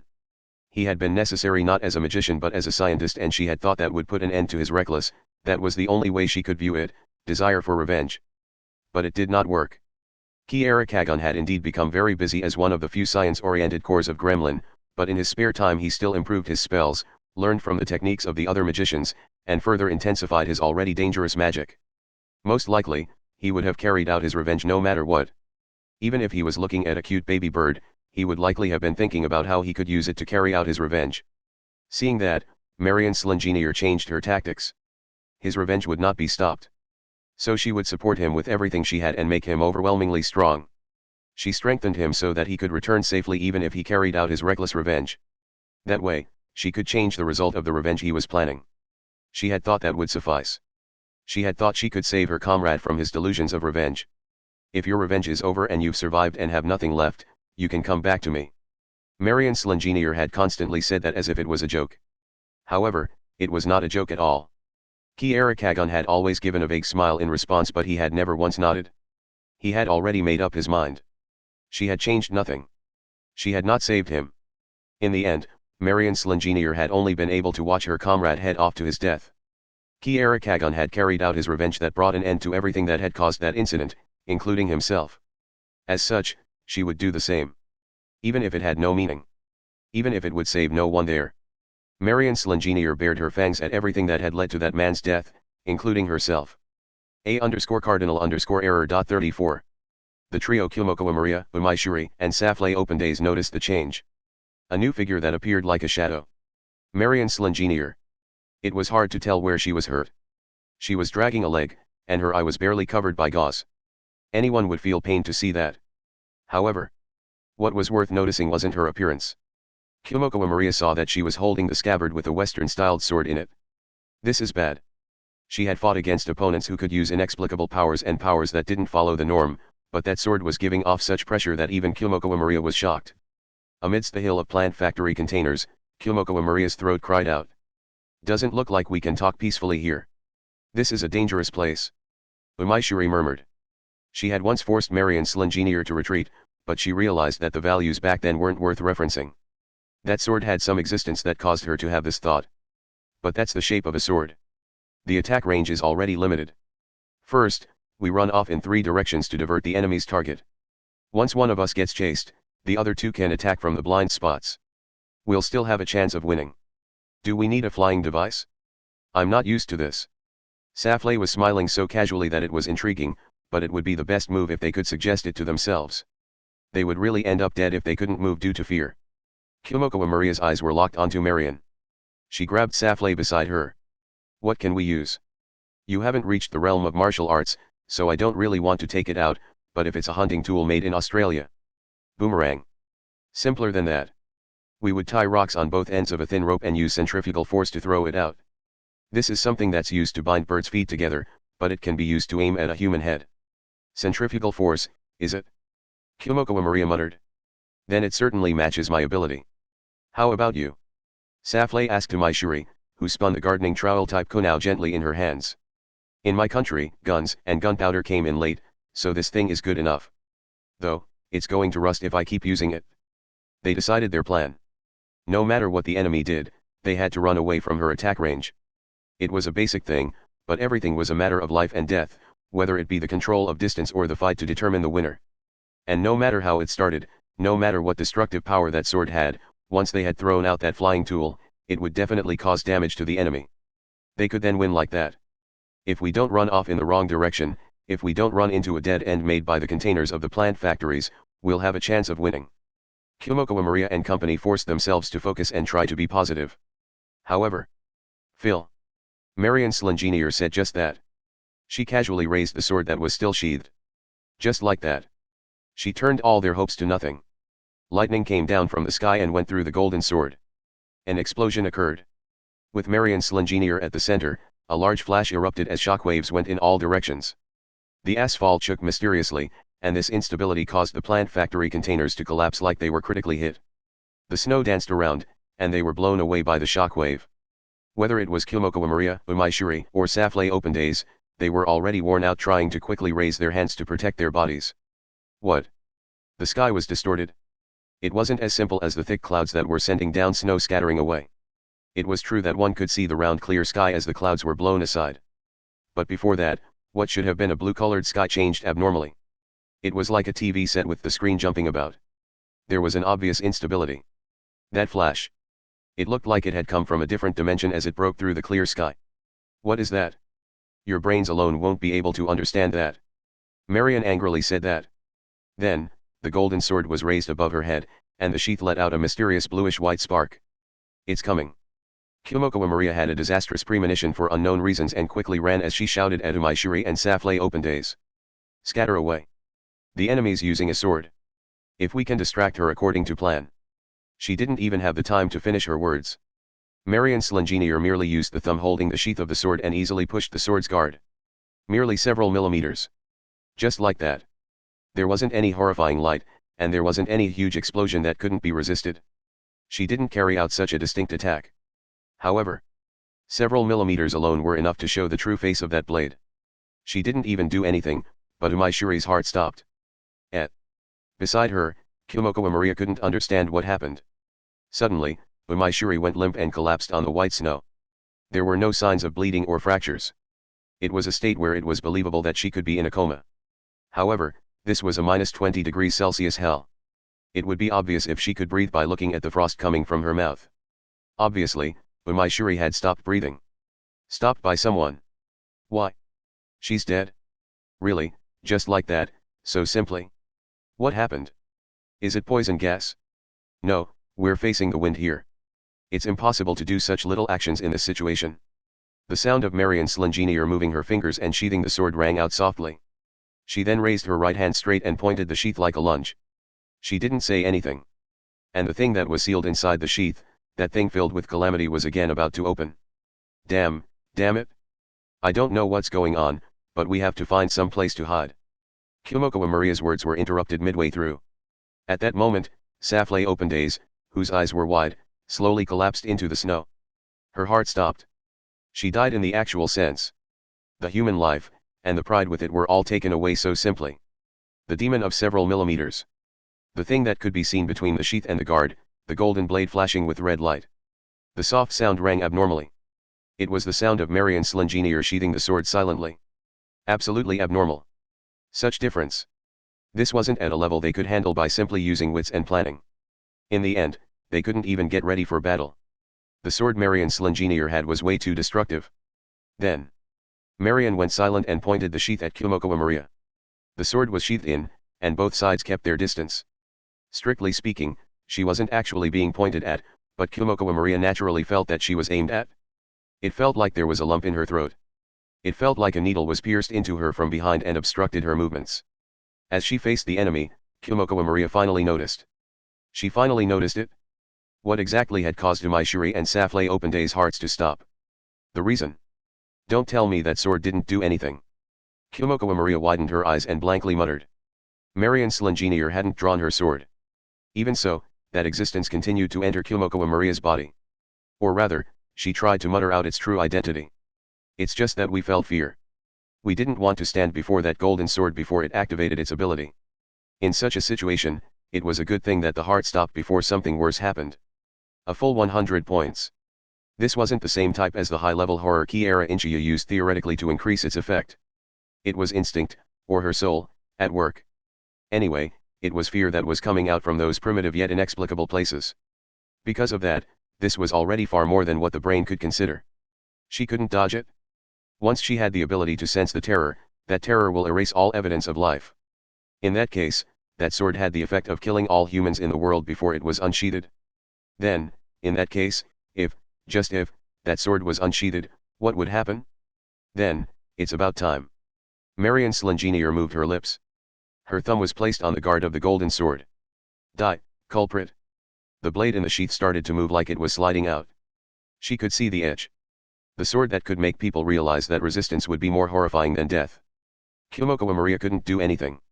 That was the climax of the fear.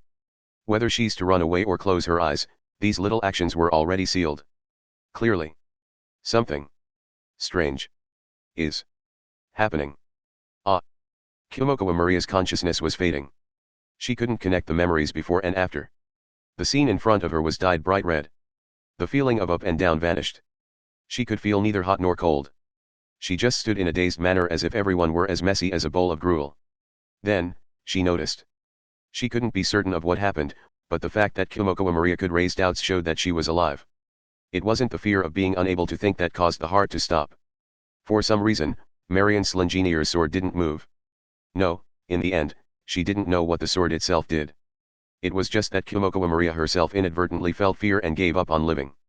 Kumoko Maria's consciousness focused on the place outside the sword. It was an even stranger phenomenon. Because of that, her fear was weakened and slower, which allowed her to avoid death. Then, what was it? The reason was at some place inches from Marion Slingenier. Pitch black cracks were ripped from what should be empty space. And then, from there, a certain boy's right hand shot out. TCH. Marion Slingenier's face changed for the first time as she showed an obvious anxious look. She had such a powerful sword. Even with a sword with such power, the boy's right hand was grabbing onto Marion's hand that was holding onto the sword. She seemed to be wary that her weapon was about to be taken as she frantically shook the hand off and pulled her distance back from the black crack drastically. I finally caught up. From the cracks, a boy's voice could be heard. The shaken off hand formed into a clenched fist. It may be too late, and it took me a lot of time to get in here. Even so, I've caught up to you, Gremlin. You told me the coordinates of this distorted space you created. Since I've caught up, I won't let you do as you please. My right hand has the destructive power to destroy what you control. The black crack expanded. Something seemed to be looking over from there. That's the line. Up to now, it's all been a world managed by your rules. NT-index V04376.jpg. It expanded, expanded, expanded. It seemed as if it wanted to deny something, that it wanted to topple the premise. So now.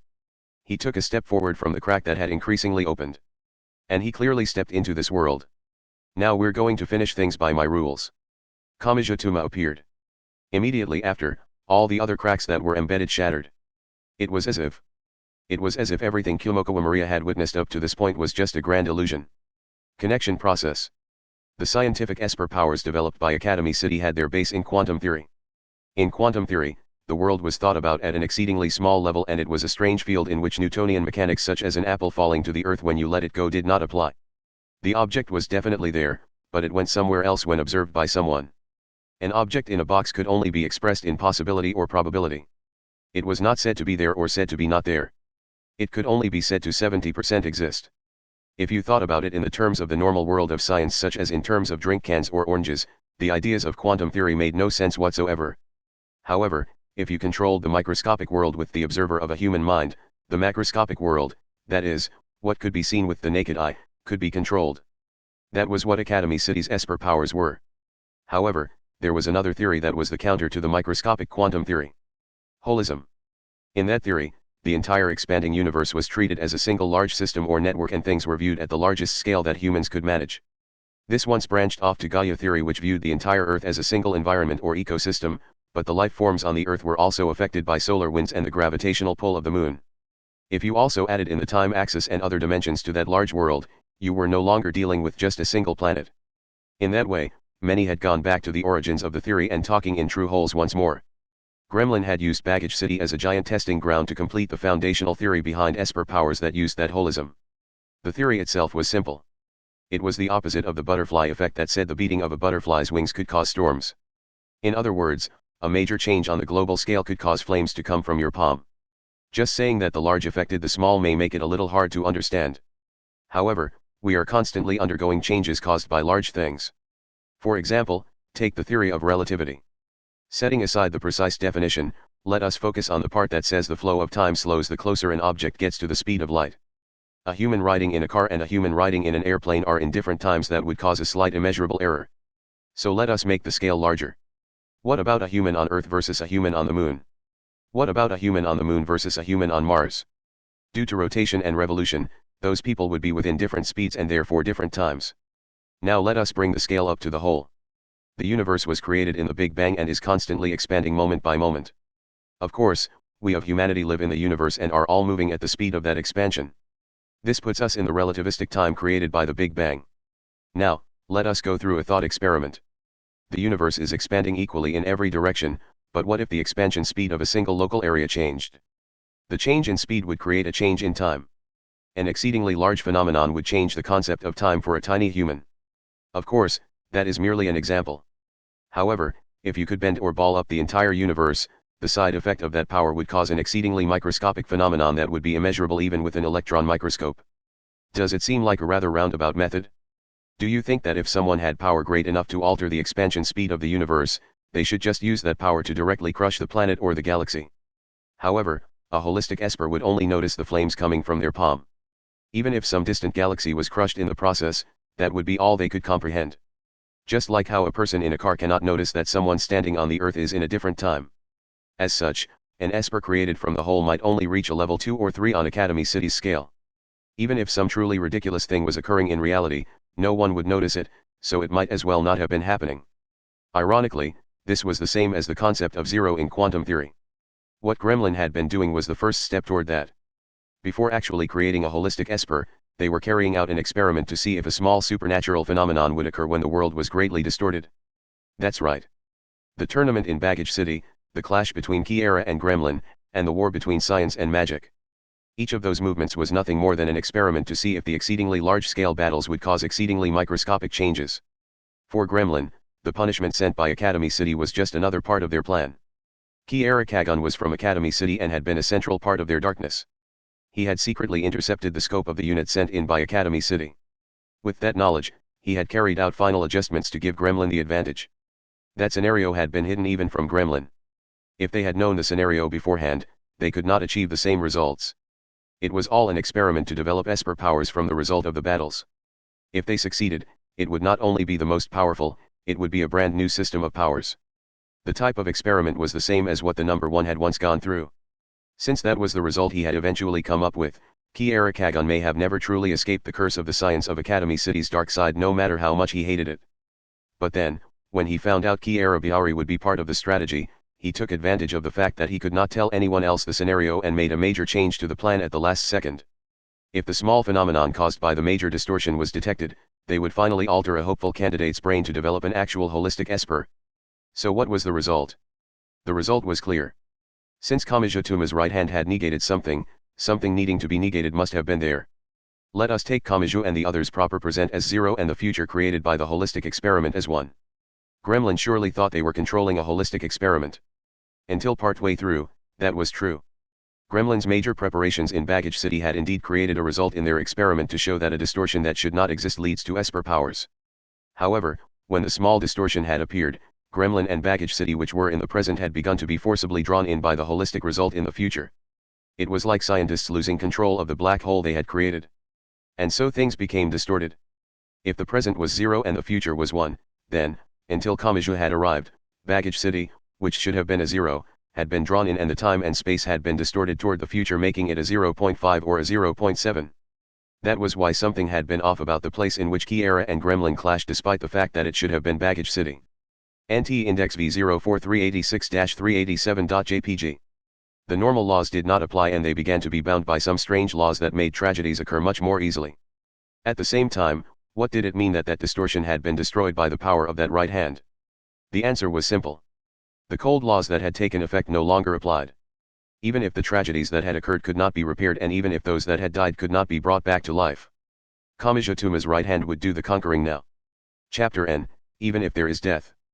Dead_2. Part 1. Kumokawa Maria witnessed it. What remained beyond after the world shattered like glass was the Eastern European baggage city. However, it was different from before. The oppressive reek of death was gone. The weight that Kiara and Gremlin had scattered about was gone from her shoulders. The world had changed. By the presence of a single boy. Other than those invisible changes, a more obvious visual change occurred as well. They were no longer outside in the piles of plant factory containers. They were inside one of the domed facilities. They were in one of the 4 arenas where the Natural Selector tournament was originally supposed to take place. In the ring surrounded by chain link fence stood Kamijotuma, Marion Slingenier, and Kumokawa Maria. What, just? It isn't an issue of which is correct. Both the place you were in up until now and the place you are in now are the same place in terms of coordinates. However, the same location's position shifted from before and after as if space itself had been distorted by a black hole. The spectators were not there. Other than Kamijo and the 2 girls, no one was in the domed facility. It had not been that way all along. Clear signs of people having left in a panic could be seen, such as pamphlets scattered about and crushed by many feet. Had they all fled at once, or had they been unable to make it in time, causing some tragedy to occur? Kumokawa Maria could only speculate. Marion Slingenier remained silent. The ominous sword Daneslave rested within its golden scabbard. Just by lifting the guard with her thumb and revealing only a few centimeters of the blade, that thorough weapon would cause its target's heart to automatically stop out of fear. She held the right arm holding the scabbard casually forward. Even though not even a millimeter of the blade could be seen, Kumokawa Maria's body stiffened. Ignoring Kumokawa, Marion said, "Why are you here now?" "This was the best I could manage." "Bersi is, Kiara Kagon is dead. I cannot deny that I was unable to stop that. There is nothing I can say." Even though Gremlin had started the incident and had been deeply related to that man's death in a way, Marion Slingenier separated herself out from that as she spoke. It may have been because she understood what kind of person Kamijotuma was. Gremlin had put together countermeasures against Imagine Breaker, so she had known Kamijotuma's nature before ever meeting him. Because she knew his nature, Marion may have been blaming something else other than Kamijotuma himself for the fact that there had been someone he was unable to save. However, Marion Slingenier did not hesitate. As if cursing him, she did not hesitate to push up the magic sword's guard with her thumb. That ominous blade rose just a few centimeters. Its seal was broken and it was displayed to the world. Kumokawa Maria was not being directly targeted, but her heart still jumped. That was not the true power of Daneslave. The target merely stopped their own heart because it would be better than being hit by the full power of the blade. How was one supposed to stand up to an attack on that level? No physical projectile came from the sword. It could not be evaded if you were quick enough or blocked by hiding behind cover. No matter where you ran or what you did to defend, the fear welling up within your own body would automatically kill you. So you could not run. You could not defend. Nothing you did held any meaning. You were dead before you could do anything. You were dead the second you stood on the same battlefield. All actions were robbed of all meaning. All fighting lost its reason to exist. As he was being directly targeted, Kamijotuma's heart should surely have stopped. Before Daneslave could actually do anything and before the sword could enter the battle directly. No reason was needed. That sword gave its target an instinctual fear that robbed them of all life. It should have completely killed that normal boy without leaving a scratch on him. And yet, he did not fall. Kamijotuma did not fall. Even as he stood before Daneslave, the sword that would bring ruin to the world. He pushed aside his fear and his heart continued to function normally. Marion Slingenier frowned slightly. In response, Kamijotuma held up his right fist. He would use it to deal with Marion as she held out that sheathed magic sword. That attack is triggered by the fear of that powerful magic, so it will not work on me. I know that magic is not something that will hit me no matter what. With the power of my right hand, no, as long as I have the will to clench my fist, I can brush aside or negate it. He could destroy magic. He could break illusions. Because he knew that, the fear was mitigated some. He was not merely on the receiving end. He knew he had a 50-50th chance of resisting, so he did not have to choose the option of giving up before fighting. That was why Kamijotuma was able to fight. He could still stand up to that ultimate magic sword that would bring about the final battle of Norse mythology, Ragnarok. And meanwhile, Kumokawa Maria realized something else. She was able to calmly watch on. She had not fallen into confusion that bound her with the overwhelming fear produced by that magic sword. Kumokawa Maria did not know who that boy was and she did not know what Imagine Breaker was. However, the mere possibility of something that might be able to stand up to that magic sword was enough to lessen her fear and allow her heart to continue to beat. She had been protected. She had been saved. She had been rescued. Most likely, Umaishuri, Safley Open Days, and the others who were not there had begun breathing again without Kyomokawa Maria knowing. Something had appeared to force back the fear. Kyomokawa Maria and the others' hearts had not stopped due to an injury or an illness. Without the fear that had conquered Baggage City, they could return to their normal state. That was Kamijituma. That was Imagine Breaker. He had not done anything special. Just by being there, just by standing there, he had naturally avoided a tragedy and saved someone. A safe zone. A protagonist. So what, muttered Marion Slingenier. An unnatural creaking noise came from the golden scabbard as she tightened her grip on it. Percy is dead. He died like a different type of protagonist than you. So I will respect his intent. You looked down on and denied this temporary cruel world and the actions of Percy who died satisfied. I will destroy all of those kind rules of yours. If Kamijituma had been there from the beginning, Percy aka Kiara Kagon may not have died. He may have been able to resolve his issues without dying. She rejected that possibility. In order to construct the opinion that it was for the best that Percy had died, she did all she could to negate the existence of Kamijituma, the one who shook Percy's great accomplishment. Kamijituma had his rules and Gremlin had its rules. This was a battle between them. Marion Slingenier knew that she could never actually give anything to the dead, but she still held up the sheath magic sword for her lost friend. Let us begin this, different one. Battles over the dead are serious. After all, the dead cannot put a stop to the expanding malice of the survivor. A storm of rage blew out in every direction from the brown girl. At the same time, the magic sword emitted its power of fear as a great pressure that bound the soldiers that controlled the battlefield. However, as Kyomokawa Maria felt that change, she heard Kamijituma mutter something. I know. Even so, I have continued to fight this kind of fanatic. And then the battle began. It began in that world where it was already too late for everything. It began even as no path remained upon which everyone could return home safely. The fight began between one who wished to protect the sanctity of the dead and one who wished to stop any more tragedy from occurring. Natural Selector. Ironically, the final battlefield was the stage prepared for the tournament named after the one who decided natural selection. Part 2. The circular ring had a diameter of 30 meters. Inside it, Kamijituma and Marion Slingenier faced each other at a distance of about 10 meters. The fear of Marion's Daneslave would no longer work. Only a true clash remained. Kamiju had to get within range of his right fist to get any damage in. The two of them would have to get in close range. However, that did not happen. While Kamiju tried to charge in, Marion actually moved back. She then held the magic sword forward while it was still in its scabbard. A small noise could be heard. It was not the sound of her thumb pressing up on the guard. It was the opposite. It was the sound of the few centimeters of exposed blade being returned into the scabbard. That was a sign that she was giving up on the now useless fear. It was also a ritual for releasing the magic sword's other power. A slight wind ignored the flow of the air and headed toward Marion from all directions. Immediately afterwards, a giant sword sliced through the chain link fence surrounding the ring. It seemed to fly out from the bottom of Daneslave's scabbard. The long straight sword was gray and narrow. It tore through the chain link fence behind Kamiju. As Marion swung the still sheathed sword, the long, narrow blade followed suit. It moved. It tore through everything. TCH. Kamiju stopped running and focused on defense.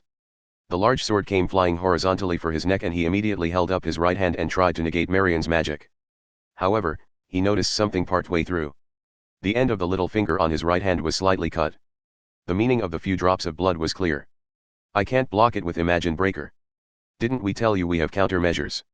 He forcefully stopped the action he had started to take and felt his backbone and muscles straining as he did so, but Kamiju managed to change what he was doing. He swung his upper body to lower his overall posture. The large gray sword passed directly above him. The chain link fence behind him was torn to shreds, but the blade did not follow him for long. The large sword must have only been able to last about 3 seconds. However, Marion Slingenier's attacks did not end there. If one attack had its limits, then she just had to attack again and again. Shit. I shouldn't have stopped moving for defense. It has too much range to defend against well, and getting in close and unleashing a barrage is my only option. Marion's slicing attacks continued. Each individual trajectory was simple, but the range and power were incredible. The background was sliced to pieces like someone had taken a pair of scissors to a photograph. However, Kamiju received no fatal blows.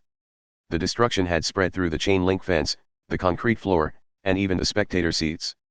Dust flew up into the air. That dust showed a strange silhouette. It showed the source of Marion Slingenier's power.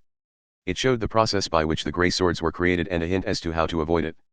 Marion's attack stopped for an instant as she looked around and realized the mistake she had made. That scabbard, muttered Kamiju during the break in the attacks. A clear sphere with a diameter of about 3 meters had appeared at the end of the magic sword scabbard. It looked something like a giant balloon, but it was likely something completely different. I don't know what effect it has, but that scabbard has enough power to seal a sword as dangerous as that. If you changed what it sealed, you could bind something else. For example, gravity, said Marion. That power is felt equally across the earth and cannot be escaped from. As long as it is on earth, this sphere will rapidly absorb gravity. It is reflected around within the sphere where an apple will not fall down if you let go of it. As the power violently rages around within the sphere that has no exit, I just need to open a small hole at a single point. So you collect the vectors in a single point and send them directly out.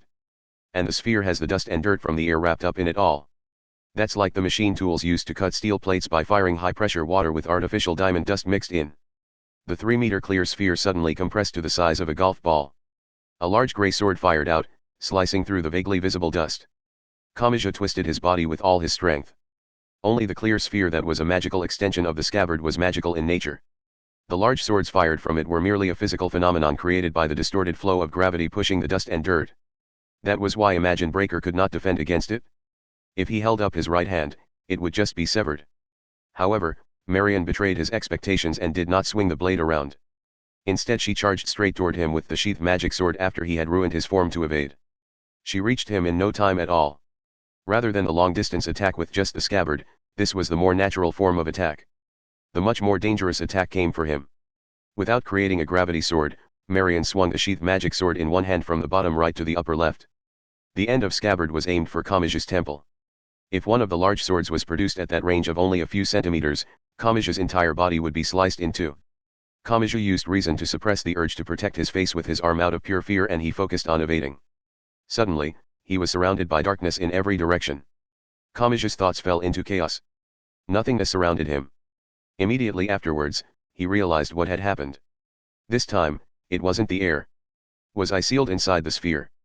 Next, either the gravity would increase and crush him from all sides, or he would be squeezed out of the small opening for energy and turned into human pasta. That meant his only option was to destroy the sphere.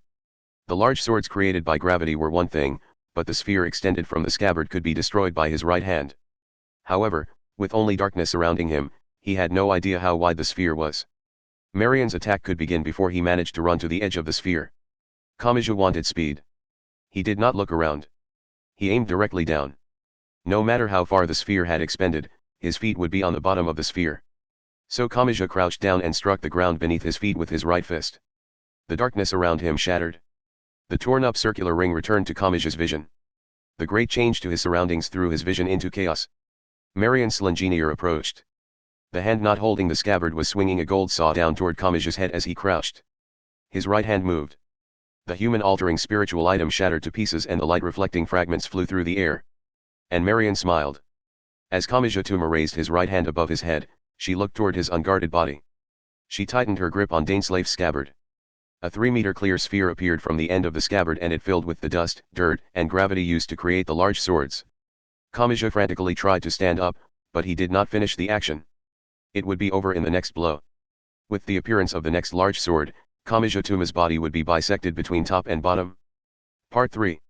A bit before, Kazuma Maria could do nothing but watch Kamachi and Marion's engineers battle in a daze. After all, the scale of the battle was simply too great.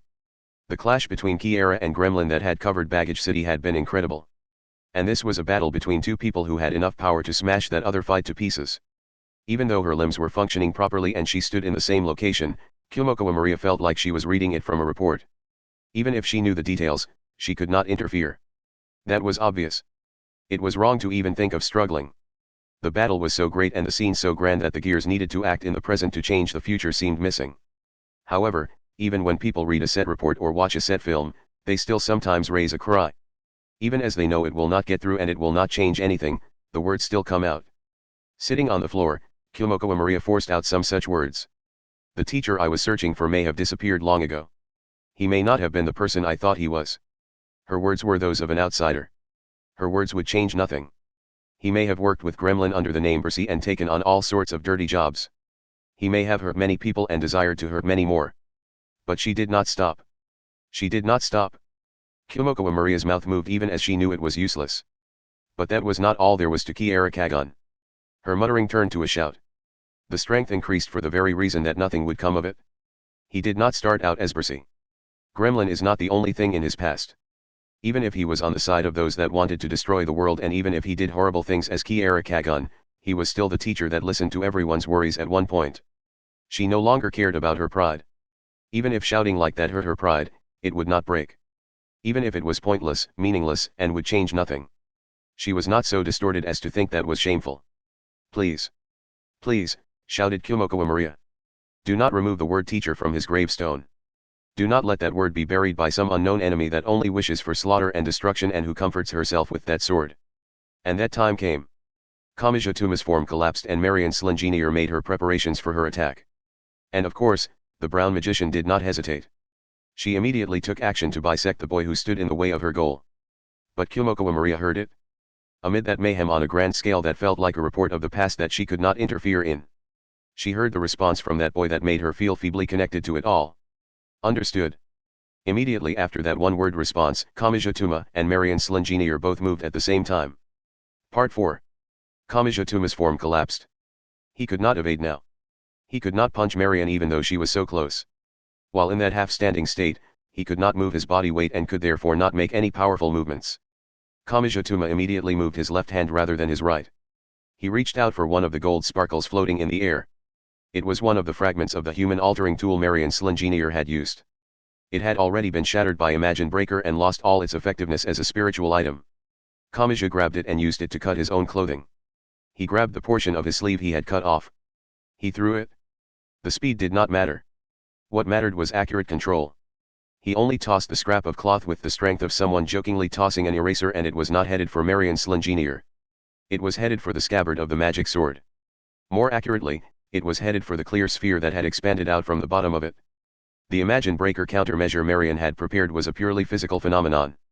That way the large swords created from gravity could sever Kamija's right hand that only activated in the face of supernatural powers. In other words, the large swords were purely physical phenomena, and therefore the magician Marion Slingenier herself could not completely control that ultimate weapon. After all, she could only control magic. By controlling the size of the balloon and the location of the opening, she controlled the size, force, and direction of the giant swords, but that was all she could control. She controlled the hole, so she could not completely distort the direction taken by the particles emitted from the hole by gravity. In that case, what would happen if her control of that hole was interfered with? It was not an issue of strength. If the hole was only lightly covered, the shape of the opening would change. If Marion activated a gray sword in that state, it would change like putting a shoriat on a faucet. In other words, the overwhelming sword that was produced would not be able to hold its form and would cause devastation against Marion's wishes. In that instant when Marion Slingenier was sure of her victory, she looked toward the magic sword scabbard in confusion. That may have been her mistake. If she had time to do that, she may have been better off deactivating the clear sphere. It ended up being more like holding your thumb over the opening of a hose. The mass of particles like dust and dirt had lost their normal path out and were forced out through the multiple gaps around the edges. An explosion. That word expressed it best. With an explosive noise, Marion Slingenier's short body was blown back a few meters before landing. Gat. Her back struck the concrete floor and she started to have trouble breathing. Even so, she did not let go of Dainsleif's scabbard. Meanwhile, Kamija did not try to pursue her. Just running up to her unarmed would lead to a repeat of the previous situation. To ensure his attack against Marion using his previous success, he had to do something else first. Once you know the trick, it's simple, said Kamijatuma as he cut off a few more scraps of cloth from his own clothes with the gold fragment. You fire and then swing. Your attacks always went through those two stages. Was it to hold back the recoil? That was why you stopped for an instant before opening it. You, that scabbard, and the sphere swelling out from it all stopped. That made it easy to aim. Even with my offhand, I was able to get a direct hit with that weightless scrap of cloth. If I use my entire body and my right hand, my accuracy will increase. Also, does it suck in the dust and dirt it needs like a vacuum cleaner? If so, I just have to throw it at random and it will be sucked in toward the hole on its own. That is why the hole will always be plugged up. I have no way of knowing what shape the exploding sword will take, so there is a danger of getting taken out too, but that is your limit. If this were rock paper scissors, you would only be able to tie or lose. There is no way for you to win. That was, still, scraping the scabbard on the concrete floor, Marion slowly stood up. That was still just the scabbard. I have yet to draw the magic sword. Dainsleif is the magic sword that causes the war that destroys the world. It was created to destroy all of humanity, so it cannot lose to a single person. She used her thumb to raise the guard. A few centimeters of the ominous blade touched the air. If she drew it all at once, it would likely truly activate. Everything before had merely been the preparations. The fear that stopped one's heart and the scabbard that produced swords that had sliced the ring to pieces were nothing more than the rings of Saturn around the magic sword. If she used it, who knew what would happen? It might be something that far exceeded what Kamisha could imagine. Even so, the boy spoke directly to her.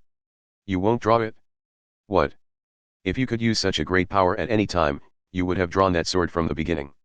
And I don't just mean of this fight. You would have done so before sending Radio's Onde Castle or revealing Gremlin to the world. If you could use it, you would have been able to end all these battles before the fighting began and taken all the victory for yourself. You could have done that if you had been able to sacrifice all but yourself. It was possible its destructive power was so great that Marion herself was not confident she could control it. Or perhaps it was pure fear. Just revealing a few centimeters from the scabbard was enough to stop the hearts of her enemies, so perhaps she herself would be bound by fear if she drew the entire magic sword. But there was one more thing. You did not want to draw it? What? You did not want to draw that magic sword called Daneslave. You did not want to draw that spiritual item that is simply too destructive. Why do you think that?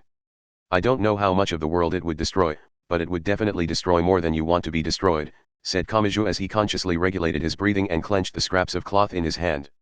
When that Percy or Kiara Kagun or whoever he was died, some might have felt all was lost. But you are different. While you did bring out Daneslave, you still did not draw it. Even if your comrade in arms had been lost, you did not want to destroy the place where you two had spent time together. A high-pitched noise drowned out Kamija's voice. It was the sound of the bottom of the magic sword scabbard scraping across the concrete floor. Marion Slenginier's other hand touched the magic sword's hilt for the first time. She clenched it. Charge. Immediately after she said that, a giant light fell down from the heavens, breaking through the roof of the domed facility. The shockwave blew in all directions. The outer walls of the dome creaked. A great amount of power filled the magic sword scabbard, and the power that had been used up little by little was replenished. She was preparing it for use. She was preparing the power that would destroy the world. I will draw it. Then do it. At the very least, I will have this victory. Even if you do this, it will not be a victory for you. Kamijatuma said no more. He took a step forward. And another. With that momentum, he charged forward. He charged straight toward Marion Slengenier. She should have had time. Marion Slengenier should have been able to draw Daneslave. And yet. See, you can't do it, spat out Kamijatuma. He tightly clenched his right fist. That is because you are strong. You do not feel indebted. If, after your revenge, you or the entire world are gone, who will mourn for Bercy? Nothing more was necessary.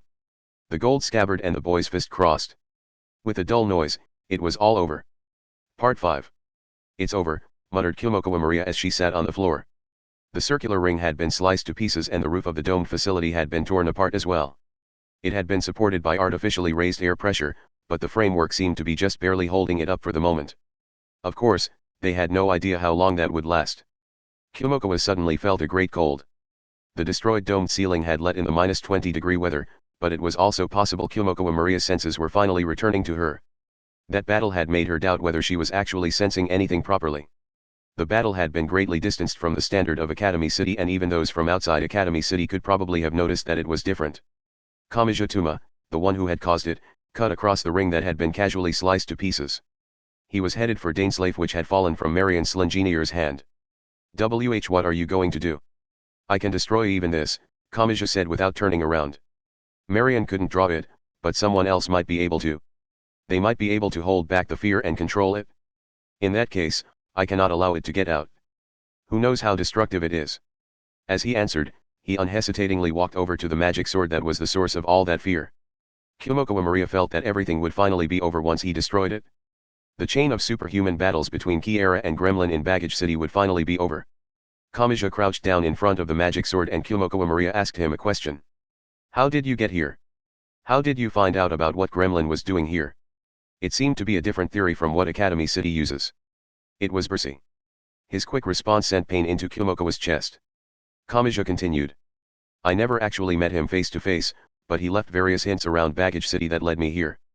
Also, I still find it suspicious that a mere high school student like me was able to get here from Hawaii with no help. How much of it had that man planned? It may be true Kamijituma's intrusion had saved Baggage City from the worst possible ending. At first glance it all looked like a part of that magician's plan and that he had left everything for Kamijituma to resolve in the very end. However, what if Kamijituma had ended it all sooner? What if he had broken the illusion sooner? Things may have ended differently. Bercy's own objective may have been destroyed and all those tragedy might have been avoided. Kamijituma had been manipulated by Lavinia Birdway and he wanted to rid himself of that. However, had he done the right thing? This time he had not been manipulated by anyone, but he did not know the answer to that question. That was how perfect Bercy was. If Kamijituma had succeeded, that was good. If he had failed, Bercy had his own conclusion prepared. He cleaned up after himself. Was it a pure ideal or was the conclusion too pure and should be resented? Do you know what kind of person the magician known as Bercy, or as Kiara Kagon was? I do, replied Kumokawa Maria after she brought her own breathing under control. As stated before, Kamijituma was an outsider this time. He may have simply wanted to know who the man was that had helped him and who had driven Marion on. I do not know much, but I do know. I may not even know whether he was good or evil in the end, but I do know him. He is the one that saved some lives including my own and, for me at least, he was a teacher whose mystery was worth pursuing. I see. Kamija stopped moving for a moment. In a small voice, he spoke a truth that still had not changed. He did not simply shout it. His low voice seemed to carve it into him. I wasn't able to save him. He learned a lesson in failure. As if swearing to absorb as much of it as possible, he said it again. I wasn't able to save him. It's fine, replied Kumokawa Maria without hesitation. She seemed to be getting over something. It was such a ridiculous death. He had this satisfied look on his face. I'm sure that was best for him. If it had stretched on any longer, it would have just lowered the purity of his happiness. Of course, it was not actually that simple. Of course, it was not something with a clear explanation. For a while, Kamija did not move. But remaining stopped would not change anything. If he did not move forward, the battle that began in Baggage City would never end. That was why Kamija headed forward. He reached out his right hand toward Daneslave. He would bring it to a certain end by destroying that great power. But a slender female hand grabbed Kamija's right wrist to stop him. Kamija had no idea when the person had appeared. What? He let out a questioning voice. A girl of about 13 or 14 stood so close that he could feel her breath. The girl had white skin and wore a fur coat that was open on the front and an outfit of black leather. However, two other things she wore drew the eye even more. The first was a wide-brimmed hat with a pointed tip like a witch would wear. The second was an imposing eye patch covering her right eye.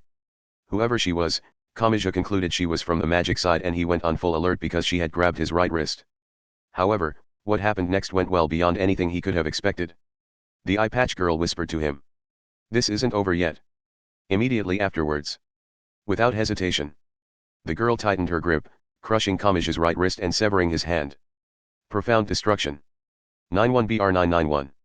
Utterly overwhelming pain tore Kamijituma's consciousness from him the instant his right hand was crushed. His unconscious form dropped to the floor with surprising ease. It was much worse than having his hand cut off with a knife. An unbelievable amount of fresh blood spewed from the mangled wound, but the boy's body no longer moved. He did not writhe in pain or fear or even let out a cry. The no longer needed right hand was tossed to the floor. Ah. Kumokawa Maria was unable to move. The great amount of red blood made her feel dizzy. But before that, the one-eyed witch who had suddenly appeared was simply too frightening. This was different from Daneslave. The feeling was different from that easily understandable surface fear. It slipped into the deepest portions of people without them noticing, and the next thing they knew, strength had left their limbs. It was like how domestic violence carried out behind locked doors was accepted as the normal routine even by the victim. It was like the climax of a discussion about who to eat first while in a small snowed-in cottage when there seemed no hope of rescue in the near future. It may have been described as a great fear, but it was not something that could be rejected on the surface like it was a flame that you reflexively pulled your hand out of. This fear permeated you so deeply that it created a cycle that at a normal time you would immediately realize was strange. Just by standing there, the one-eyed witch could likely even destroy the morals in the hearts of all those around her.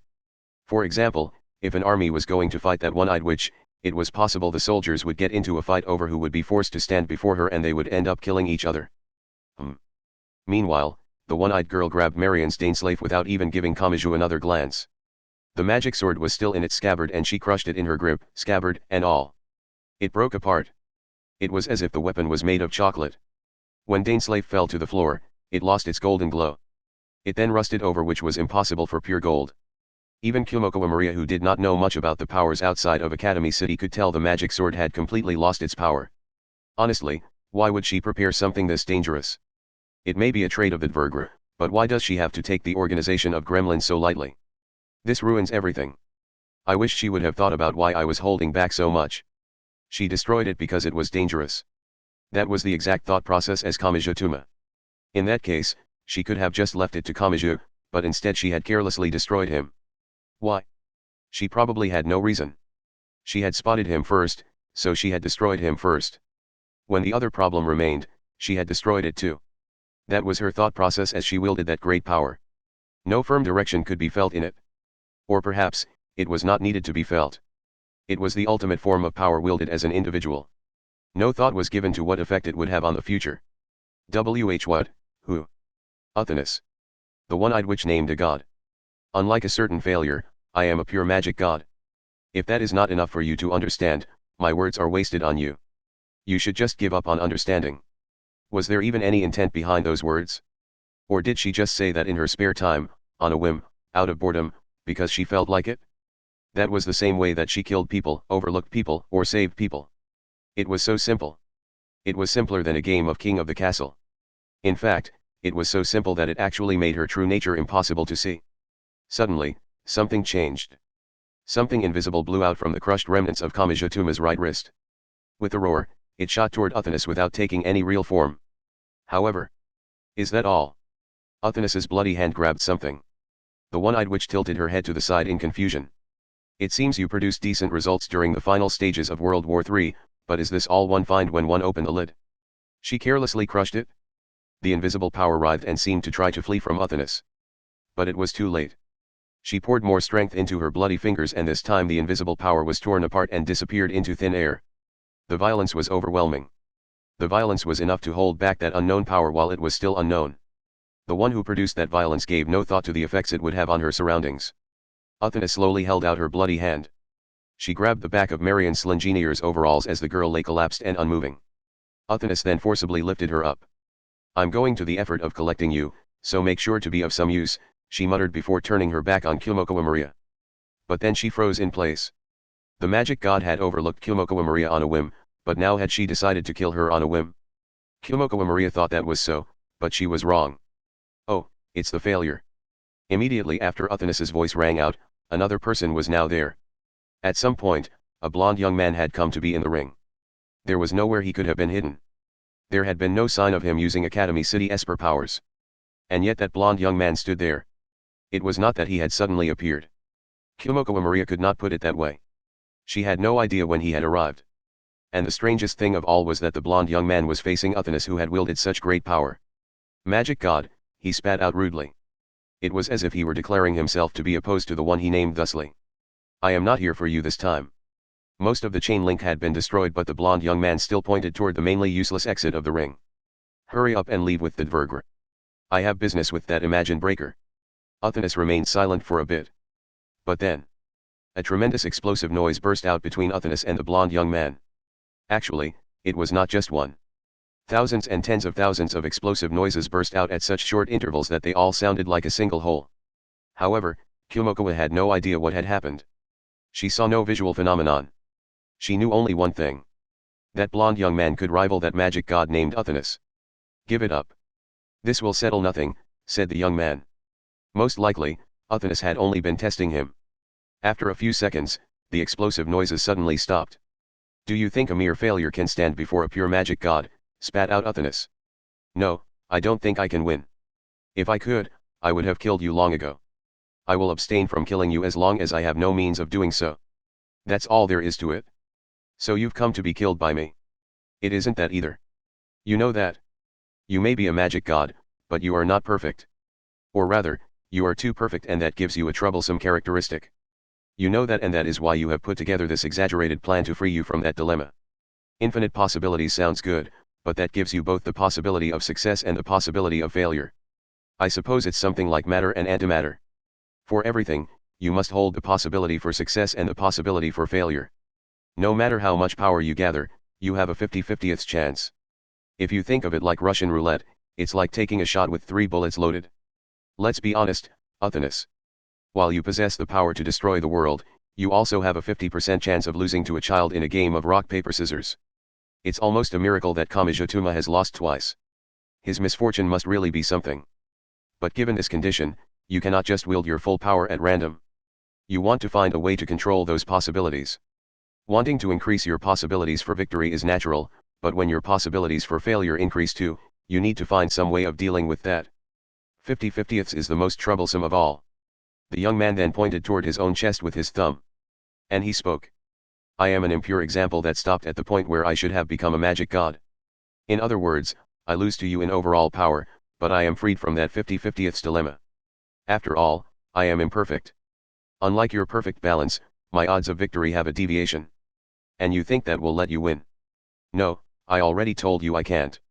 If I could, I would have killed you long ago, said the young man before smiling and continuing. But that doesn't mean I don't have an idea as to how to push you back just a bit. It's all thanks to how you so carelessly crushed Kamijituma's right hand. You don't mean? World War III was started by a man who held the power to save the world. He had the power to save the world, but could not save the world without a right hand to output that power into the world. That was why he used various methods to obtain that special right hand. That's right. You cut off the right hand that only one of can exist in the world. A great metallic noise came from above. It was from one of the pillars used to support the chain link fence surrounding the ring. A man wearing red had appeared atop it at some point. His right arm had been severed at the shoulder. Growing from there was an unnatural distortion of space that looked as if sugar water had been mixed in. Fiamma of the right with his power to save the world. And me, a man who can wield the power of a magic god even if it is impure. Now then. What will you do in response to these changing possibilities? 50%, Uthanas. I believe you have even odds of just forcing your way through this. Humph, snorted Uthanas. While holding Marion Slingenier in one hand, she turned her back on the young man. She was going along with her opponent's suggestion. But after taking a few steps, Uthanas suddenly stopped. She carelessly tossed Marion to the side. No, I guess I'll kill you, she said. With a great roar, something beyond Kumoko Maria's understanding blew about. Natural selector, the one who determines natural selection. On that stage where countless contestants, Kiera's, Gremlin, Kamijituma, and Marion Slingenier had all fought, a battle began that had the same theme but was on a completely different level. In a small hospital in Northern Europe, lights out had passed so normally no visitors would still be there. However, someone other than the usual patient was in one of the private rooms. She was Brunhild Echtobel. She was a rare woman that had both the inborn condition from Norse mythology of being a Valkyrie and the inborn condition from Christianity of being a saint. Those two powers worked against each other, so her nature and power switched out over a set period of time like the waning and waxing of the moon. As stated before, she was not a patient. The patient in the room was a boy of about 10 who was lying on the bed. I want some cocoa. You can't. You already brushed your teeth. But I can't sleep like this. Then try counting sheep in English. If anyone else had been there to hear that conversation, it would have sounded peaceful enough, but Brunhild had once carried out a magical terrorist attack on a global scale to get revenge against the ones who had harmed the boy. In the end, she had been defeated by the Anglican Church and imprisoned, but her cooperation during World War III had gotten her charges dropped. At that point, she had finally been reunited with the boy. She had sensed the end of the peaceful time. She casually brought her left hand up against her right wrist and pulled a piece of wood the size of a stamp from a loop of string hidden in her sleeve. The surface had runes branded into it and Brunhild muttered something under her breath while gripping it in her hand. It was the seal of sleeping. In Norse mythology, it was said to have been used by Odin to seal a rampaging Valkyrie, and as the name suggested, the string of runes forcibly caused sleep. The effects came quickly. The boy lost consciousness and was quickly invited to the world of dreams. Brunhild left the piece of wood on his forehead. You do not need to see what comes next. I hope you at least have pleasant dreams, she whispered and fixed his blanket. She then stood up from the folding chair next to his bed. She turned around. At some point the door to the room had been opened. Someone stood beyond it. It was a tall woman. She was wearing a skin-tight riding suit and a jacket was tied around her waist by the sleeves. However, she had a western sword on her back and a hair decoration with bird feathers above her ears. She was artificially given the same impression as Brunhild. Brunhild Echtobel frowned slightly. Come to think of it, there was a magical experiment to turn people into Valkyries after birth by distorting the important parts of the people similar to changing one's blood type with a bone marrow transplant. I had heard the experiment was stopped, but I suppose a new generation was created at some point. The artificial Valkyrie sucked in air to give some kind of response. However, no words came out. Immediately afterwards, Brunhild's kick struck the artificial Valkyrie in the middle of the gut. It went well beyond blowing her away. She was splattered against the wall. As if the artificial Valkyrie's body had been a water balloon filled with ketchup, something dark red splattered against the corridor wall outside the hospital room. When it was possible some harm might come to that boy, Brunhild did not hold back. In all seriousness, she would unhesitatingly make an enemy of the 6 or 7 billion people that made up the world. And her decision had not been wrong. The surface of the dark red stain on the wall moved. It formed a giant face. The richly colored viscous liquid vibrated to form a voice to match the moving mouth. Our information was correct. She was not yet dead. The artificial Valkyrie would likely reform into her previous shape and begin anew. Not even Brunhild knew how such a horrible thing could be pulled off. The main problem is that boy. If we can capture him, we can freely draw out all of Brunhild Echtobel's secrets. Ignoring any kind of strategy, Brunhild merely reacted to that comment and silently walked out the door of the hospital room. And then she realized something. To the left and right in the corridor were over 10 people. The artificial Valkyries were waiting for her. "Thanks for waiting," she muttered before kicking up a sword on the ground and catching it in one hand. She did not even need to draw the sword. She muttered something under her breath and the sharpness of blade sliced through the scabbard from the inside. It was the one-handed sword the artificial Valkyrie she had defeated first had dropped. Brunhild normally preferred a heavy claymore sword that could smash the opponent, armor and all, but it was no time to be picky. In fact, she had no guarantee that she would survive. She might have been able to win in a pure fight to the death, but the artificial Valkyries knew Brunhild's weakness. If attacks came from over 10 different directions at once while she had to protect that boy, the difficulty grew considerably. And Brunhild would unhesitatingly choose the boy if only one of them could survive. That was why it was possible that she would lose to an opponent she should be able to defeat. When Brunhild drew her sword, the artificial Valkyries also drew their swords in unison. That was when something slammed through the hospital corridor with the force of a dump truck. A different group of artificial Valkyries that had been waiting outside had been blown away and sent rolling along the floor. Someone had thrown them with incredible strength. All focus was turned in the direction they had come from. At the end of the dark corridor, given the silence despite the great commotion, the doctors and other patients must have had some kind of magical spell cast on them.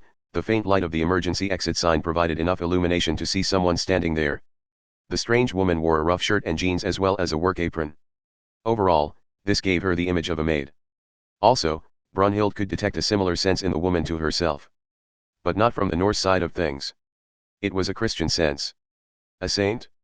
What number are you?" said Brunhild. The blonde maid smiled and scratched at her head. "I forget. I think it was above you, though. Why are you here? I like simple things. Whatever I think of you as a whole, your desire to protect that which is important to you is not wrong. I hate those who target that desire for their own benefit. That is all." The artificial Valkyries changed their formation. In order to quickly deal with two enemies, they changed the direction of the edge of their swords. However, the blonde maid only smiled and said, "And I'm not the only one that feels that way." It was immediately after that. It came from the opposite direction down the corridor. After a tremendous rumbling noise, more artificial Valkyries came flying from beyond the darkness. A short girl appeared, walking down the corridor. She held a wand in her hand and was the boss of a modern Western magic cabal. She was Lavinia Birdway. "I made a reasonable investment. I have to make sure I get some kind of returns. I'm glad I have some proper Norse members here. Unlike with Sendrillan or Saronia A. Rivica, it looks like I might actually get some valuable information out of this," the girl said while spinning around her wand. "I may not be one to talk, but I'm starting to get pissed at how unrestrained your actions are, Gremlin. So how about you keep me company? I can use you to relieve the stress you caused." The artificial Valkyries stopped moving for an instant. It looked as if they were hesitating over the change in the situation, but they were not. Brunhild Echtobel was the first to realize it. "I see. So that's it?" She looked up at the ceiling and ignored the building materials to focus on the sky above. She looked at the flying assassin up there. "There are still a few left. And they have gotten into my head. They drew my attention with the fighting to lower my mental defenses to draw out information on Gungnir. That was the spear used by Odin in Norse mythology. It was the symbol of the power that God possessed. Brunhild Echtobel had once used that ultimate Norse spiritual item in her revenge for the sake of a certain boy. "It doesn't really matter," said the blonde maid simply. "We can just take some hints about Gremlin in exchange. Afterwards, we can head to their headquarters and crush them to get back what they stole." The result was clear as day. As magic god Uthanus leisurely left Baggage City, her expression was nonchalant despite the -20-degree blizzard. She spoke to the person walking next to her. "Have you had a chance to cool your head?" Marion Slangenier remained silent. She was not actually the one walking. She was being carried over someone's shoulder like a bag of rice. She was too close to the person to see them as a whole, but she could still tell who it was. The person's scent and the feel of the person's skin were both nostalgic. But something was wrong. It was like the difference between someone who was sleeping and someone who was dead. Marion finally managed to open her mouth. Percy. No response came. The man who had once been her comrade walked silently. Even in that blizzard, he did not shiver or even get goosebumps. Marion Slingenier knew what had happened. The magic god spoke bluntly. The difference between living and dead is a subtle one. So we have new member of the Einherjar. It was an almost identical technique to the human modifications Marion carried out. Except this one specialized in corpses. Gold was put into the important parts of the human body and the corpse could be controlled without it decomposing. The magic god sounded bored as she spoke. Please tell me you aren't going to complain like those in Baggage City. You know, something like how dare you do that when that teacher was determined to the point of dying to accomplish his goal. I won't. Marion did not have enough energy left to shout even if she wanted to. Something definitive had been lost from the world. What happened to those that made that complaint? Did you make them part of that army of the dead too? No. As usual, someone got in my way. Someone got in her way. For Uthanas, the number of people who could do that was quite limited. Did Alaris appear? Currently, when I face him, it always ends in a tie.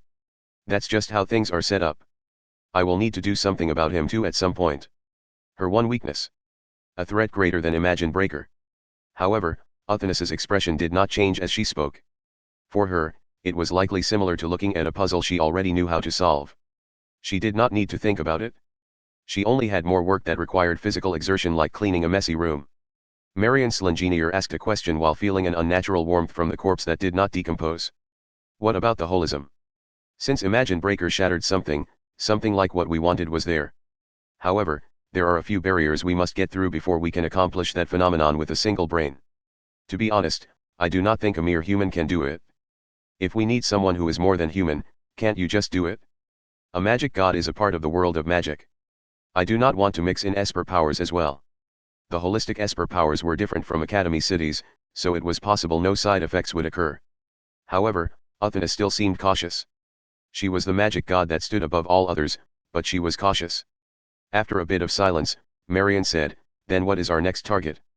We acquired the furnace in Hawaii, the information on the spear should be going well, and we will likely be able to collect the specimen we need for the holism. This specimen must hold properties that surpass those of a normal human. Also, this person must not be a saint or Valkyrie that is supported by magic. Nor can the person have undergone Academy City's Esper development. Not many natural specimens like that exist. Do you know where a person like that is? Academy City, said Uthanas. And then she added one more thing. In a windowless building. This specimen is sleeping quietly within one of the core structures supporting that large building. Kamijatuma's consciousness flickered in and out. He had lost consciousness due to the intense pain from having his arm crushed and severed without anesthetic and the shock from losing so much blood at once. That was what had happened. But something was odd. Even though his heart was still beating irregularly, the cause of it all was gone. Completely gone. He could tell when he weakly looked over to his right hand. His right hand was connected. He tried to open his mouth and speak, but a dry scratchy noise was all that came out. He had definitely received that damage. In fact, it was still wreaking havoc within his body. And yet his arm was connected. For his arm alone, it was as if nothing had happened. Someone spoke. Amazing. If it had been cut off with a sharp blade, that would be one thing. But it was completely crushed. Normally, not even the bone would have connected, much less the nerves. Someone else spoke. It was the same when I did it. That is the proof that the current generation Imagine Breaker is still attached to him. There is meaning in that right hand belonging to him. To put it one way, the right hand is only the right hand when it is growing from his right shoulder. I wonder if they realized that. Who knows? They may just have wanted to hurry up the next generation. After all, Kamijatuma's disposition is difficult for Gremlin to use. It would be faster if they transferred it to something else. Of course, that's only if their objective is Imagine Breaker. Theoretically, it may indeed be faster to use Imagine Breaker with her nature as a magic god being too strong and getting in the way. Still collapsed on the ground, Kamijatuma stared up at the ceiling. Someone peered down at him. He tried to ask a question, but someone else cut in first. He found me like this, too. Come to think of it, you two had lost your right arm. This one seems to have reconnected though. The first person then replied as if he had known what Kamachi was going to ask. He said it in a casual voice. I'm Alarus, the man who should have become a magic god. The construction of a point of contact. A clear connection. That great uncertain element casually appeared even though it was unclear whether he should really be meeting Kamachi Tuma, the owner of Imagine Breaker. Alarus continued speaking to Kamachi as he lay on the ground. It will probably take some time until that right hand that fixed itself is back to normal. But thanks to the nature of that right hand, Fiamma, and I cannot do much. Anything that would help with the pain would simply be negated. Ah! Kamachi Tuma moved his mouth and uttered another noise in a cracking voice. Alarus assumed he was asking for healing or pain relief despite knowing it was useless. Alarus could not blame him since his right hand had been severed and healed over the course of 20 or so minutes. But that was not what Kamachi wanted. He finally managed a trembling voice. There must still be people waiting to be rescued in Baggage City. Even if the Kieras and Gremlin have withdrawn, the scars they left remain. I need to save those people that I did not arrive soon enough to save. Hearing that, Alarus gave a slight smile. And he spoke. Then I will not refrain from overworking you. First up is the analysis and resurfacing of the people Marion Slingenier left behind. A portion of the soldiers she used as well as Sandrillan who was turned into a table can be turned back into their normal forms with your right hand and our intellect. I survived, muttered someone utterly insignificant. Standing in the -20-degree blizzard was Shar Barrelin. Of the soldiers protecting Baggage City, he had no idea how many had survived. The network between soldiers was down, so he knew something wasn't right, but it seemed he had been chosen to be one of them. He himself did not know why that was. Had he benefited from not approaching the center of the storm? Was he simply more skilled than he thought he was? Or had he merely been lucky? End combat. I repeat, end combat. The higher-ups will decide everything from here on out. Assume any further aggressive actions will put us in an even more unfavorable situation. He had been hearing plausible things over the sub-radio frequencies outside the network, but there was meaning in hearing it as an official order from the higher-ups. Things were truly over. Assuming of course that all those who had fought seriously were not buried below the snow and there were actually more people to hear the transmission. Shar wondered what he would do now that he had survived. He had been hired by Baggage City and the Anti-Academy City Science Guardians, but they had clearly been destroyed. Even if the higher-ups reformed, Shar swore silently that he would not respond to their summons. Academy City was a monster. He had thought the rumors were exaggerated, but the reality was 5 or even 10 times worse.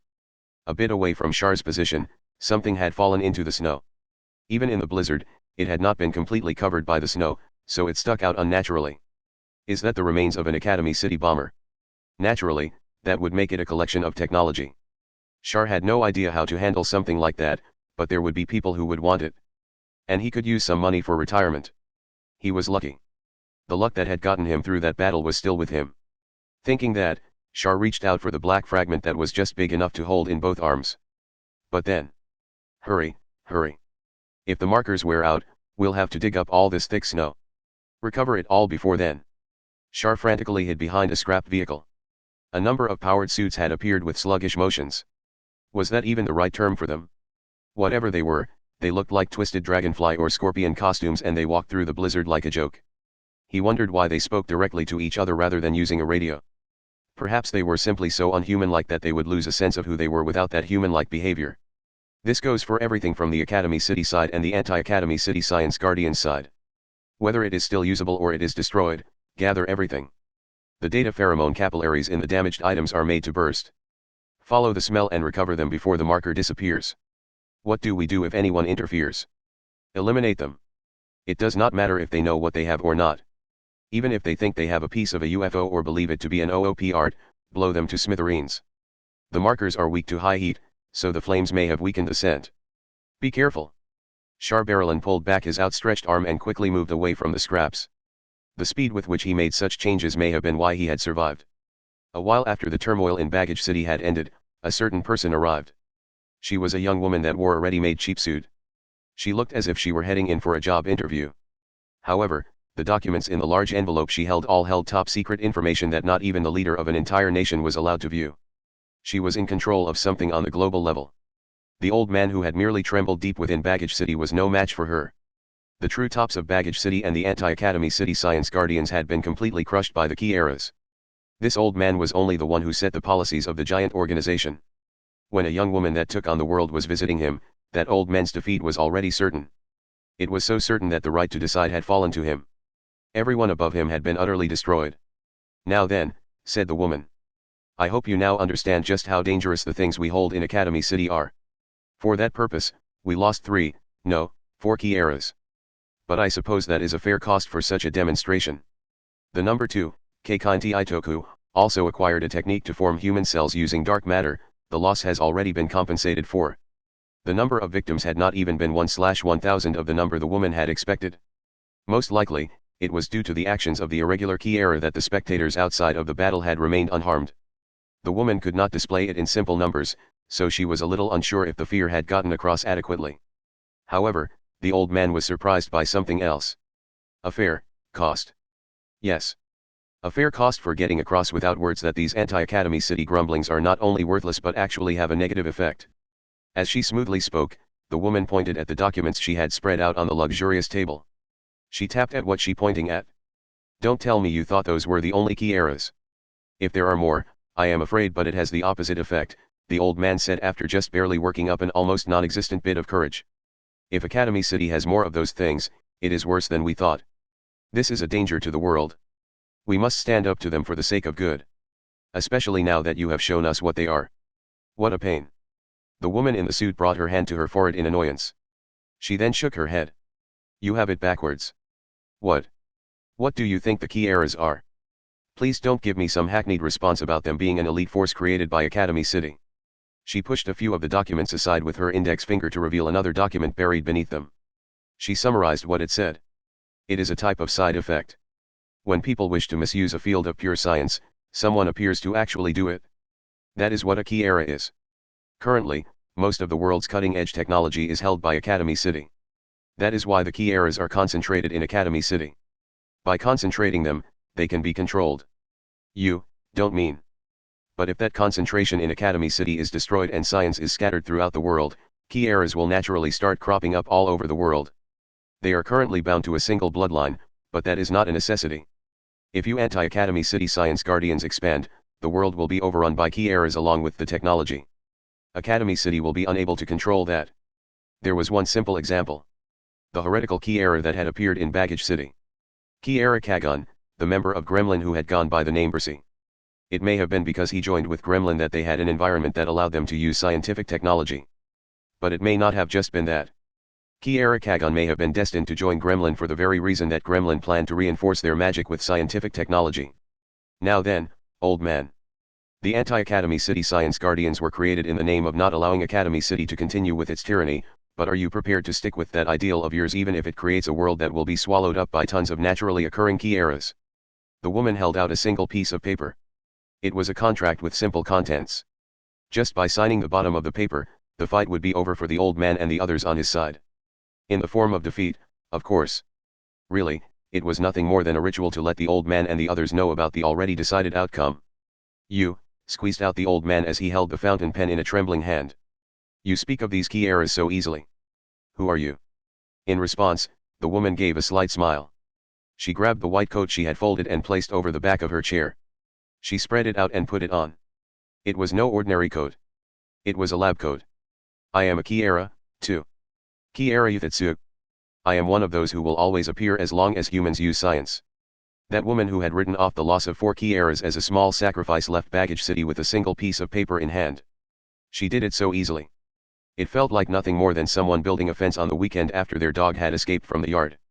With that, the mayhem came to an end. Afterward. To those who have bought the volumes one at a time, it's been a while. To those who bought them all at once, nice to meet you. I'm Kamachi Kazuma. It's the 4th book already? This volume didn't use the old chapter concept of the past.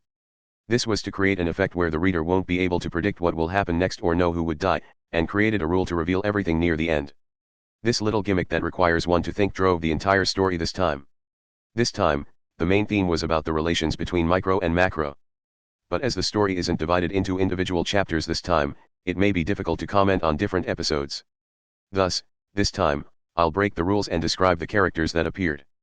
I will then use the understanding of these characters who drove the story to conclude the story again. Kiera Ransuyo. A researcher working on the development of chemicals that affect the brain. I created this character by looking from the angle of what kind of skill was needed to create the number 55 over. The skill itself was rather complicated, but he was the most mentally sane amongst the key eras that appeared here, and was someone who would easily understand people. He was in the middle low tier of his family, and worked by looking at the people who were watching a sports ceremony and considering about those things. It would be very lucky of him if he could get any information as a key era. There were lots of extreme real illusions in this story, but he was originally skilled at controlling emotions of a certain kind. For example, he could use a command like "I don't know why, but the door handle just feels strangely scary rightward arrow I don't want to go out" to limit his target's movement before killing them off with a gun or a knife. This was his fighting style. He himself said that he felt that real illusions were made to kill time as it's too boring to suppress the enemy early. In the end, he met someone with a similar ability, and was finally bound in that loop of illusions like he was facing a mirror. Key era Inchiyo. She looked like damaged goods from the key era family, but in fact, she was a girl who used her intelligence to rise to the top of the group. Graphs did appear around Inchiyo on the monitors, and that's the function of the smartphone hanging on her neck, which could add on to the information semi-automatically. My initial concept was to make a key era robot. But as I thought about it, there was no robot that could talk in the exact same manner as a human, so I made some changes to her design, though it's like observing a world where microbes on Mars are talking to each other in Japanese. If I couldn't let her think like a human, I might as well set her up as a human. On first glance, it looked like humans were using some program to create this ability. But if it's not a girl, the person using it would become like a person that was controlled by the program. In fact, there are cases where people end up in such a situation due to over-reliance on things like weight control appliances and fortune-telling sites. In the end, is it still considered a curse? On a side note, my final impression on Key Era Inchiyo is that of an extremely ordinary girl who's able to transform glamorously with the power of the Key Era. Key Era Biauri. She has often been called an Ande, but she's a big sister wearing pajamas. What age will the so-called aunt in light novels nowadays be? This is a character who liked to play sick, full of mysteries, and also a boss character born from the Japanese tradition of transformation. I like a powerful foe that's tough to beat and something I can use to rest my back on, so her trade was the phase adjustment to deliberately show that she couldn't stand up. It's this reason that Key Era Kagon would keep his guard when around her. This time, she used the power of the number 2. But even without using his power, she could just use the knowledge and skills of a Key Era and modify her own body rampantly. In the end, Key Era Biauri was basically formed from the change of phase with the anticipation of the attack from the science side. So if she was attacked by something out of science, that battle strategy which required transforming a few times and slowly becoming stronger wouldn't work. Key Era Kagon. The ace this time. He wasn't just limited to working on near-death experiences originally, but also about everything related to life and the soul that wasn't supernatural. He explained them through scientific means and tried to conclude that a human's life really existed, and that it wouldn't change in value because of standings or sudden changes in situation. Basically, this Key Era's aim was good, just the aim. However, during his experiments, he created the skill to easily turn a human life on-off, and realized that if he continued with his experiments, even if the value of human life never changed, it would be held at a very low baseline, and thus will be researched. As a researcher, he undoubtedly killed the most number of people amongst the Key Eras.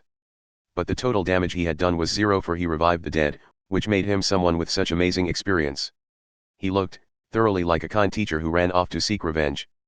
But after thinking through it, this guy may have gotten the power to take revenge, but he did agree with the radio's Onde Castle and the Hawaiian Islands incidents. He helped the audience at Baggage City, but he also did take part in the action in Baggage City. He can be considered to be like the other Key Eras when it comes to achieving a good objective and destroying everything to achieve the means. In other words, this Key Era was released because he protected the children from the killer on the road, but finally couldn't control his own actions. Thus, because such a thing happened, Kumoko Maria concluded that the sorry wasn't said to her, but to others. In fact, Kumoko Maria was one of the others. That's because the teacher she spent so much time to find no longer existed. Versi. We'll be giving a cross-analysis to distinguish him from Key Era Kagon. As he had a defensive spell that completely nullifies fatal wounds, he was a problematic character who didn't mind about other people's personalities or habits and would interfere through small actions. Logically, if someone with ordinary emotions ended up in such a situation, the mind would collapse first. However, I avoided the above-mentioned problem by stating that his research became useful in such an attack. He could nullify all fatal attacks, but he also had a sword spell that increases its destructive power every time he was attacked. Thus, when facing a fierce attack by the enemy, he could use a spell that has an infinite ceiling. This is different from Accelerator in that it's not the control of just one attack, but that the thing that's worth noting is that once the power increases, he could maintain such destructive power when fighting the enemy in the future. As his name suggested, he really was an inflating bastard. However, he wouldn't be able to fight skillfully if his attack power wasn't fine-tuned. Thus, he's not used to attacking others. It's because of this that he used his fists to fight in the beginning. This could be somewhat seen from the way Kiara Kagon wished to fight with his target on equal grounds until death. On a side note, Kiara Ransuyo and Tigra Loki, who were dealt with easily at the beginning, would be the natural enemies to Percy. Tigra Loki, the illusionist on the magic side. Like Sijin and Marion, he was originally a magician who wasn't supposed to take part in direct battle. As for why such people were gathered in Baggage City, I suppose everyone understood from the explanation of a certain plan in the ending of the book. In other words, Gremlin didn't want to win. What's important was to accurately adjust the environment in Baggage City that got involved in the battle. To Gremlin, they had no need to take action in Baggage City, but the anti-Academy City Science Guardians said that they wanted to replace Academy City and create a global standard for supernatural powers, and brought their weird interests into this discussion and made use of them. Sijin, the person who was defeated at the start of the battle. She originally could not only give suggestions to her allies, but also give wrong suggestions to the enemy and cause them to self-destruct. She can choose between which method to use. Instead of magic, she's actually more apt at analyzing the opponent's logic and fill in the holes like an expert in debating. Her skill in making up for logic could also be used for magic, and that's how she got into this industry. She would just suggest, and then only claim responsible when it succeeds. It's because she continued to remain so irresponsible that she wouldn't have any hesitation to betray her allies when she has such a weak sense of camaraderie, even if she didn't end up like what happened in the volume. This was a character that should surprise the audience because she didn't get modified into a chair or table by Marion, whom we're about to talk about. Marion Slingenier, the culprit who brought the level of bloodiness in this story to this level. A fanatic at modifying human bodies. But one can tell from the drama when she pulled out Dainsleif that she originally didn't specialize in modifying human parts. It's mentioned in the work, but deliberately modifying the enemy's human parts into terrifying shapes was a strategic choice in battle to shake the enemy's will to fight. Thus, she could modify everything that's not human too. She could modify them into handsome men and pretty ladies. If she just wanted tools, she could make it out of minerals. If she wanted something to have calculation capabilities like a missile, then she would make it out of life forms. Anyway, it's roughly those kinds of rules, I suppose. But since this is a girl who finds solace in using those kinds of tables and chairs, if she would make beautiful men and women according to her senses, it would be something very shocking, I suppose. Through the explanation of Dainsleif in the text, lots of people will be thinking that if that's the ability of the item that came with it, what's the actual ability of the item itself? But like what Still said in his side story, if they could randomly create a powerful spiritual item, it'll be impossible to achieve balance if they don't control it. Try to use these words to understand. On a side note, the Dainsleif mentioned here is different from the Gungnir mentioned somewhere else. In the original legend, it was prepared for a human king to use. Thus, there's no need to view it as a connecting spell for gods to use God's weapons and link it to the holy tool Mjolnir. Able to modify people that freely yet succumb into panic when her partner Bercy died, that's her trait. She had an extreme personality of having a clear line between friend and foe and was somewhat insane at times. Even so, what if the final road really becomes her redemption? Safley Open Days. The most normal person amongst the competitors in the Natural Selector fighting tournament. A person who simply used wrestling moves? The current 1 vs 1 gimmick of the Global Martial Arts Tournament lost its luster with the psychic interference from Academy City. Esper powers were viewed in part as a form of entertainment in the Dehasi Sai. She came all the way to Baggage City simply to find sponsors. Thus, her aim wasn't to win the Natural Selector, but to do whatever she can to shine in this tournament filled with many people with strange powers, in order to leave an impression on those rich enterprises and investors. Thus, even though the stage shifted from an official tournament to street-side fighting, and eventually turned into a war between science and magic, her attitude did not change at all. From the way she's concerned with the refreshing feeling that comes with destruction, perhaps she has a personality which makes her focus on show business ethics in her original profession? Umaishuri. Looks like a 10-year-old, but this is only because of things like the Clostridium botulinum bacteria. She's actually a 30+ onto. A ninja with a cheerleader outfit, a school bag, and a gardening trowel as her main weapon, her traits are a mess. This was a measure to deliberately stand out and attract the enemy's attention. But it really brought a lot of trouble to the illustrator. Even though I call it messy, but if it's actually drawn as messy, it would be really embarrassing. However, if it was too neat, it would deviate from the intent of the text. I feel that designing her image was a difficult C+ different. Normally, characters of this kind would be of a low level, expendable. Genins should be in charge of protecting the jounin of the higher levels. That's why the management could survive and built on such accomplishments to achieve their standings. However, Umaishuri herself overturned such a theory. She didn't get abandoned, but also made an amazing feat of surviving. Naturally put, she still focused on protecting her allies and subordinates, but as the forces that first appeared were eliminated, she was running around berserk and far from her original thought process. The Kuge themselves secretly had people in Academy City, but they had a vastly different target from the ones here. From this, we can tell that the Kuge were largely divided. Kumoko Maria. Fresh blood, illusions, human modifications, a ninja that tried to act young, a biological weapon, a shape-shifting boss, the absolute cold of minus 20 degrees Celsius. In such a rampant hell, she was the ever-important oasis. The panties-servicing younger Kumoko's sister. She's armed with a fighting style of capoeira, breakdance, and pole dance. But even though she gave such an impression, there wasn't much mention in the text. Most likely, it's because she was worried that she would be exposed. The few illustrations of her caused a change in the hell in this volume, but this girl looked like she was suffering, which was the jumping feeling or the moving weight or whatsoever. Her abilities called Violence Donut, an ability to increase the centrifugal force in her by 0.5 to 2 times, and she's a level 2. Centrifugal force, one of the basics when fighting, increases destructiveness, but her bones and muscles are as only tough as a human's, so her trait was that her bones will snap if she punched really hard. She was often saying some amazing things, but Kumoko Maria wasn't really active. However, that's likely a characteristic she shares with her older sister Syria. From the point mentioned in New Testament 2, that she couldn't do anything to prevent the 20,000 clones from dying even after knowing about it, one can understand the standpoint of these two sisters. Kamijutuma. As everyone knows, he's safe as he's the protagonist. However, one of the main themes this time was to break the rule that with Kamiju around, all his allies will be saved. Thus, the key term, Kamijutuma, was used for all sorts of things. Even in this story, there were lots of emphasis on the term itself. However, I believe the boy's existence that appeared at the end had an obvious difference to the Kamijutuma from before. The fact that the ordinary chapter format only making a reappearance there was because of the meta-reasoning that the rule of the icy world that controlled this place was replaced by something else. Although there is actually more shocking damage lying in wait for him further down the road. As for the character who appeared as a boss-level opponent and caused the damage, I'll deliberately abstain from commenting. That's a twist which's for the benefit of the development of the series and for those important characters to continue to appear. I'd like to express my thanks to my illustrator, Haimura-san, and my editor Miki-san. After I came up with the gimmick, Haimura-san probably spent a lot of thinking time to choose which illustrations to use for which scenes. The designation of the RPG-style shape-shifting boss type which would have meaninglessly increased the illustrating difficulty would have him yelling no. I'll have to really thank him this time. Also, I'd like to express my thanks to the readers. As I selfishly used my thoughts to break out of the safety zone and nearly caused the pillar of support sustaining the story to collapse, I faced this problem which a series would have when it runs on for too long but isn't going to be resolved easily. I'll give my heartfelt thanks to everyone for giving me the courage to tackle this problem. And so, this volume ends with this page. It is time to close the pages for now while praying that the pages of the next book will be opened.